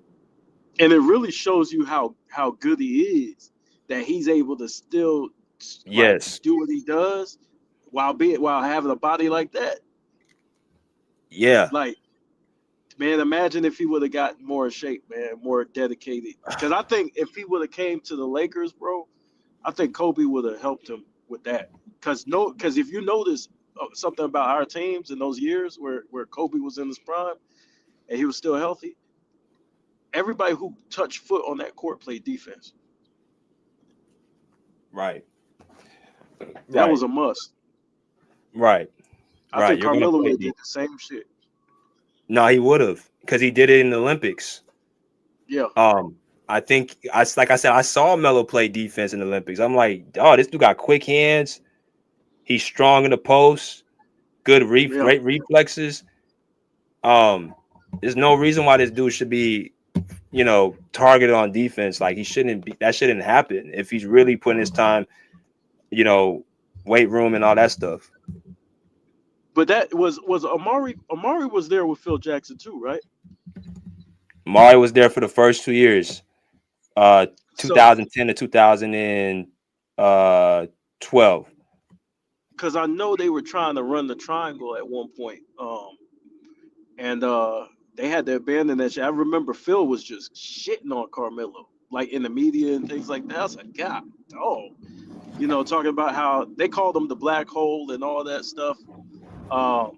And maybe they were trying to implement the triangle, but within the triangle, bro, you have to be a good passer, right? You have to move without the ball. You can't hold the ball too long. So maybe there was a little bit of that, that they seen that they couldn't run with them because with Raymond Felton and them, they moved the ball like a motherfucker. Yeah, yeah. That clip, people don't know what Amari Stoudemire like. That's why he was upset. It's like, bro, like, Yeah, dude, yeah, move the damn ball, man. I know he told the dude, he probably told him in the season, but I just think sometimes when you play a certain way for so long, like I think Melo meant well. It's just like you've been playing like that for almost all your life. It's like you're only gonna be able to stay doing that for so long. yeah, yeah, yeah. And yeah, that team that because Amari came from the Phoenix Suns, and I felt like this is just me Mm-hmm. personally. I felt like he was the best. I felt like he was the best player on the Suns. That's just Man, me, but yeah, yes. No, go ahead. yeah, I felt like he was the best player on the Suns. So when he had a few injuries that derailed him for and then they didn't want to resign him and give him a contract. But when he went to New York, Amari was stepping on shit. Like when he first got there, that dude was killing. That he was a beast, bro. I remember that. He was top 10 all-star rank, bro. Yeah, he was averaging like 25 or something like that. 26, 25, 26. Yep. Let me get to my dog, Mr. Mass, man. What's good, Mass? What's up, man? Fellas, hey KB, what up, man? I What's good? agree, KB. He was the Suns' best player. It wasn't Steve Nash. I think Steve Nash was the most important player, but Yeah, Amari was the best player, if that makes sense. And that interview that BJ played speaks volumes. He's coming from a team that shares the basketball. The ball doesn't stick, right? I know it's in Nash's hands a lot, but the ball was swinging. The ball was moving 7 seconds or less. And yeah, so there's a reason why Amari said that. And I think Carmelo's great in his own right. He's a scorer. He's a ball stopper. He's a scorer, right? And guys like that, the flow of the offense isn't the best, right? Unless you're Kobe or MJ, right? Unless you're yeah. Kobe or MJ, you can't do what they can do. And so unless you're impacting winning in other ways outside of scoring, then you got to be able to adjust your game, bro. And BJ did a great job, killing the narratives about the help he had. I thought Chauncey Billups was an awesome point guard, an MVP championship caliber point guard, a guy who can facilitate, dictate, manage the game, a very high IQ player. He had help. Listen, bro, if you're on that level and guys want to put him on a certain stratosphere, then your greatness has to come through and shine, bro, despite if your team is better or not. And I always say that because that's what separates great players from wannabe great players. I know what I'm up against is better than me, but Dirk did it. Dirk got it done versus Miami Heat without Caron Butler. He got it done. So why Yep. can't Carmelo get it done? Right? Some people will come on here and say that Carmelo is better than Dirk. So why didn't he get it done then? Right? Like the excuse can't be, oh, he ran to the big three. Well, so did Dirk, and he got it done. So did Kawhi, he got it done with an agent Tim and Manu and Tony. And so Carmelo is what he is, bro. He's a scorer that can put the ball in the basket. He's a load to deal with. He's physical. He has great attributes on that side of the court. But we all know this game, bro. I'm a real NBA fan. There's more attributes to a game than just putting the ball in the basket because it's a make or miss league. And when your shot's not falling, what can you do to impact winning in other ways? And so I think he's That's right. I don't think. Listen, I'm gonna be fair, bro. I don't think he's a Hall of Famer. I don't think he's done Oh enough to man. be. Oh shit. I don't, bro. I don't. But that Oh just man. speaks to how watered down that pool of class is, bro. Like we're lowering the bar and we're lowering the criteria, bro. I don't think Grant Hill's a Hall of Famer. I don't think T Mac's a Hall of Famer. I don't think Carmelo Anthony is a Hall of Famer, bro. How can you be a Hall of Famer? And I know there's different tiers within the Hall of Fame, but come on, bro. Like Carmelo ain't. I mean, no. Okay, no. I just don't see it, bro. He hasn't done enough, and the impact on winning because I pride myself on winning when it comes to professional sports, and I just don't. I didn't see his impact, bro. I didn't see it, right? And so, you have to be able to adjust your game on the fly for what's best for the team. And sometimes what's best for the team is not you scoring, but you dictating and doing other things on the basketball court, right? Rebounding, playing defense, playmaking, things of that nature. Being a decoy, right? Playing second fiddle, right? Not being the lead guy, but he's an ultra talented player. with God gifted scoring abilities. But we've seen that before, bro. I mean, come on. I mean, Dominique can score. T Mac can score. Like we've seen guys come along. Allen Houston can score. Like we've seen guys come along the way who can put the ball in the basket. But yeah, man. Yeah, he might be a hood basketball legend because guys in the hood care about scoring. Like if you go to your local park, rec center, guys ain't passing the ball, bro. The ball is stagnant. They want to shoot threes and they want to do everything that he does, and that's just not winning basketball, bro. Right? Because I can drop 30 doesn't mean 30 points is the best thing for my team winning. And so, if we want to praise individual stats, we can. But yeah, for me, that's not the measuring stick, bro. He's great at what he did offensively. He had a great little freshman year at Syracuse, and we praise him for that. But when he got to the NBA, bro, some of those stigmas stuck with him, right? Non-defensive player. I mean, you saw what certain guys said about him, what Chauncey said, bro. And Chauncey is a real straight up like Chauncey Billups, bro, is I'm gonna tell you like it is type of dude, bro. He ain't sugarcoating shit. So you heard what he said. You heard what Stoudemire said. And for me, I'm gonna close out with this last point. The ultimate compliment is what your teammates say about you and your peers. And if your teammates is saying that type of shit about you, bro, then something that I didn't see that they saw meant values. And it means something, bro. Like Chauncey ain't just saying that shit, bro, for the fuck of it. Like he gotta be honest, right? Amari is a pretty classy dude. He ain't saying it just for the fuck of it. So, nah, bro. He's a scorer who never got it done, right? Yeah, he didn't always have the best team, but if you're on that level, then you got to come to like your game has to supersede everything else, bro. I saw Dirk do it and he didn't do it, bro. To me, he's not a Hall of Famer, but he's in because we lowered the bar. And so, I heard his speech and shit, bro, talking about his daddy and shit. Well, everybody got that story, bro, in the NBA, bro, for the most part. Their dad wasn't around, and I know your last name. Who, yeah, blah, blah, blah, nigga. Start crying and shit, bro. Like, you didn't win, nigga. So, to me, you're not a Hall of Famer. But it is what it is. Yep. Let me get to my dog, Kirk, man. What's good, Kirk? What's good, BJ? What's good, chat? Mass. What's up, Kurt? What's good, bro? I didn't hear you. I'm pretty sure you said the same thing Matt said, bro. Or BJ, I'm so glad you're doing this video, bro. I'm loving these topics right now, bro, because I watched the video too. You were being so honest about Carmelo, bro, and I said this to them yesterday. I said, didn't Chauncey Billups say like he cared about scoring 30 so much? You see how calm he was when he said that, bro? Like that's so true, bro. That's all he cared about, and that's why I get so upset with people sometimes, bro, because basketball is a 5-on-5 sport at the end of the day. Yes, scoring matters, and of course, everything else matters what you do on the court. But it's not just about scoring. Just like Matt said, it's not just about scoring. It's about the impact, what you can do for your team. Like, it's not just you just going ISO. Like, ISO is a great thing, and we respect ISO players, bro. But it's way more than basketball than just isolation. And that's what Carmelo's game is. That's all. That's pretty much that's been his game since he's been in the NBA is to score. That's it. And that's great and all. Like, imagine if Kobe just scored. Like he would just been a scorer. That's it. But Kobe dedicated his game to being the best player that he could. Rebounding, assists, defense. He was like, you know what, I need to do more things than just score. Even though he was one of the best scorers we've ever seen.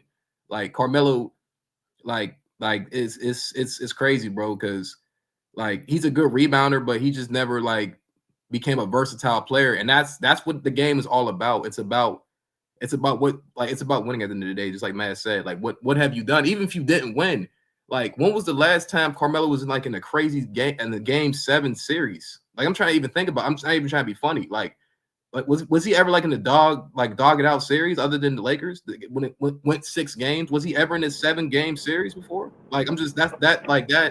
I think about stuff like that. Exactly.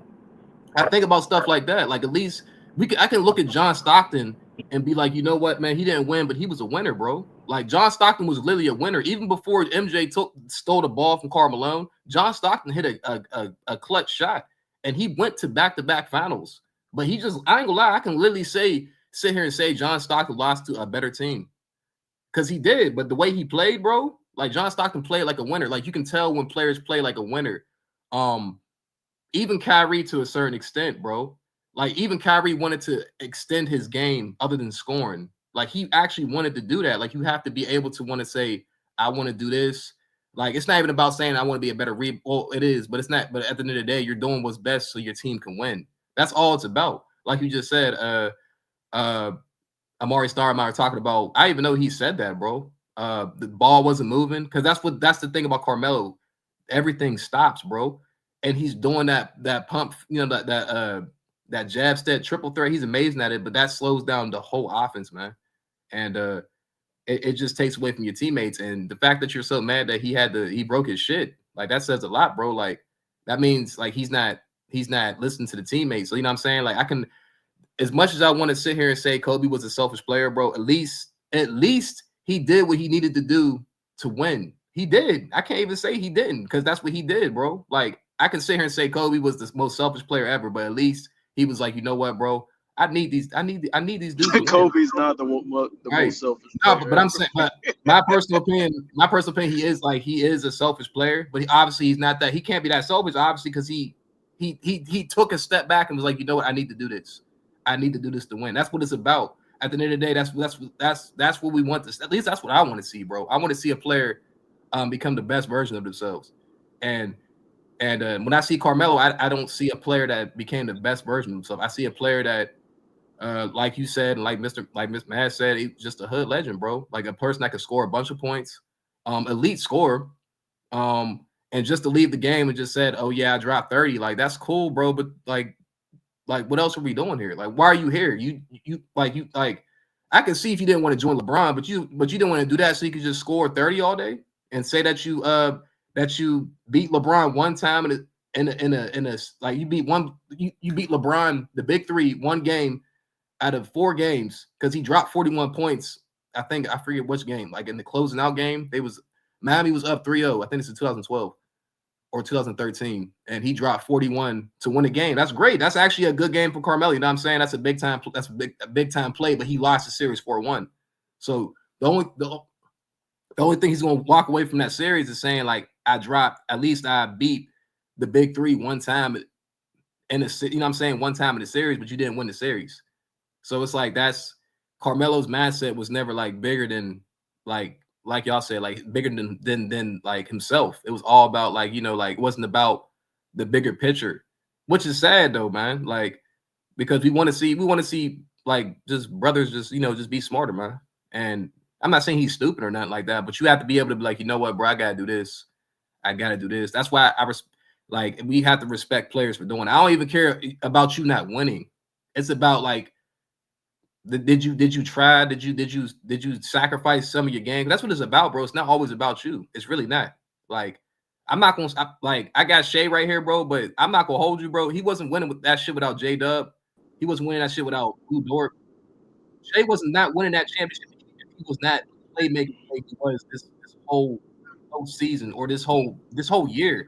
Like, you have to be able to be like, you know what, I gotta do this. And Carmelo never has done that. Like, sadly, bro, like I can sit here and say I have never seen Carmelo like, you know what, bro, I'm gonna do this for the team. Like, I'm being so dead serious, man. He's a great player, bro, or a good player. I don't think he's a great player, but hey, Kirk, can I make a point quick, bro? Because you just said something that caught my eye real quick, bro. And I'm sorry to butt in on you. No, you good. You good.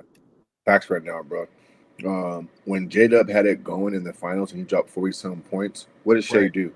Shea was okay, KB and BJ playing second fiddle. You know what? J-Dub got it going tonight. I'm going to take a step back, and I'm going to try to do other things, right? Yeah, I may get my little 24-25, but I got to get J-Dub the basketball because tonight is his night.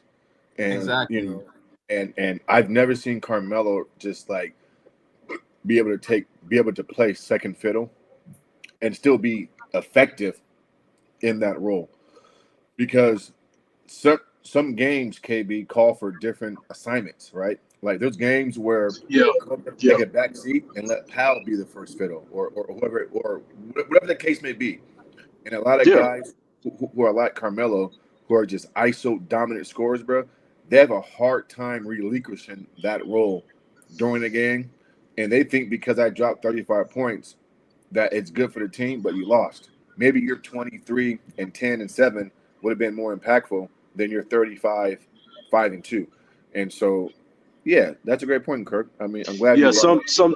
sometimes you gotta switch it up, man. Sometimes you gotta have a Absolutely, floor. bro. You gotta have Yeah, a man. floor game. Sometimes they need you to play make. Sometimes they need you to Correct. score. Basketball Yeah. is about doing what your team needs you to do. So are you a utility player? Go get some rebounds. If your Exactly. team needs you to get some rebounds, go rebound. Go guard the other team's best player. Yeah. And I get it. I do disagree with him not being a Hall of Famer because he's one of the greatest scorers to ever That's live. fair. That's fair. But like I got y'all on everything else though. I'm with y'all. Yeah, Yeah, I that's fair. totally agree with y'all. Yeah, I totally agree with y'all. Yeah, yeah, exactly. That's all we want to see, bro. That's all we want to see. That's all we want to see. You just do other things outside of scoring and just impact your team. And like you just said, because you know it's crazy, man. With the point that we just made. When you do that for your teammates, bro, you end up still having a good game. Because Shea had a good game. He had 31 and 10, but that was just him playing in the flow of the offense, understanding that J-Dub was hot. You still Well, a good game isn't always like you putting up monster stats, bro. Right. Like I don't know where it changed, but like you can have a good game and not shoot the ball well, bro. Exactly. It's a make or miss league, but I'm gonna give praise and highlight guys who, okay, my shot's not going in, but I have the wherewithal and the IQ to go do something else. Okay, I'm gonna go grab 10 rebounds. I'm gonna go drop 6 or 7 assists. And a stat that doesn't get notarized or in the box score is I'm gonna go guard this player. I'm gonna deny this. I'm gonna go guard this. I'm in the passing lane. And so it's just like, I mean, sometimes the most effective plays, KB, are the plays that don't get accounted for. And so you ain't got to go 9 for 12 or 6 for 10 for me to consider you having a good game. And if you do shoot 2 for 10, I don't think you necessarily just had a bad game. I got to watch the game and see how the flow is going and see how you impacted basketball.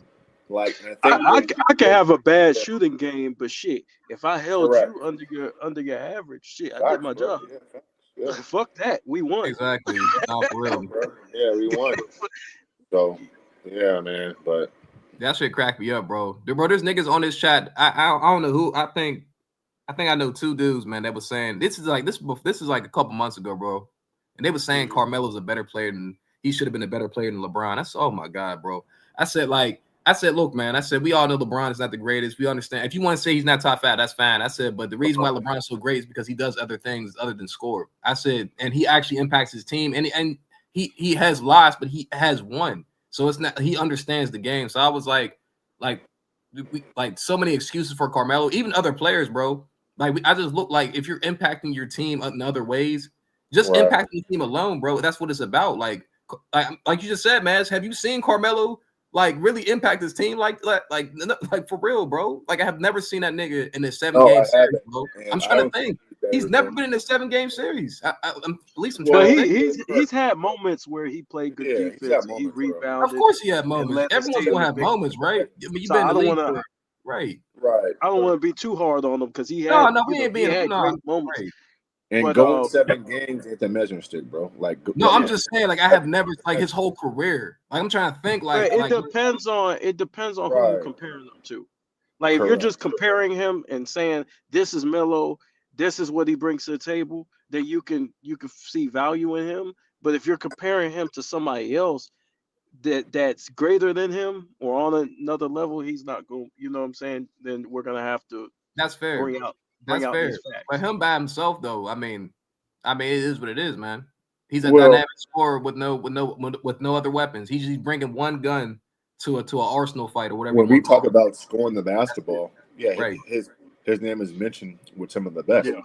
But basketball is not played just by scoring. So, yeah, I mean, that's just one great attribute, but that can be neutralized a little bit. Exactly. And if you want to be honest, bro, he wasn't even the best scorer of his generation, bro. And that's all he did was score. He wasn't a better scorer than LeBron. I'm just being honest. He wasn't. Like I'm just he's one of them though. He's one of them. I'm saying he's one of them, but I'm saying like for you, that's Hold all on. you did, Hold and on. you're not in the like. That's I'm just being honest. Like LeBron was Okay, a better well, scorer than Carmelo. well, hold on. Yeah, but KD a Kevin better scorer Durant was than a better all of scorer them. than Carmelo. Like, But there's he a lot of players K- that are Gotta better be scorers honest. than him in his generation. I'm just being honest. Like, he's like, that's the thing that I'm just He is a going better off what he scorer. did. Hold That's on. all I'm saying. No disrespect to Carmelo. I'm just being honest. Carmelo, and no. It is disrespect, bro. And No, we it's got not. pump the brakes real quick on this shit. Because now, see, you can see you was doing cool until you start. What am I lying about? Carmelo's a better scorer than LeBron? Yes, he is, bro. BJ, hey, BJ, is Carmelo better scorer on than three LeBron? levels. On three levels. He's a better scorer than LeBron James. I'm talking about as an overall scorer. Because we can look at the stats, we on can look three at how they levels. play. He's not a better scorer than LeBron. But again, bro. you gotta look He's at not. you gotta They have the same scoring titles, I think, too. But he's not. no, but you gotta look at what he's able to do, bro. We talking about If we're talking about a 3-level score, he's one of the best. He's one of the best. That's that what the I'm league's ever saying. seen. That's what If I'm we're saying. talking about like pure scoring, like I'm just saying, like I'm going off of what Scoring the basketball, bro. I'm Yes, talking yeah, about. I'm talking about from just a accolades. scoring aspect, not even 3-level scoring. He wasn't he a better could fill scorer it than up. LeBron. I mean, than LeBron. He's a better scorer than LeBron. Bro, No, he's not. No, he's not. That's not even true. That's not even true, bro. LeBron is more consistent. He's more consistent. He's outscored Carmelo in playoff series. Like, he's not a better scorer than LeBron, bro. That's just what it is. LeBron's a scorer first. I hope y'all understand. LeBron's a scorer first. But here's the problem. He's not a pass first play. He's a scorer. But Kurt, this is. But hold on, this is the problem. Kirk at it again, man. This shit crazy. I think he I'm sees gonna pull the stats basketball. up. Fuck it. I'm not But gonna hold on, Kirk. Don't pull the stats up, bro. Nah, fuck Like, it. Go look, ahead. Keep going. listen what I'm saying. Digest what I'm saying real quick, right? I think when people look at scoring, they just look at pure numbers, right? They don't look at ability, right? So when you look at Carmelo can score from so many different areas on the floor effortlessly.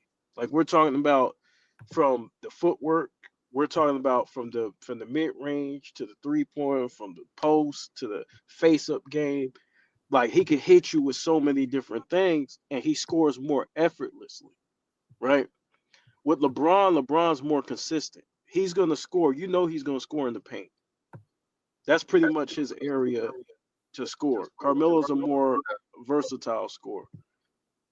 Yeah, okay, I'll give you that. He's a more versatile scorer, but it just he's a better scorer. So it's not a numbers thing, because you can use numbers to justify anything, right? Like, because I'll give you an example. Okay, that's fair. Allen Iverson averaged 27 points per game for his career. Kobe averaged 25. Who's the better scorer? Okay, I see what you're saying. See what I'm saying? I see what you're saying. Good Okay. point, KB. Good point. You can move things. I ain't never seen Carmelo have a year like LeBron did in 2018, bro. Scoring the basketball. That's me personally. I think LeBron scoring that year, I've never seen Carmelo score like that ever. Like, ever. Like, I'm being 2000, but that's 1 year. Okay, that's fair. That's okay. I see what y'all saying. That's fair points. Because LeBron started shooting better from the 3, but he started shooting better from the 3 later on in his career. Like, towards the mid range, he was pretty elite in the mid range that year. Yeah, towards the back. He was elite in the mid range that year. That probably was his best mid range year. But I see what you're saying. Carmelo has more versatile. You know what? I see what y'all saying. Okay. Throughout the career, I'm going throughout the career. No, that's fair. That's fair. Okay, that's fair. I'm just going off of like what the players he played. I'm not obviously saying Kevin Durant. Kevin Durant's up. Kurt, LeBron averaged 27 points a game that year in 2018. And Carmelo has 2 seasons where he dropped 28. He has a season where he dropped 27. Now, LeBron was much more efficient, right? Because he takes, better quality shots. Right. Yeah, better quality shots. Right. But I think sometimes when you hear me say, "Oh, he's a better scorer," I think you interpret that as me saying he's a better player. He's not better than LeBron James, bro. But because there's a lot of guys. I see what you're saying. There's a lot of guys, Kirk, who has came and gone, who have certain attributes that's better than LeBron James, bro. And scoring, the scoring attribute, I think a lot of guys have that over him, right? I don't look at career numbers or fucking total points, because everybody hasn't been in the position that LeBron's been in, bro. Like, each team doesn't require the same assignment for every player, bro. You feel me? And so that's all I'm saying here, but it's not a crime saying that Carmelo's a better scorer. He's nowhere near a better player, but he is a better scorer, bro. He just is. And that's okay. No, I'm not. I don't. I have no problem with admitting that because I think when we talk about scoring, I know y'all talk about skill is a part of scoring, but I feel like scoring is scoring. I feel like if you could score the ball like Kareem, he's one of the best scorers, but he's not as skilled as some players that we've seen. I feel like if you can score the But ball, Kareem's versatile. He's one of the most skilled right? centers. No, of course he is. But I'm talking about as in like scoring at the end of the day is putting the ball in the hole. That's what it comes down to. LeBron is people say LeBron's a pass first guy. He's actually a scorer. LeBron's a scorer. He's just not. Carmelo's a more versatile scorer. I will give y'all that for sure. He can't do shit Carmelo can't do because it took LeBron from year 17, 16 to do what he was doing. Carmelo's been doing that since he got to the NBA. But scoring the ball, he's been doing it. LeBron's a better scorer to me, like putting the ball in the hole. LeBron can do it better than Carmelo's dead set on scoring though. Like Carmelo's mentality. Correct.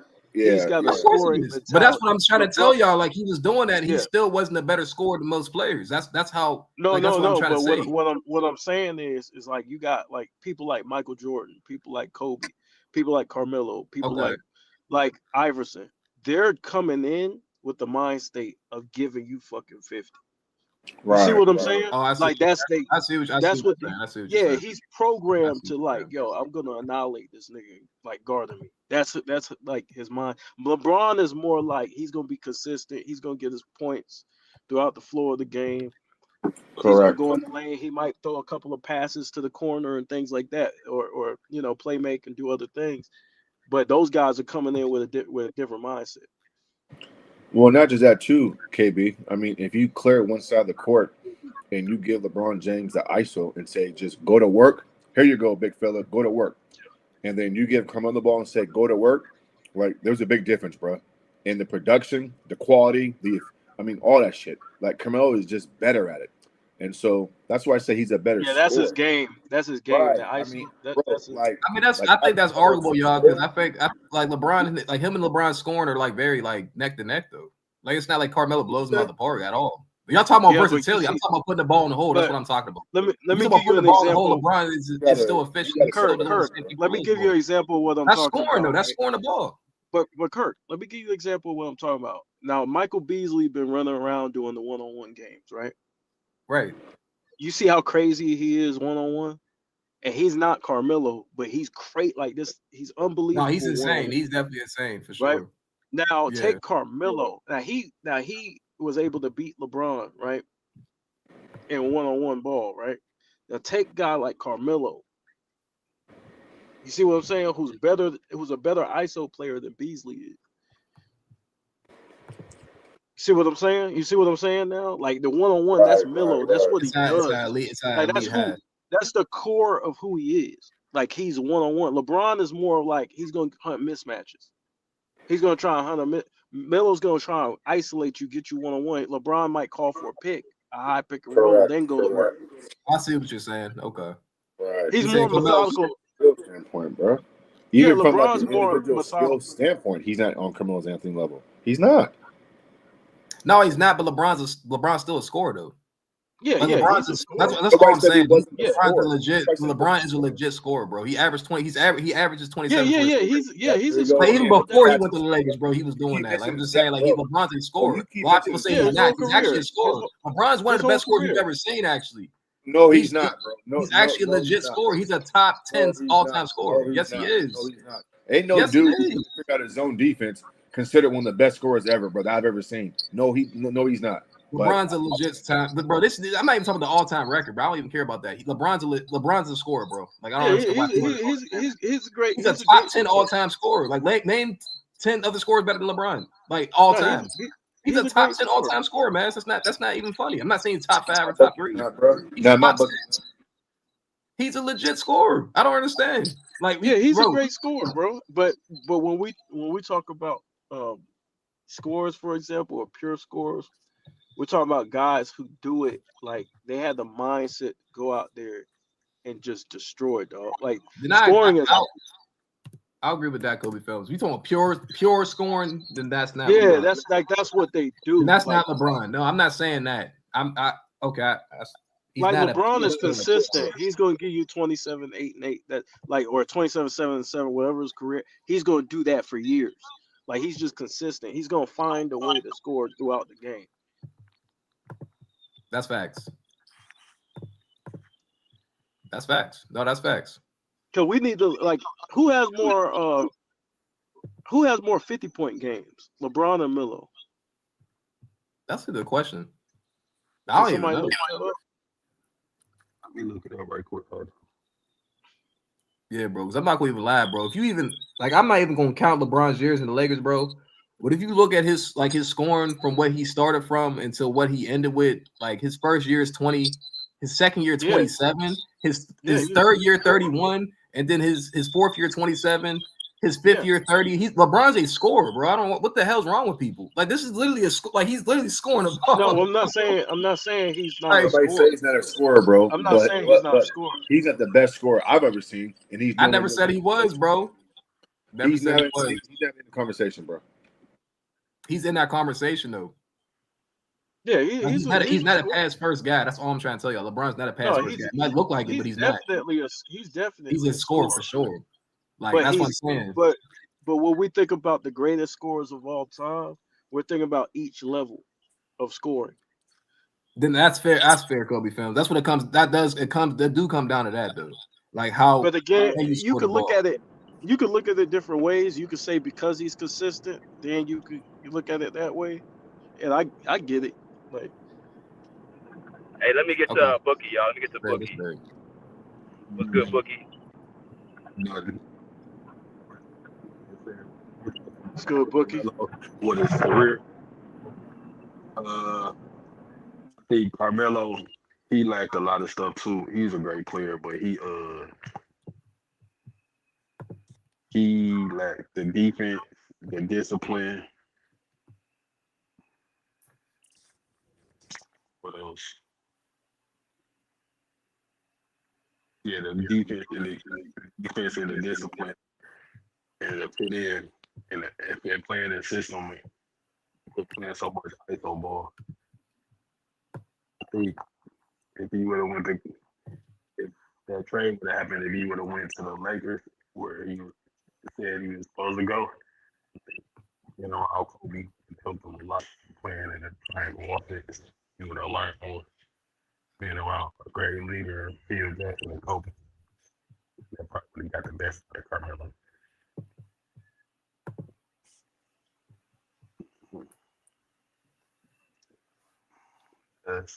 Yeah, but career wise, yeah, I think I take Paul George over.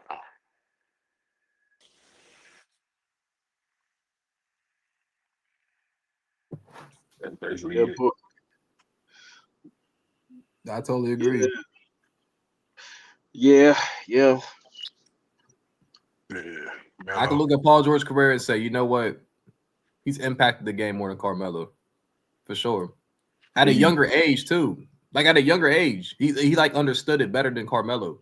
The only thing Carmelo he can't do that Carmelo can do is, like I said, his scoring is elite, man. That's elite right there. I'm telling you, prime Melo can put up buckets. Like that nigga score like it's nothing. Right? No, for sure he do. That's what he does though. That's what he do, man. I was watching that game when they played the Heat, and he scored 50 on all jumpers. Yeah. Right. Exactly. Just straight swish.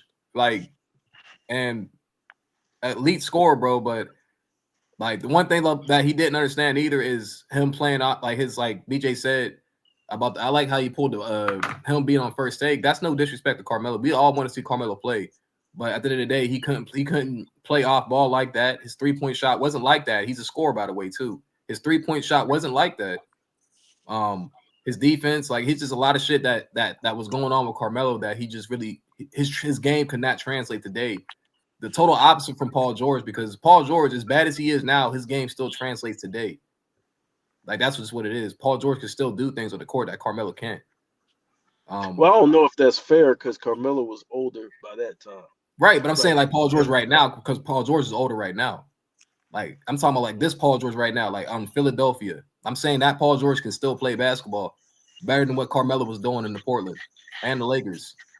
That's just me personally. I still like that's just me personally, because I feel like what he was doing over there, I thought he actually played decent in Portland before they released his ass. Or the Rock. Oh, he was Portland.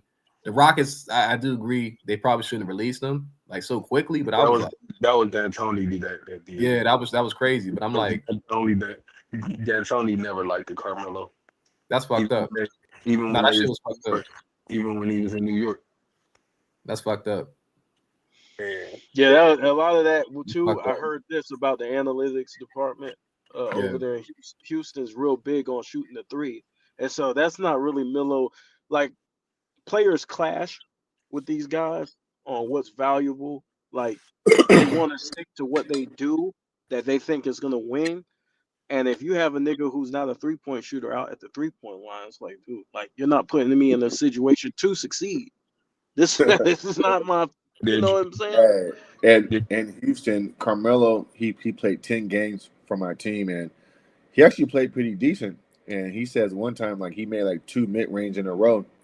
And they told him, hey, bro, like, only Chris Paul can do that. You can't shoot mid range. I'm like, so, yeah, you're right. It's just, yeah, pure stupidity, bro. Pure Yeah, stupidity. that's what I heard, man. I heard they real like Yeah. analytics run Hey, shit. Yeah. hey, hey, Hey, hey, Kobe, did you hear that? Did y'all hear what Byron Scott said? He Who? said today, Byron Scott on his show. You heard what he said when he had it was Brian Shaw and Byron Scott, and Yeah, they was talking about how today none of these star players in this era could play in the triangle. He's and Brian Shaw was like, I hate looking at the TV because all these teams do is run half screen and roll and kick out. Like that's not yeah, even real basketball. yeah. I mean, there's a lot to it. There's a lot to the triangle, man. It's you can run, but see the beautiful part about the triangle is you can run different forms of it, different variations of it. Like you can run it high, you can run it down low. Like with the dribble handoffs right by the elbow area. You could run, you know, and you know what the triangle allows you to do too is that like if somebody's playing good defense in the post on the player you're trying to make the entry pass to, you could kick it. You could actually kick it from the baseline to the wing to get a better angle at the pass. So it puts you. It's you need a team to defend that shit, bro. It's a very intricate counter-based offense. And you get a lot of backdoor cuts off that joint too. Yeah, because when you're trying to get the dribble handoff, a lot of people are expecting you to come to the ball and you cut, go Hey, back door. KB, I love when Artest joined the Lakers. There's a clip. There's a clip of Kobe explaining the triangle to run Artest, and he just like he made it sound so easy, right? Like there's different counters, there's different entry points and reverse weak side, strong side, throw it back up top. You know what I'm saying? Like Yeah, go how Kobe explained to run Artest in that practice. And it's just like I think people hear triangle and they think complicit or complicated or just tough, but really like it's a very simplicated offense, bro. Like it's not hard. It's yeah, not. it's not. Right. You just it's based on reads and it keeps what it does Correct. is it Yeah. keeps the Read and offense react. Yeah. balanced. Read and react. Yeah. Yeah, it keeps the offense balanced. And there's so many things. Like for example, if you break the play or if the defense breaks up the play, you can run it on the other side. You can rerun it over and over again. Like And see, BJ, I'm gonna leave him and come back though. Also, too, KB, all right, everybody touches the ball in the offense, right? Like the ball moves. Yeah, Kobe and MJ would dominate at times because, of course, you want to highlight your best players' individual attributes. But yeah. like in a triangle offense, like the ball wasn't sticking like that, bro. No, it The wasn't. ball moved a lot from like side to side, and I was always impressed how the ball was, how they created space on one side. You got a guy in the pinch post, a guy at the elbow, or Yeah. I'm sorry, wing, and then one guy in the corner because that forms a triangle, and then Hmm. everybody else is just reading, reacting off of that. But the offense isn't hard to get, man. It really Yeah. isn't. Yeah. And then The too, Brian Shaw made a good point on that interview with Brian Shaw. He says if you think about it, a lot of teams run the triangle offense, some form yeah. of it, without knowing that they're running it. Yeah. For those who are listening, the pinch post is the area where is by the elbow where you do dribble Right, handoffs the and things nail, like the that. nail, free throw line, corner Yeah, the extended. nail. Yeah. Yeah.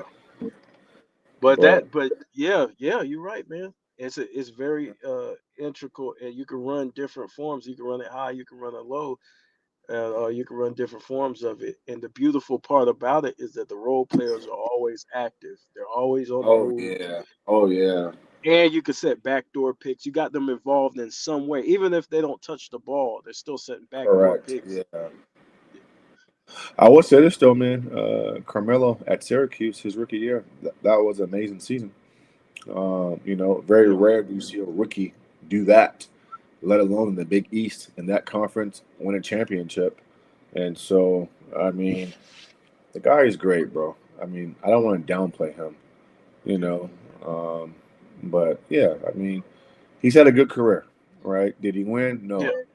But he's made a lot of money. He's had a good career. And not just that, but I'm happy to see him and his son. And yeah, his son is picking up his footsteps going to Syracuse as well. So, Carmelo can go to bed at night, bro, feeling yeah. good. You know what I'm saying? Yeah, he didn't win, but, you know, but It depends on how you see them, right? Like so for example, Alex English, right, is a guy who Ooh, scored a lot of points. yeah, good point. Bernard King, right? Yeah. If you're looking at Mhm. those guys, you can honor them for being great scorers. Dominique Wilkins, bro. Yeah, scored a Yeah, lot of points. yeah, Yeah. guys like that, and like Mhm. he's in. Nah, I don't think he's as good as Dominique, but I don't either, he's in bro. I don't the either. ilk as scoring. Uh, Oh, he's of that bloodline, like those guys who correct. just get money, like, Yeah. and that's still great. Like, there's an avenue for guys like that. That's Like, still great, bro. It's still great. Somewhere along the way, years from now, when we talk about scoring, I don't know when or how, but his name will be brought up. And as an mhm, NBA player, KB and Kirk and BJ, isn't that what you want, bro? Even if it's mentioned last, right? My name is still being yeah, mentioned. And so he can go to bed. I think the Hall of Fame was his final hoorah, the yeah, coffin, the proverbial nail in the coffin. And so, job well done, buddy. Right? Inner city yeah. kid from Baltimore or that area, scored a lot of points, made an impact, made the Hall of Fame, and now you pass it down to your son. So even though I criticize on certain things and I point flaws out, I can still circle back around and say he's had an awesome career, Yeah. and comes from, bro. Like he won. I mean, he's not a Yeah. winner per se in NBA terms, but in life, bro, like he's a winner, bro. All these Well, he guys, won. He got what? He got what? 3 gold medals. 3 gold medals, NCAA tournament. Hey, you see what I'm saying? Championship in college. He's won on every level but the NBA. So He's sleeping good, bro. Yeah, like he's going to bed like feeling good, and rightfully so. So kudos to that man, bro. yeah, the dude's a bucket, man, and I'm Mm. just happy. Like, he got his jacket, man, and he's in there for the Redeem team forever. People For gonna sure, forever for remember sure. that team. A lot of guys said that his physicality, the way that he would just impose his physical will on you, was Hmm. like they didn't like that. Like it was gonna be a tough night. Some guys, Motherfucker's KB, a monster, dog. no offense, like a Kobe or a T Mac, like they not gonna impose physical will on you. They just gonna hit tough shots and just embarrass you, and it is what it is, right? But Carmelo Well, can hit. Kobe might though. Kobe might a little, Well, you know not what? like You're right. Melo, not like Melo, but he'll hit you with an elbow and all that shit. Like, Yeah, because Kobe was lightweight. Damn, bro. yeah, He wasn't dirty, but he'll throw some fucking elbows, bro, at you. he got dirty sometimes though. Yeah. That Remember that motherfucker game hit you in your windpipe. Artest? Remember the elbow up high? Yeah, he went up And too high got with that shit. ejected. Yeah, but they said Carmelo was like he would just pound you down low and Yeah, like it's like like to defend that, bro. Like damn, like bro, like you physical and you going bang into me? God damn. yeah. He'll So I run get through you. He'll run through you definitely. yeah, bro, and he had an awesome second jump. Like, how many times will he like miss it? Like Carmelo would miss a bunny sometimes, and he'd be the first guy jump back up, tipping it in, or grabbing an offensive rebound and dunking it. Like he Yeah. had a quick bounce too. Tell you what, it's hard to stop that motherfucker once he gets to a triple threat. Oh man, It's hard to stop that. Yeah, impossible, bro. Yeah, impossible. Total package, a complete score, a scorer at his best. Like you said, certain guys at their core. I remember Kobe saying, "This is what I do. Like at my Yeah, core, I'm a one-on-one player." So yeah, yeah. oh, stop it. Like it's not even about you; it's about me in the basket. Like I don't even see you as a defensive player. Like I'm looking through you and past you. And I think to a Yeah. certain degree, Carmelo had that same attribute, bro. Like if you look at a guy like Magic Johnson, for example, Yeah, Magic Johnson can score, but he's not a one-on-one player. Like it's not who he is. Like he can, of course he can post you up, hit a hook shot, right. or go hard to the basket and things like that. But Mhm. he's not a one-on-one. It's different when you're a one-on-one guy. No, right. And another guy that's a one-on-one scorer, and he's not on the level of Carmelo or Kobe, those guys, but in his peak, bro, like this motherfucker can score the basketball, bro. And I Yeah, love when he talks about basketball because he's just so honest. It's Jamal Crawford. Like I think Jamal Oh Crawford, yeah. or like I get buckets. Like this is what I do. you Yeah. know? Yeah. This is who I am. Like I'm a bucket getter. Shit, I got another name for you. Who? This is one of my favorite players growing up to watch. The Okay. franchise, Steve Francis. Oh man. From Once Maryland. that motherfucker gets you one on one, dog, Oh my God, bro. That quick. that Yeah. nigga start playing games. Oh my God, bro. He Like started I playing remember games, but Steve Blake at Maryland and yeah, just quick, explosive, can jump, mid range, like yeah. a complete scorer. But you're right though, bro. Damn, you know what? His name kind of gets forgotten. It seems The like. franchise, dog. Yeah, he's had some personal issues, of course, and Yeah, I'm glad that the Houston Rockets keep him around for certain things because he's a game I went to like he was there, and so they keep him around. But I'm yeah. glad that he's doing better, bro, because he been through a lot, bro. Like I Steven. tell you what, one man that Kobe can't guard is him. No, no, Can't bro. Kobe can't guard that nigga. Hell nah. You right about that though. Damn, He bro. can't guard that nigga. Steve Francis be cooking shit. Dog. Yeah, yeah. He was a scorer, man. He was a scorer. Damn, Steve franchise. Wow, that's Yeah, crazy. I did a breakdown on him a while back. I did Did a you? breakdown. Okay. Yeah, Yeah. Wow. Yeah, Steve yeah, dunk franchise. on your ass too. 6'3". Yeah, yeah, that too. Super athletic, super Yeah, bouncy. Um, yeah, yeah. You ever seen Iverson play in person? no, Okay, I have a few times, bro. Like I've seen like peak Iverson. Well, you know what? Let me take that back. It wasn't peak, bro. Well, actually, you know what? Because the game that he came to Sacramento, he got hurt and he didn't finish the game. But I guess he was peak because this was around like 2003 to 2004. oh yeah, Uh, he was still. He was bro, still killing. when I say cat quick, the first step, bro, like he would get the ball and just this is ridiculous. Like, and he wasn't even that big. Like, I think sometimes Yeah, these height be not the truth because he was nowhere near. Like, I don't know if he was really 6'1" or 6 feet, bro. Maybe shorter than probably that. like 5'11". Yeah, bro. More like 5'11". Quick, bro, and the way that he had to create his space to get a shot off, that alone is a skill. You know, Yeah, it's just yeah. Certain guys are just amazing to see, bro. God but gifted. one thing about Iverson though, like pay attention to how far somebody is when he does that snatch back. Pay attention how much separation he creates off a snatch back. You'll see a nigga like fly by the free throw line. He'll be all the way at the top of the key. Sure. You're like, God, Yeah. yeah, he crossed the shit out of him. For sure. No, you're not lying about that, bro. Yeah, yeah. Yeah, But there's I some do nasty enjoy ones.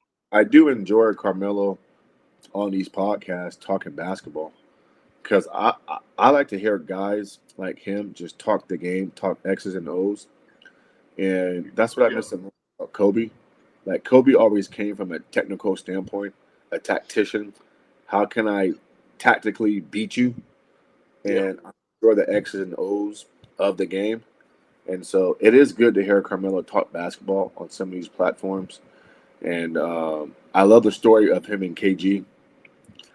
You know, when KG says, and then after the game, Carmelo is sitting like in the tunnel, and KG walks out and says, "Melo, over a basketball?" You know? Carmelo ain't find that shit funny. Yeah, man. So stories like that. Nigga was hot.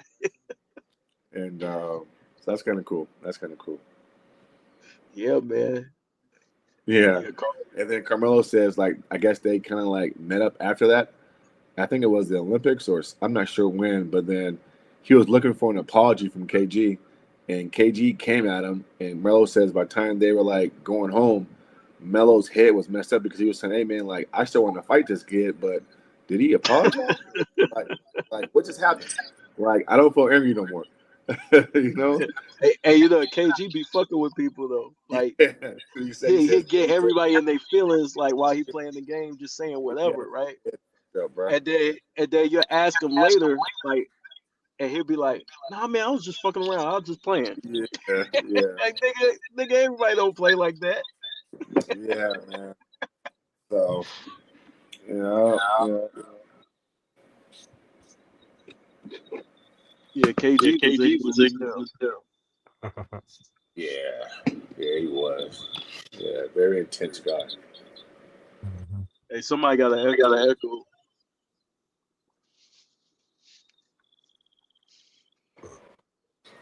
Well, season starts soon, KB. We almost here, bro. I got season tickets to the Kings here in Sacramento. The first two games are Utah and the Lakers, and then I told BJ not too long ago that I'm gonna try to get down to LA to a Clippers game at the Dome, but I need a few weeks to go by to kind of get in my zone with the basketball, and then me and Yeah. the wife are down to LA and catch a Clippers game down there. And I'm gonna meet up with BJ, bro. So Okay. yeah, Hey, Mass, you do interviews? sometimes yeah, sometimes yeah, sometimes I might have to get you up on my stuff and give you an interview, man, because you got a lot of basketball experience with the Kings. Oh, thank you, man. Yeah, yeah, for sure, man. A lot of things are kind of off the record. You know what I'm saying? Or the Queens. Well, yeah, Shaq called them the Queens, bro. And everybody thinks I'm a Kings fan, but I'm actually a diehard Rockets fan. But uh, I actually I had way more access and a lot more insight when Matt was there, but the Kings fired him over some other stuff. So, but I'm Damn. there, bro. Around, you feel me? I mean, I've been in the back and just hang out and stuff sometimes. And Mike Bibby is Sac State's head coach, like Sacramento State University. He's a Yeah. new basketball coach there. Shaq's son plays for that team with him, so Shaq is always in town. But I mean, I know some of the players, bro. You know, not to the degree that BJ does his stuff, but I've been around, bro. Like I interviewed the Kings broadcaster Grant Napier, who's actually he's back in Sacramento on Fox Sports Yeah. Radio. He got fired, but he's back, and so I interviewed him. He's there. He was there for 30 years, bro. He was the Yeah. longest broadcaster since the Lakers guy who passed away. I forgot his Chick Hearn. And so Chick Hearn, Grant, yes, sir. yeah, so Grant was like Sacramento's Chick Hearn. He's been there since like 1988, bro. And Mm. he's the guy who told me to my face, bro, nobody's done more damage to Sacramento than Kobe Bryant. And that's why I Yeah. always reference that because he's seen it, bro. Like he's been there, done that. But yeah, Oh yeah. guys, bro. But it's all good, man. We used So to have some dare. We used to damn near fight the Kings, man. I Them know, playoff man. battles used to be hot. Bro, Yeah. come on, bro. That 2002 series, one of the best games I've ever been to was Game 6. I was sitting right. Matter of fact, there's a clip with Steve Snapper Jones and Bill Walton calling the game, and they're Yeah. sitting on the opposite side of the broadcast table, and Grant and Jerry, who are the Kings announcers at the time, I'm like you can see me right behind them. I used to meet Grant at the arena maybe an hour or two before the game, and he would come get me, and I had a seat right behind him, bro. And so I've Damn. known him for years. And that shot that Mike hit when Chris comes off and sets the screen, and Mike Bibby hits it, Yeah. 3-2 lead. I'd never been in a It was an illegal screen, by the way. Of course it was, bro. Listen, Chris. Yeah, Bibby, inbound shot, Bibby, yeah. And so, bro, let me tell you something, bro. That shot after that game in that moment, the Kings go up 3-2. I wish you could have been in the back and just like where like the players were and the family were and just the celebration. And I think the Yeah. Kings, to a certain degree, kind of thought it was over. Just my opinion, and it wasn't over. And they celebrated a little too much. And then in Game 6, people forget the Kings had a 20-point lead in the first half, and the Lakers came back, and then Lakers shot 25 free throws in the fourth quarter. Shaq fouls out. He fouls out everybody. Yeah, Scott Pollard guarding Shaq in the fourth quarter. Kobe elbows Mike Bibby. They blow the ball, and then in Game 7, I'm at that game too, KB, and the Kings missed 15 free throws, bro, at home. 15. Yeah. So And Peja missed a wide open the shot too.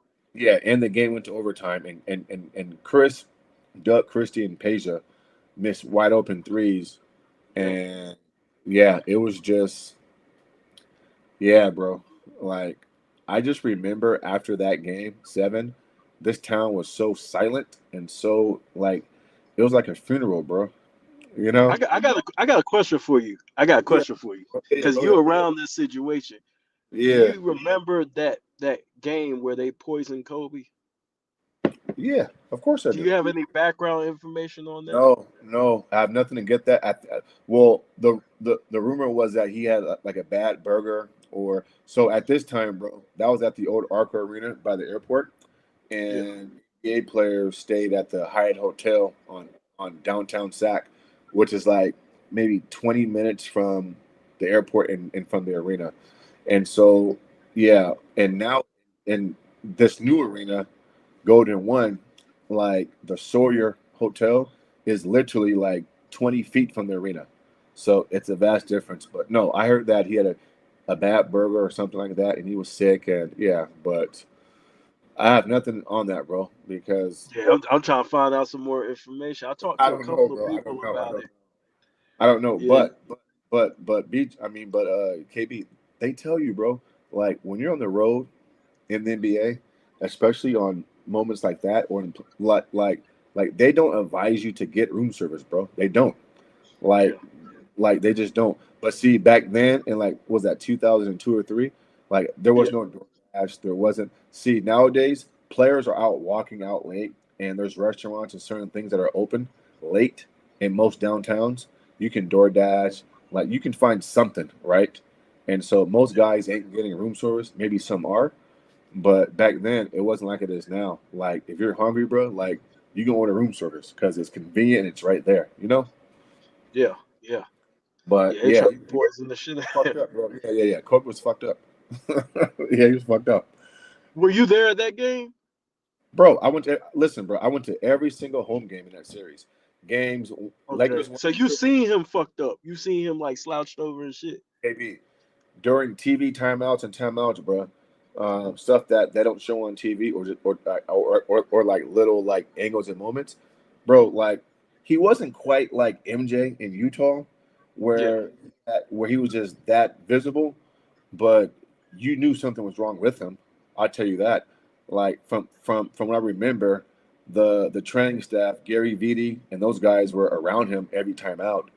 I remember him drinking lots of water, lots of fluids.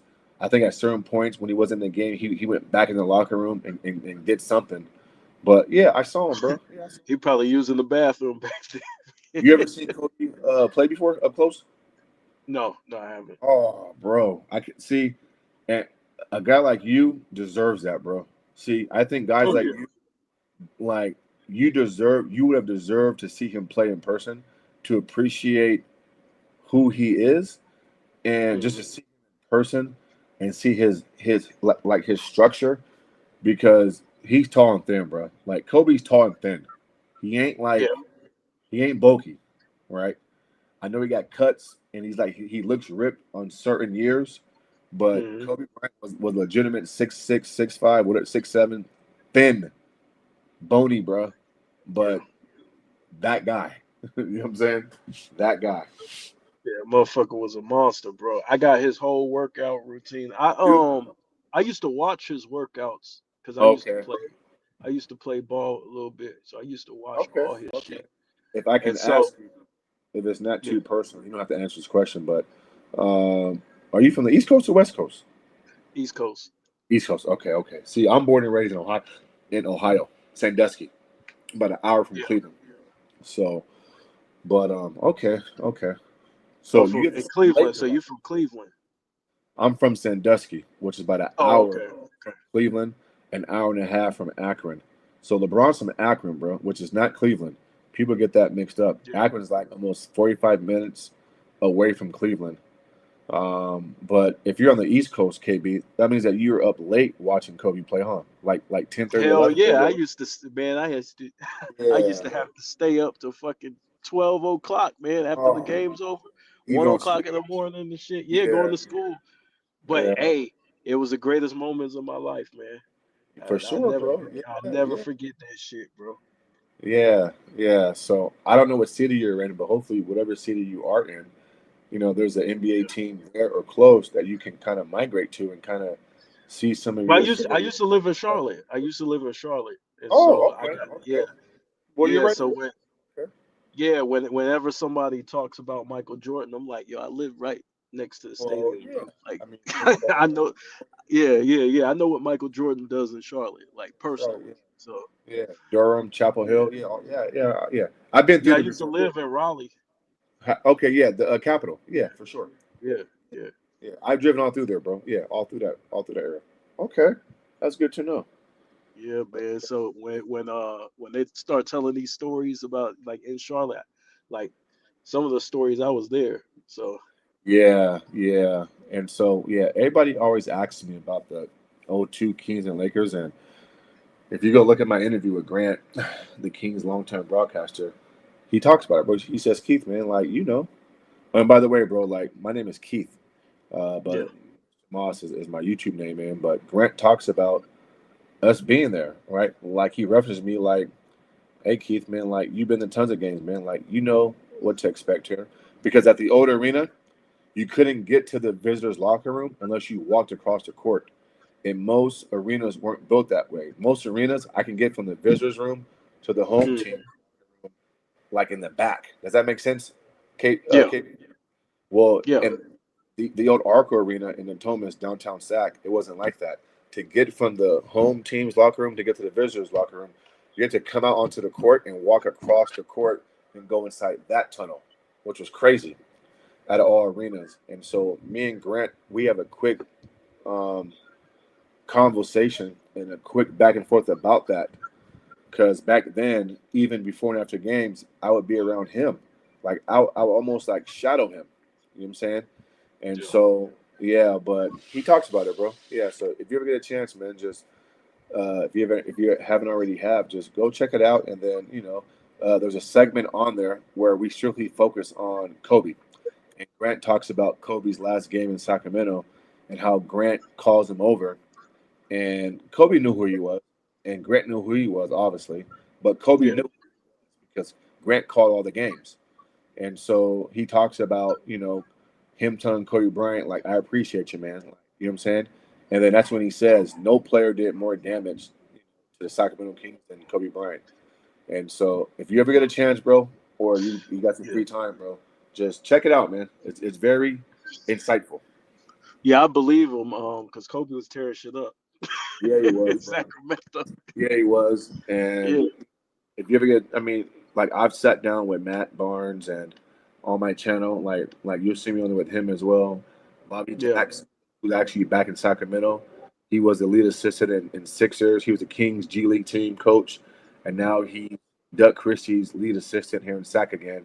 And even Bobby Doug. Jackson was a very good player too. Oh my Very God, good back in bro, the day. 6 men, bro, 6 men. Yeah. Yeah, yeah, 6 men. Yeah, he actually just celebrated his 4-year anniversary with his new wife. But Okay. he talks about Kobe, Doug Christie, the Kings head coach, who I've talked to on numerous occasions, who I'm cool with. He talks about Kobe. So you did an interview with Bobby?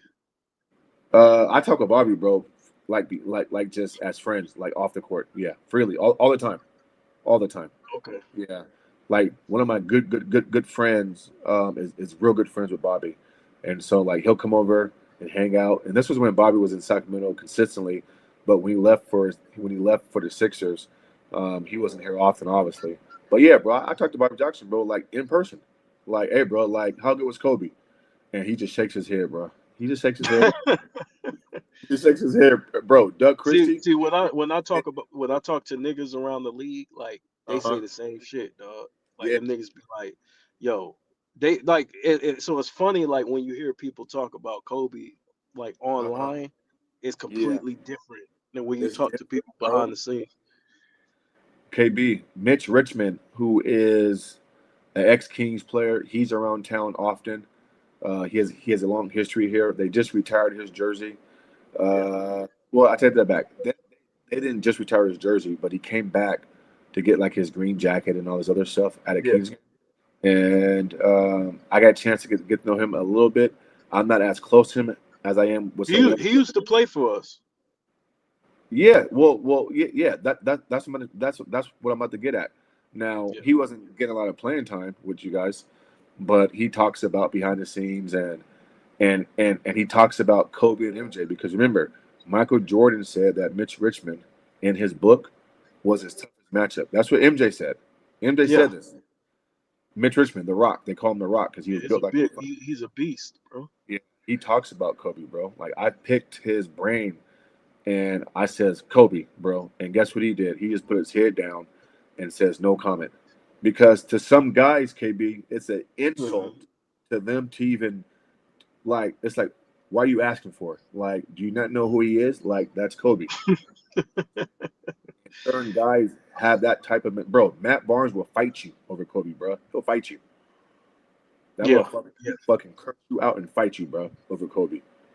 And so certain guys just have a level of respect for him that they've seen it, bro, up close and personal. They played with him and against him, and they're not going to stand for no disrespect, bro, at all. Zero, nothing. Yeah, I know, because when I talk to like these guys behind the scenes, they're like, you ask them like about the goats conversation, they're like, Oh yeah, man, he top two.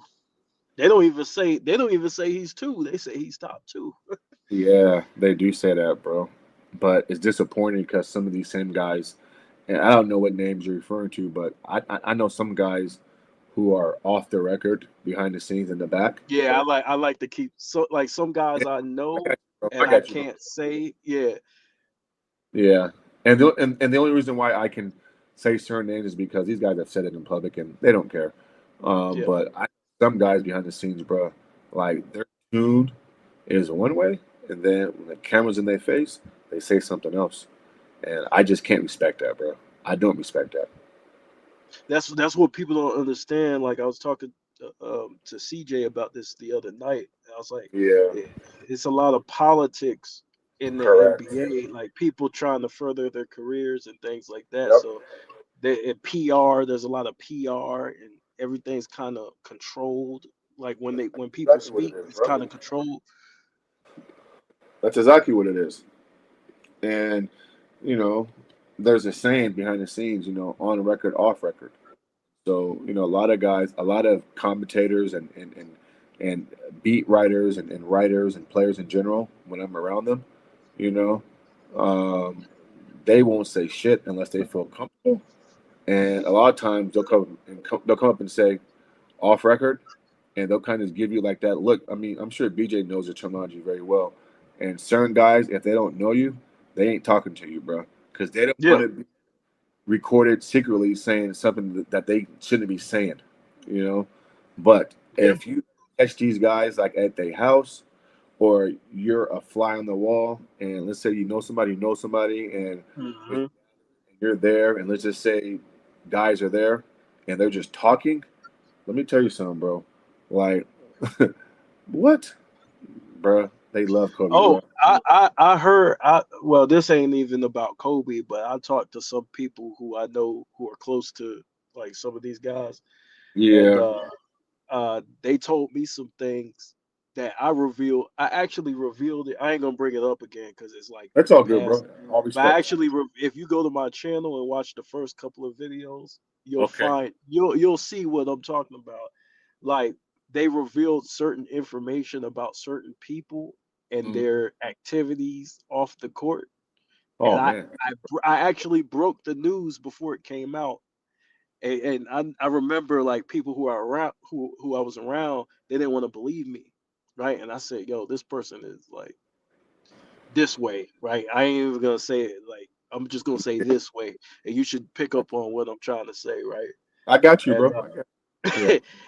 and when everything went down to a T, the way I called it, they were like, oh shit, I got a whole bunch of phone calls. Oh shit, man, You were damn, spot you were on, right. bro. Yeah, you were spot on. Yeah. Back in the Them niggas day, talk, man. Them niggas talk. you bro.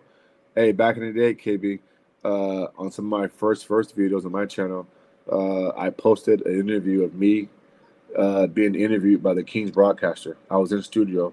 Check it's so funny, bro. Just when you get a chance to check it out. I'm in studio with the Kings broadcasters, and I want you just to listen to the dialogue back and forth and how I don't back down because they want me to say certain things about certain players, and I don't, bro. Like I just go off script, and yeah, that was my last time Yeah. on that. Yeah. I think I seen that because I went going through your channel one day because I was watching your shit because I went up on your channel when you were talking Okay. about Kobe that one time. I don't know if you remember. Um, you had some type of live stream about Kobe a Yeah, it's couple all of good, months bro. ago, Yeah. and I Mhm. went up there, but I I think I remember that. seen that video Okay. Okay. on there. I'm gonna Yeah. watch it again though. All good, man. Yeah, it's all good, Cause bro. you be asking questions like a motherfucker. Them niggas be looking at you like. They do, bro. They do. They do. Yeah, you should send me at the games, bro. You know what's funny, KB? I done been to so many fucking games, bro, and seen everybody play. Like, typically, I'd be excited for certain games and certain players, but the last 2, 3 seasons, bro, like, I don't even be that excited no more. Like for me, it's almost like a Yeah, job, or like, it's tough going to a game, bro, because of parking, all those people, the bathroom, the food. Like, it's not mhm. comfortable. I'll rather watch it at home, right? And so, but yeah, so I Yeah. don't It's get not the same. It's not the not the same. same. It's not the same at all. Yeah, there you go. It's not the same. Yeah. We used to have so much love for the game, Yeah. man. Like I'm not saying that people don't love the game now, but I remember just the playoff atmosphere was just Oh man, it's like different. you just mentioned it with the Kings and the Lake. That atmosphere was fucking Oh my god, insane. bro! Like, you remember watching those games on, like, I think it was NBA on NBC, and Yeah, Bill and Snapper Jones and Hannah Storm and calling the games, and I mean just the anticipation and the back and yeah. forth. It was like it was real basketball, and it was evenly matched, and like every possession counted. Hmm. Um, it was a lot, bro. Yeah, like that's basketball to me. That's real basketball to me. Yeah, that's real basketball to me, man. Yeah, hopefully they bring that back. I remember I just did a short and I put Eric Dampier in one of my Oh, shorts. Eric. Yeah. Okay. Yeah. Yeah. He's playing for the Warriors. Yeah. Eric. Yeah, and they Big dude. I had Yeah. this one smart ass because you know you're gonna get a smart ass every now and then in your comment Uh section huh. because I showed him like fouling Kobe but not giving him just not like he would wrap him up and like shoulder block him and shit when he came into the lane, right? Like just Yeah. old school basketball, like you don't let a nigga continuously lay the ball up. Like you're gonna get taxed for that shit, right? So I had one dude come in there, he's like, oh, you call this basketball? All he's doing is fouling. And I'm like, yo, like back in Yeah. the day, bro, like you had to be psychologically like Correct. ready because that was an intimidation tactic. Like a Of lot of course. big men Yeah. who controlled the Yeah. paint would use, and like I don't think like a lot of the younger guys they don't understand it. Like they No, just they don't don't, understand. bro. They don't understand that. Like Jordan said it, bro. Like I had to mentally be ready to go back in the paint versus Detroit. You being in Charlotte, bro. I know MJ built another hospital out there because he was Oh crying yeah, when I was right down the street. I used to he stay was off okay. of Betty's Ford Crying Road. fucking announcing and shit. But yeah, so that's pretty cool. So it's like a full blown hospital. Yeah, it's a lower income hospital. Okay, okay, So okay, okay. What's yeah, up, man? so when people say, "Oh man, Jordan don't do nothing," I know. I'm That's like, the what? Like this dude donates money, bro. This dude, he does a lot, bro. He Oh, donates okay. money. He builds hospitals. He's working on. I think he's on his third hospital. Yeah, so, yeah, I heard about that, bro. Yeah, I heard about that. He does NASCAR down there. Jordan's I involved bet in he a whole bunch does. of shit. Yeah. I saw him play one time in person. He played for the Wizards. He was older, but he still had the stigma. He still had the aura. He played Yeah, like when he had bad knees and shit. And I just remember they came to town. It was like maybe like 02, 03. And I remember Grant, the announcer, says, "All right, Keith, tonight's a big night." He says, "MJ's in town. His airness." Grant has seen him play several times on the road and in Sacramento, right? And I yeah, just remember Jordan coming out like for like the shoot around with his team. He comes out fully dressed, and Grant looks back at me and says, "There he is." And just to see him that close, bro, up close and personal, he didn't play well. He played bad. He played one half, bro. But yeah, I just remember everywhere he went, my eyes went, bro. Like timeouts, I'm following him. I remember yeah, I was I'd use a bathroom. I didn't care. Like I didn't go nowhere, bro. It was like, nah, like that's MJ. Like until he leaves the yeah, court, I'm not leaving the fucking court. You know, it was yeah, crazy. Like, yeah. Jordan had a aura yeah, about him where bro. He did. yeah, like Kobe you had it too. you yeah. Kobe, I hear the same Kobe things had it too, about bro. Kobe. Yeah, Yeah, Kobe had it like that aura, like that command the room type energy. Like he too. commands the room. Yeah, Yeah, yeah, cause won't nobody say a word. Like he'll walk in that motherfucker. Everybody get quiet. Like right. And you know what's yeah, funny, KB? Guys like that, that's almost an insult because they're saying, "Hey, like, say something." It's almost like they respect you more if you're not intimidated by them. It's like, yeah. speak up. Like, ain't you a man? You know? But see, you So, don't have to. You don't have to. Like for example, right? He don't have to tell people to be quiet so he could talk. Like once he start talking, like once he get yeah, ready that's to true. talk, motherfuckers shut up. Yeah, that's true, Like bro. they want That's to listen. Yeah, they like, yo, that's Jordan. Like everybody Did you shut the fuck see up. the ovation and the response he got at the top 75? Like Oh when yeah, he walked in the room, bro, like they talked, there's like, okay, MJ's here. Everybody shut the fuck up and you know what? Let's just yeah. let damn Magic talk. The two big dogs. You know? I mean, come on, bro. It's like It's like Muhammad Ali, like yeah, that type of energy. Like yeah, wherever he goes, it's like people gonna follow him. People gonna yeah, want to be around him. Like I seen shit about him on his yacht or whatever. You had so many people just wanting to watch him come off a fucking boat. I'm like, yeah. he ain't even gonna talk to y'all. He gonna go straight from the yacht to his to his Porsche and drive off. And like Yeah, everybody's just gathered around that shit. It's funny as hell. yeah, yeah. And have you ever like wondered and been like or asked yourself like how is MJ and Kobe this great? But when you see them in person, KB, one thing Mhm. is true. They're tall, right? They're Yeah, tall. yeah, And they got big hands. And you'd be like, how is he doing all this shit, bro? Like, because on TV doesn't do him justice. But like MJ is like, I mean, he's 6'6", right? Kobe's 6'6", 6'7". But yeah, like, it's like to see them in person, you be okay. I see how they can do what they do. I can see it, you know? yeah. Well, The, Kobe, one thing I learned about him is he studied martial arts. And so okay. he used to study like Bruce Lee and shit. So like you'll see like him pull off a move in like a tight space. You're like, what the fuck did this nigga just do? But Yeah. he studied the form of martial arts that allows you to feel where the energy of the person's going. It's some Yep. weird shit. Like it's called Jeet Kune Do. That shit Like it's crazy, called man. yeah, like like bro, like so when you look at his footwork is like that of a martial artist on the floor. Like it's crazy, bro. It's crazy, bro. Like this nigga's insane. Like nobody should be as good as them at basketball. Funny you say Nobody. that because if you ever see Kobe Bryant like in the paint and it's like crowded, and it's congested in the paint, Yeah. taller guys in there, he doesn't panic. Yeah. It's like everything slows up for him, and like he's very methodical and calculated with his foot movement. And most Yeah. guys in that position, I'm gonna throw out Giannis for an example. He'll travel, he'll jump in the air for no goddamn reason. He'll turn the ball over. Like you never Yeah. really see Kobe Bryant get flustered in a crowded paint around bigs. He will just use IQ, right? Yeah. To create space, get a pass off, get a shot off, or whatever he need to do to be effective, bro. And Yeah. everybody can't do that.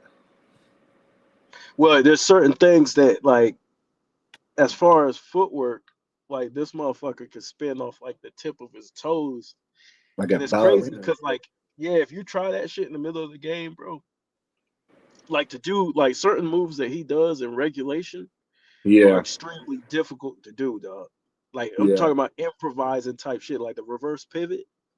You know how Oh many my niggas? You know how many yeah, bro. niggas that Like get called for travel trying to do that shit? Like he you're did that doing shit this on against, Ian Martin and Chandler. and Um, these are good defenders. These are yeah. bro, This like you heard the interview with Sean Livingston recently, and they said, "Give a Kobe story," and he goes, "This motherfucker posted me up and shot a fadeaway left hand layup. I mean, a shot." And he was yeah, like, "The NBA," and this nigga trying that shit on me in the league in front of all these people. It's like, yeah. Cole, you gonna do that on me, bro? A left hand, you feel me? It's like what an insult. You know what I'm He'll saying? try that. He'll try anything. Try it on you. He'll try anything, dog. Yeah. You know what's funny? When you say that, he'll try anything. 'Cause that same quote is one of my favorite guys who sticks up for him. It's Quinn Richardson. Quinn Richardson loves Oh Kobe. yeah, yeah. Q Rich love Kobe. Always Yeah, has his back. Always has his back. Yeah. yeah. That He that says, motherfucker, dog. That nigga throw the ball off the backboard and split his right. split. Like what he did with Andre Karolinko was fucking insane. Like Yeah. he split the defense and threw it off the backboard, dude. Yeah. Iman Shepard says he threw off the backboard and threw it to Powell. He was like, "What is you Yeah, on?" he did that in another game too. I forgot who it was against. Was it versus the Rockets versus Yami? Was it against the Rockets? It may have been against the There's a Rockets. play He versus threw it. my Rockets where he throws off the backboard and Yao's right there at the rim and he catches it and kind of like he doesn't He dunk threw it. it to Powell, right? Uh, he probably did that too. I'm sure he did that shit too. Yeah, 'Cause I knew he did it against Battier and Yao when yeah. he went up and under. But that Yep, motherfucker yep, threw yep, that that's true. shit off the glass, caught it, and threw it to Powell. Like, what the fuck? Like, niggas Yeah. ain't doing that shit. There was a shot where I think he played the Mavericks or was it the Blazers where he's trapped in the corner and they're on his right hand. He pivots, tippy toeing the fucking line and shoots a left hand three and it goes Oh, the in. Mavericks. Yeah, yeah, the Mavericks. Goes, oh, that's what we doing? Bro, I that mean, motherfucker try anything. he'll And try then what's anything. crazy is a lot of people don't know this about him, but even the way he shoots from his hip. Like if you watch him shoot, Uh huh. he'll place the ball by his hip and then he'll go up. Like remember, Yeah. they changed the rules because he used to do the rip through. Like he was like one of the first guys to do the rip through move. Correct. Like when you put your hand in there, he'll he'll quickly go through it and get a foul call, and then Yep. they start making rules Fact. against it. But Didn't who said that? Was it Jason Richardson who said that? Jason, was it Jason Richardson? Somebody said that about him. I think it was Jason. I could be wrong, Oh no, I don't know. I'm just going off the rules, like but when yeah, they no, changed the you're right rule. though. You're right though, bro. Yeah, you're right. Yeah, Kobe But if was. you, Yeah, yeah, man. if you guys out there listening to this, go watch Kobe shoot the ball. He shoots from his hip. He brings the ball up from his hip. Yeah, he does. Especially if he catches it and he still has a live dribble, but he didn't Yeah, dribble yet. He'll hold that ball low below his hip and he brings it up. I noticed yeah. that. Yeah, you're right about But that. Yeah, man. the I noticed the that. reason why he does that is to keep people from stealing the ball, for just swiping down at it. You got to go Yeah, across his body in order to which do is it. a foul. Yeah, Yeah. Okay. Yeah, that's a fact, bro. That's a That's fact. why like a lot of niggas be getting the reaching fouls on them. Yeah. Yeah, man. He's top two, three in my book, bro. Probably top two. Um, and the Motherfucker. disrespect that has been given his way this last year has been disappointing. And I know a lot of guys who I've seen in person, players who have come to Sacramento for games, announcers, broadcasters, players, bro. They've came and gone, and I've looked them in their eyes, bro, in their face, and I kid you not, KB, I didn't say shit to him, bro. I just shook my head, bro, in disgust. And I think Yeah. some guys be like, "What's up?" Because some players, bro, they're a little standoffish, and believe it or not, they don't want to speak. For example, like if I'm in the back just hanging out with my friends back there, and a guy is walking through the tunnel, a player, like if it's up to them, bro, they rather just walk with their head down and not say shit, right? But Yeah. sometimes, Yeah. like, but sometimes they got to face people, right? And some of these guys that I've seen on TV, some of them are like, you know, like they've come to town, and like I seen them, and I think they expect me to say, "Hey, what's up, man?" or be fucking starstruck or whatever you want to call the shit, which I'm not, bro. I look at them and I just shake my head in disgust, bro, and keep it pushing, bro, because I lose all respect, bro. I just do. Like I have a very short. Like for example, like I've seen Shaq. Shaq has been in town a lot because his son goes to Sac State.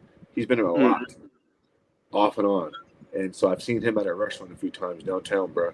And I looked at him and I just shook my head, bro, in disgust and just kept it moving, bro. Like I don't say shit because Oh, I that's don't. Shaq. Yeah, Shaq, bro, Shaquille O'Neal, Shaq. After And the guess what? comments, after the comments, Yes, or just yes, bro. After the comments, and this is the same dude who will walk into a restaurant and he'll say, "Who's all here?" He'll look around and say, "Give me all." Bro, Shaq's a good dude because he'll say, "Okay, all their tabs, I got it." Literally, hmm bro. Like I've been there and like he's done it before. Hey man, all your bills, I got this shit. Like I go to pay, like no, Shaq took care of that. I'm like what? But yeah, bro. But so what? I don't care. I don't respect him, bro. I don't give a fuck. it's cause I think Shaq's in a hard spot because he has stuck it up for Kobe, but I didn't like his last statements that he made. Right. Uh yeah, to me I think he was trying to uh put on for the women a little bit, and Mm-hmm. he got set up. I think like the way she asked the question was kind of like a setup question. But He was. instead of him like sitting there and like thinking about what he said, he just went all the way in. And it's Yeah. like, yo, like you know what they trying to do to this man, bro. Like you know what they trying to do, Right. and you have to fight. Like Shaq has said it time and time again. Like Yep. why why ain't Kobe in these conversations? And for him to say that, that's why people keep him out the conversations because they're Correct. looking at you. They're looking at you and Right. saying, well, you don't need them, and you fed into the narrative. That's You a know what I mean? fact, bro. Yeah, that's a fact. And he's trying to straddle the fence. He straddles the fence with him. And this is the guy that you went to war with. You on TNT crying and shit. And then when they come to you for like defending him, then it's like you got one leg in and like one leg out, bro. And I just don't respect it, bro. Like there's only a few guys I respect. I respect Matt Barnes. I Mm-hmm. respect Jamal Crawford, and I respect Quinn Richardson, bro. Everybody else, I do not respect. Oh, Isaiah Thomas, the second Isaiah Thomas, the Boston one. I respect Oh those guys, bro. Yeah, because they've always stood on business, bro. Always stood on business. yeah, yeah. Oh, you ran because he used to play for the Kings. You ran into Yeah, Isaiah. yeah. All the bro, Isaiah Yeah, Thomas, the Kings drafted him. But I think yeah. he got drafted with like the last pick of the draft, bro. Like the very last pick. Cocky little guy, bro. Short man cocky. That nigga was nice though. He was nice in Sacramento. Yeah, And he was out and about too in Sacramento. Cool yeah. guy, cool dude, bro. I mean, I don't know him personally. I've seen him out. I talked to him. I've seen him. Say what's up to him. Good family. I know his sister passed away not too long ago. Like, I want to say like 6 years ago. He took that pretty tough.